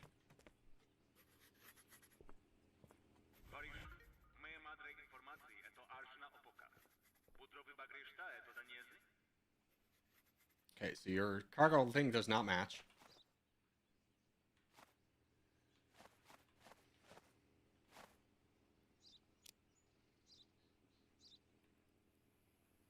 We turn this man away. Get me out of here. Help. How do I close this? Jesus Christ.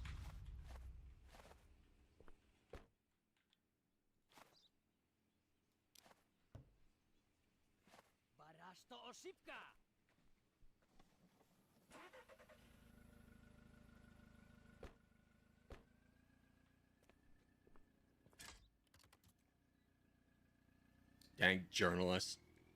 Oh, he's coming in here to cause problems.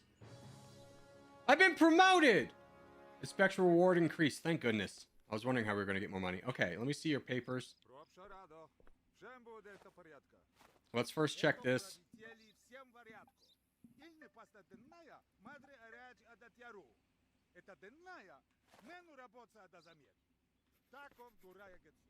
He does have 2 toilets, so that does match. Car condition, we have a broken window.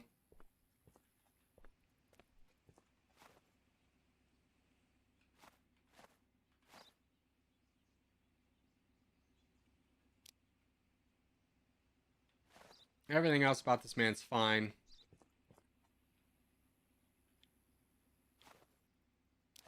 I think he's good to go.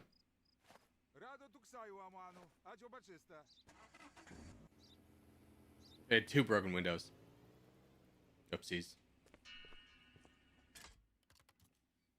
Headlights broken as well? Okay, I need to be a little bit more careful on the broken stuff. We have an escapee! Dear God! Get him!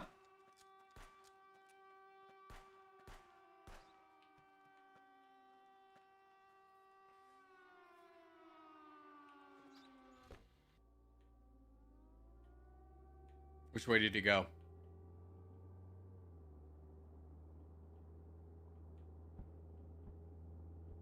I think he went the other way. He did. Oh my God.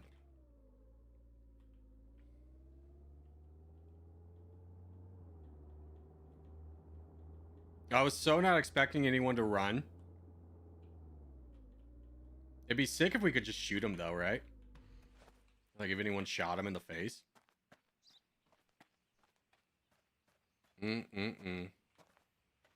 Excuse me. Thank you. I went the wrong way. Otherwise, we would have caught him. Another day of making no money? I know.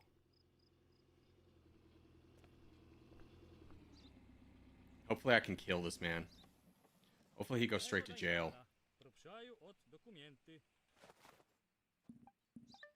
Teacher. We don't allow teachers.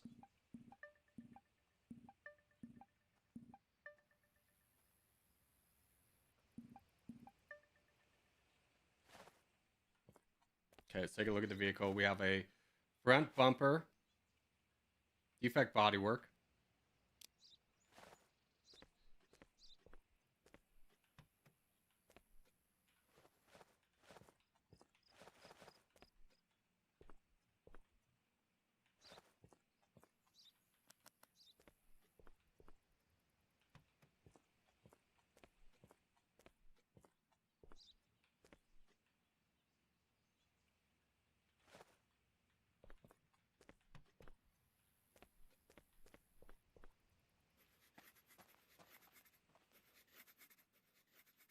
Okay, says he has 6.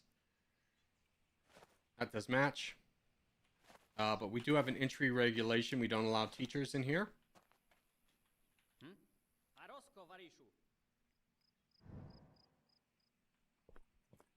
All right, sir. You are being denied. No teachers.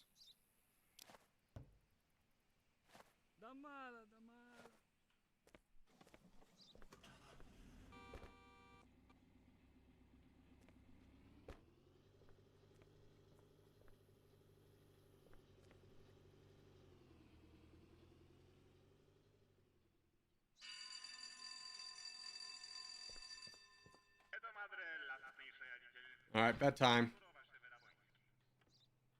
See how much money we lose today. We start with 819. I think that one headlight was broken. Yeah, I missed that. I saw that too. Minus 300. That one guy escaping was a real pain in the butt. We really need to do well today. We have another day. Anything new? We're still waiting for our driver that's 52.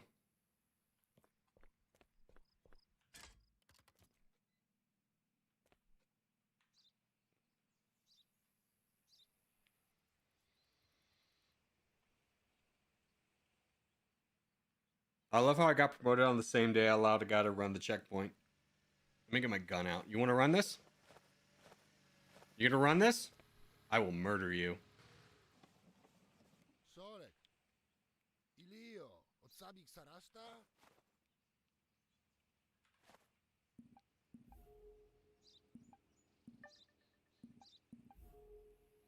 Lots of mismatches here, my friend.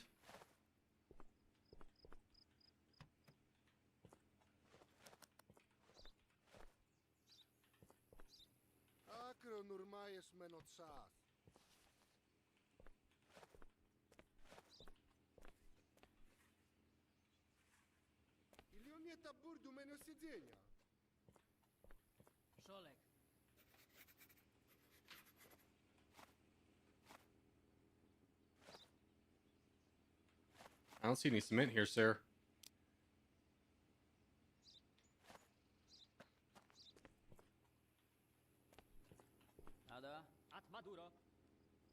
And let's check for damage.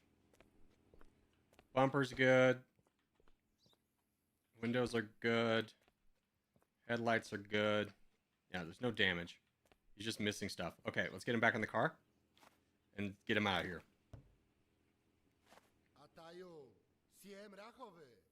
Bro has so much detergents. True, dude. But no cements. He lied to all of us. Wait, unless the cements were in the front. Ah, there's one cement. Dang foreign cars with their friggin' boots. Am I right, my fellow Americans? Who puts the storage in the front? That's where the crash goes. Journalist.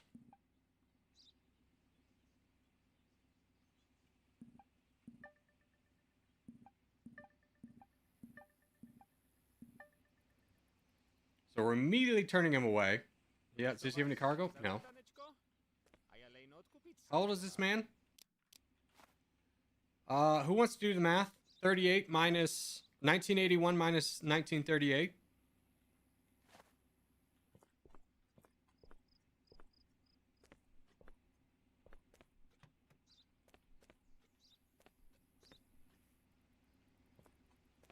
$43. Okay.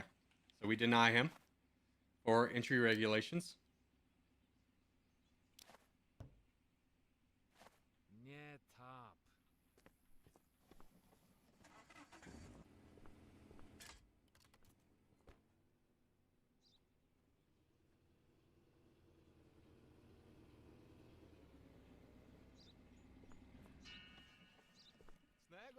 All right, let's see your paperwork. Dude, we're getting 160 this time. That's pretty nice. Okay. Match. Match. Mismatch. Expired. What's 1928 minus 19 or 1980 minus 1928? Damage vehicle. We're good. He is a smuggler.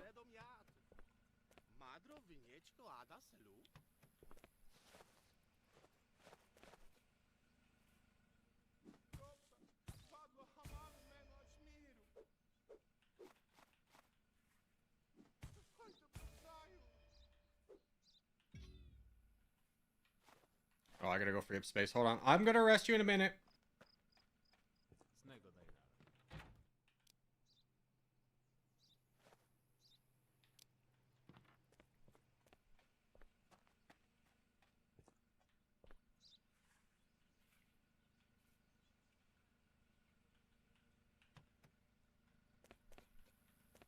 Ah.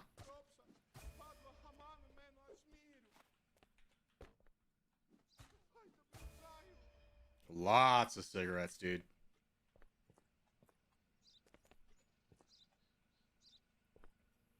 This wheel too? My guy. You are like a smuggling machine.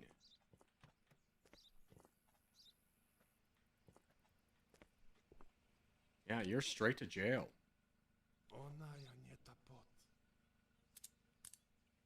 That's because of promotion, you get more money? Yeah, you're right. Nice to get a criminal off the books, though, I'll tell you that. There's that cigarette. Here, let's get him to move the car and we can grab it. Your videos make my dad, especially when I'm in treatment for cancer. Your dad's giving you cancer? I'm just kidding, Jessica. I'm sorry that you're experiencing cancer, but I'm glad I can be a little bit of a reprieve in what is probably a nightmare scenario. Hello, newcomer. Artist, you.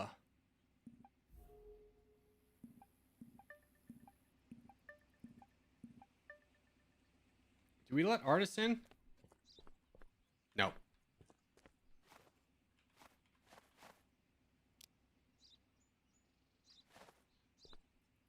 Check the vehicle for damage. We have a broken window. We have 2 broken headlights.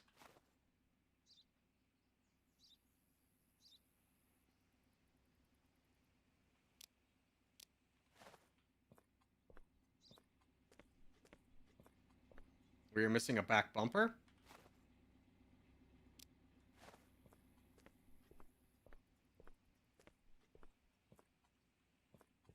I already got that broken window. There's 2 broken windows, though.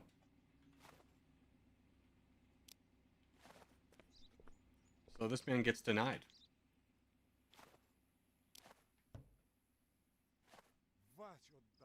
Don't reject bro from art school. You know what? I hear that's always a negative. Let me get my gun out, by the way, for every one of these people. In case anyone else tries to run. I'm just going to light them up in the car.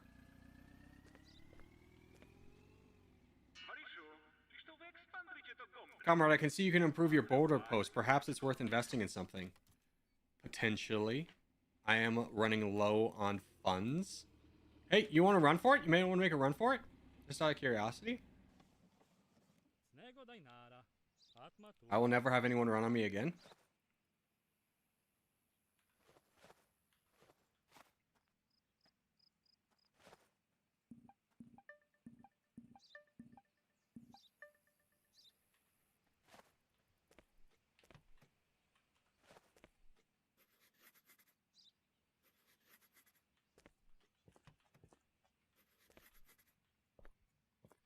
Okay, we do have a flat tire.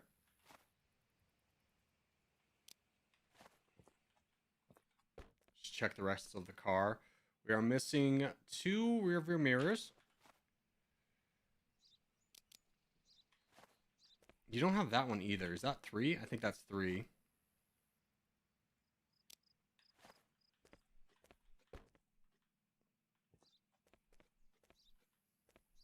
That's it for the condition of the car. But we were denying him, I believe. Something was a mismatch.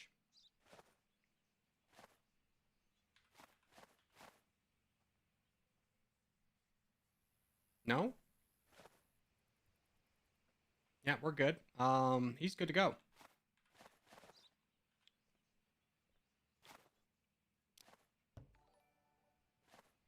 He's 39, I think. Thank you. Hey, Rattlefang, thanks for subscribing. What a name, dude. Don't be a smuggler. Yes! Yes! Alright, let's see if we can upgrade our post. See if there's anything we want to upgrade. We could upgrade the warehouse, the prison. We don't really need any more people. I would love to get like that bad boy. So I think we're going to save up for that. That's pretty cool. We need to age the smuggler. True. I'm only here. Have I missed Openfront? Yeah, my guy, you did, Craig. I'm so sorry. I'm so sorry, Craig.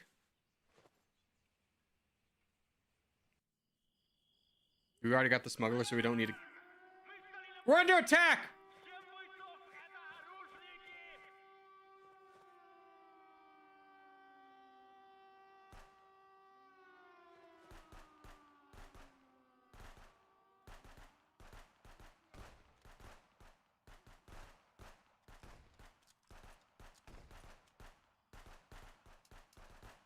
I'm out of ammo. Oh, we need to buy more ammo.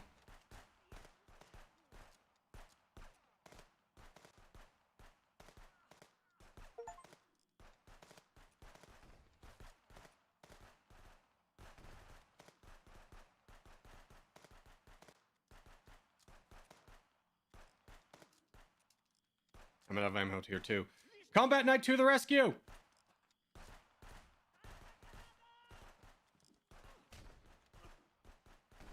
Get wrecked. Jesus Christ, they threw a grenade.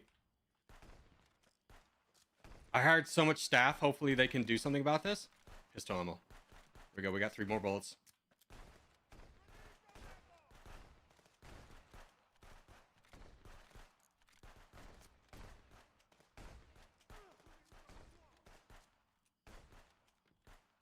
Oh, we have a lot more bullets.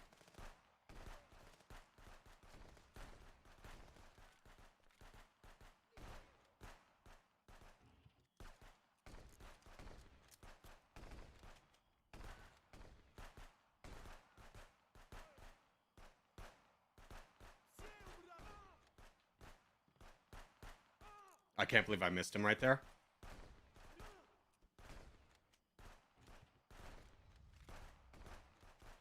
Companion lost. We lost somebody. There we go. We got the last guy. Dang, dude. Medical treatment, a minus 100. But we did get a ton of money. And we will get all of the stuff we can sell from these deadies.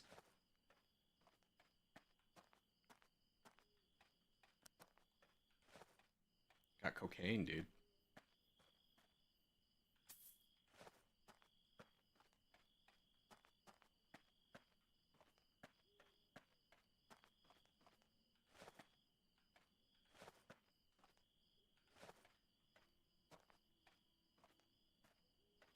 Yeah, so we're definitely going to need to go to the store to buy more ammo.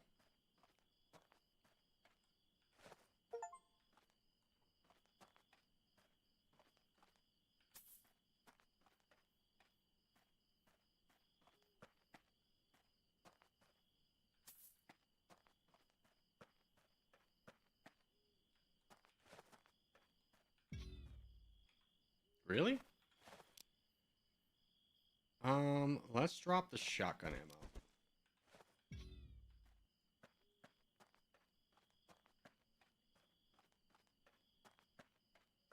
Okay, good enough. Ton of pistol ammo, though. Pistol's kind of good for long range. Submachine gun's good for when they get close. Yeah, we're going to need to go out tomorrow after our shift and drop off everything. So I think that's good enough. Let's go ahead and head home. I thought you said you played Siege. I did play Siege.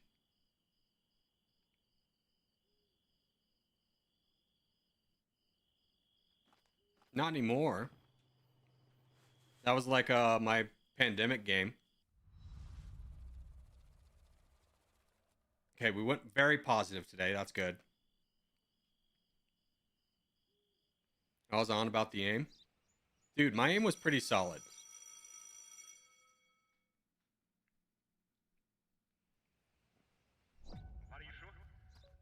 Comrade, due to the upcoming Olympics as a nation, we need to show our best. Oh, we have a lot of things. Cars on the road must shine. Don't let anyone with a large number of imperfections. Okay. So, in connections with the ongoing preparation for the Olympic Games, new guidelines for crossing the borders have been introduced. Vehicles with more than 3 technical difficulties will be prohibited from entering. Let's see if this new. Okay. Transporting has changed the regulation of goods. The cargo list is introduced. Yes. New stricter regulations apply for the territory, according to which visitors are required to present the vehicle registration document. Any errors in the document should result in refusal of entry. Okay, so we're allowing teachers in now. We have 4 smugglers to look out for. The United Nationality of Raleigh. Vehicle damage has 3 flat tires, and this guy has a colored vehicle color of flowers. Truck scale. Check whether a given truck does not exceed the permissible total weight. You'll find it in the vehicle card and your service manual. Man, this is a lot. Jesus Christ, guy. Let's load it down. Alright, we got 2,100. Alright, let's check everything.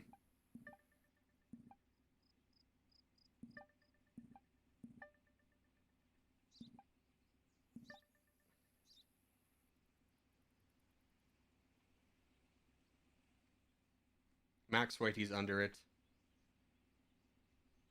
How would I even check if this is the right vehicle?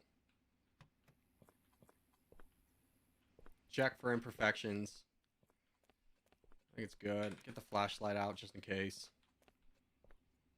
Let's go ahead and load everything.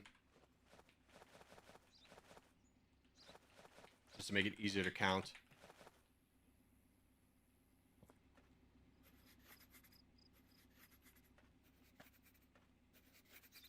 Easier to count and easier to check to see if there's a white mark on it, to see if they're smuggling.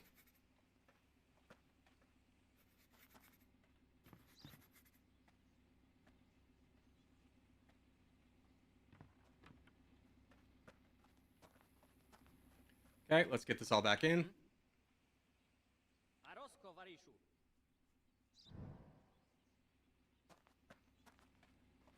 Alright, so let's compare the cargo list to the manifest. We have 2 petrols, yes. 2 crease shade, yep. 8 cements, yes. 1 toilet, 1 gas range. Everything's good with this guy. He is good to enter.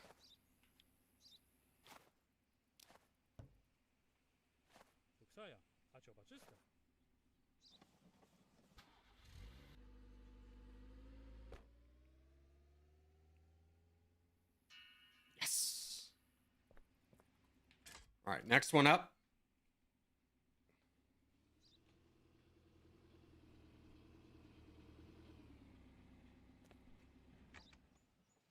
$1,070.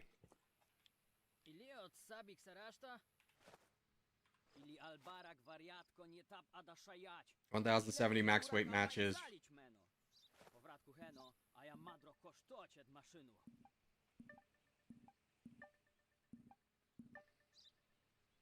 All that's good. Let's check the luggage. I am unpacking all this.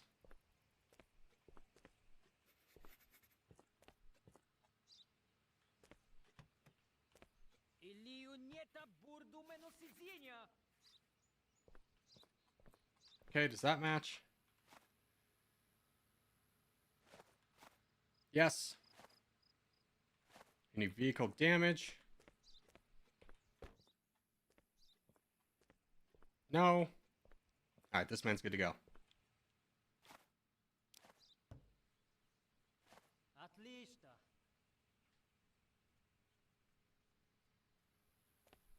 Banned country? There's no banned countries.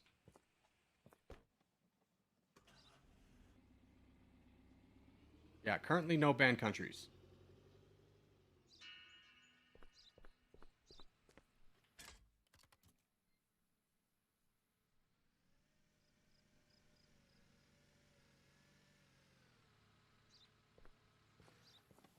Alright, checking damage.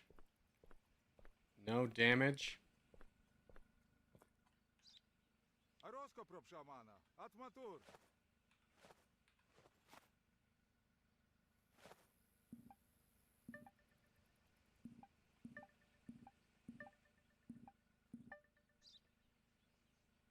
All right, he says his car is 990.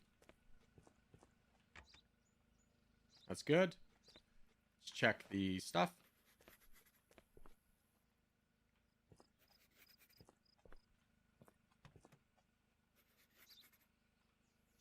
Sir, that's just some contraband right away. You're gonna need you to step out. We're gonna unpack everything.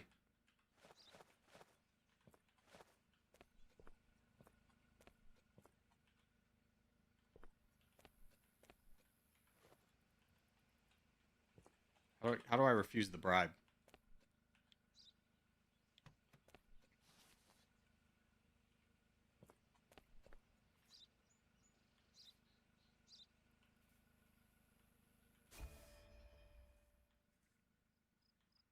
Check the tires a little bit more carefully now.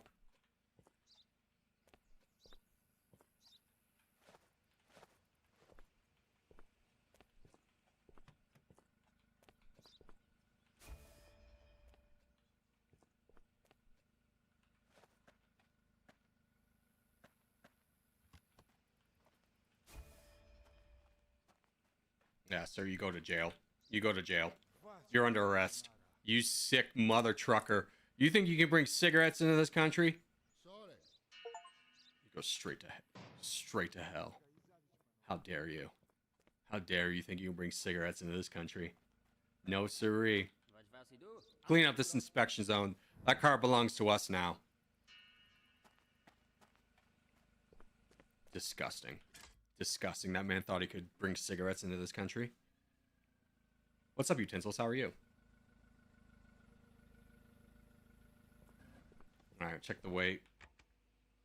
1740.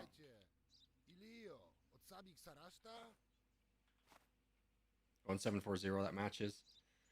This is correct. Everything's good there. You're just visiting. Let's check car for damage. We do have our first broken mirror window. Broken light. That's what we're looking for. We do have an imperfection on the body.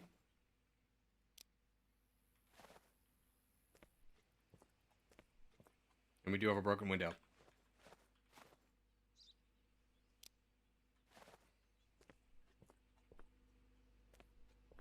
We do have another broken light.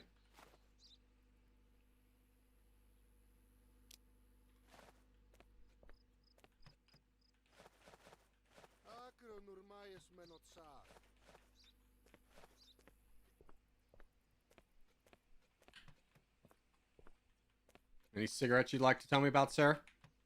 Swear to God, if I have to find this out on my own. Also, I didn't know until today that you could open the luggage. I have not been doing that. Alright, I believe this is going to match. Yes.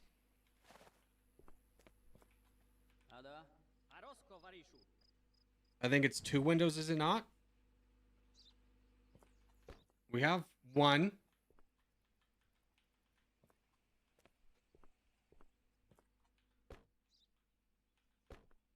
That one rolled down. No, it's just 1. But either way, we're denying him because he has too many things broken.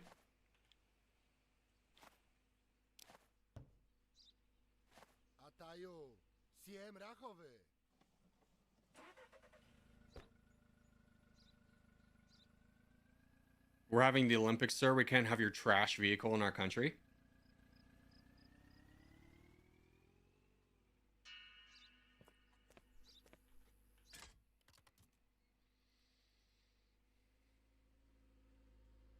All right, last car of the day.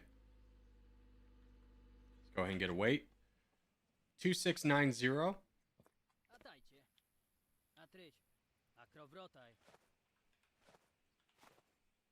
2690, that matches. Let's go ahead and just get that.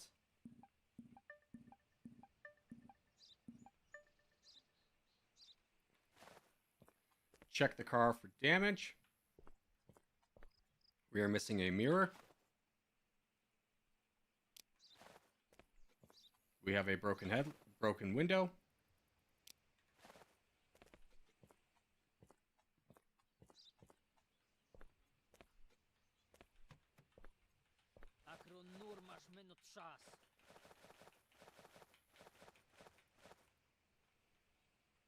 Check all this garbage.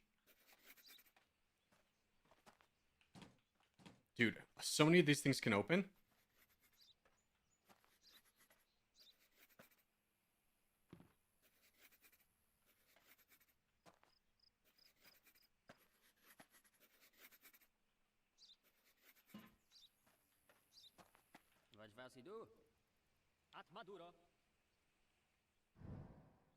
All right, that's those guys done. And then let's check this with the cargo list. Gas range 2, medical crates 1, petrol barrels 2, cement is 10, toilet is 1. I don't think there's anything we wanted to turn him away for. So yeah, he's good to go.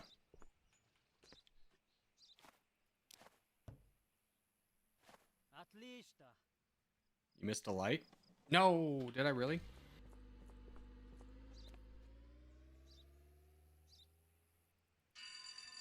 Nope, he was good.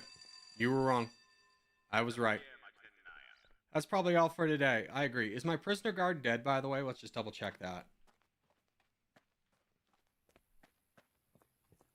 Hopefully he wasn't the one that got injured. Nope, he's good.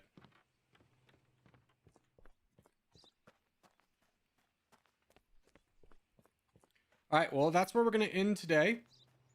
And we'll go ahead and end stream there as well. You didn't get it perfect. It was a Frontline. Ah, oh well. We still are making money, though.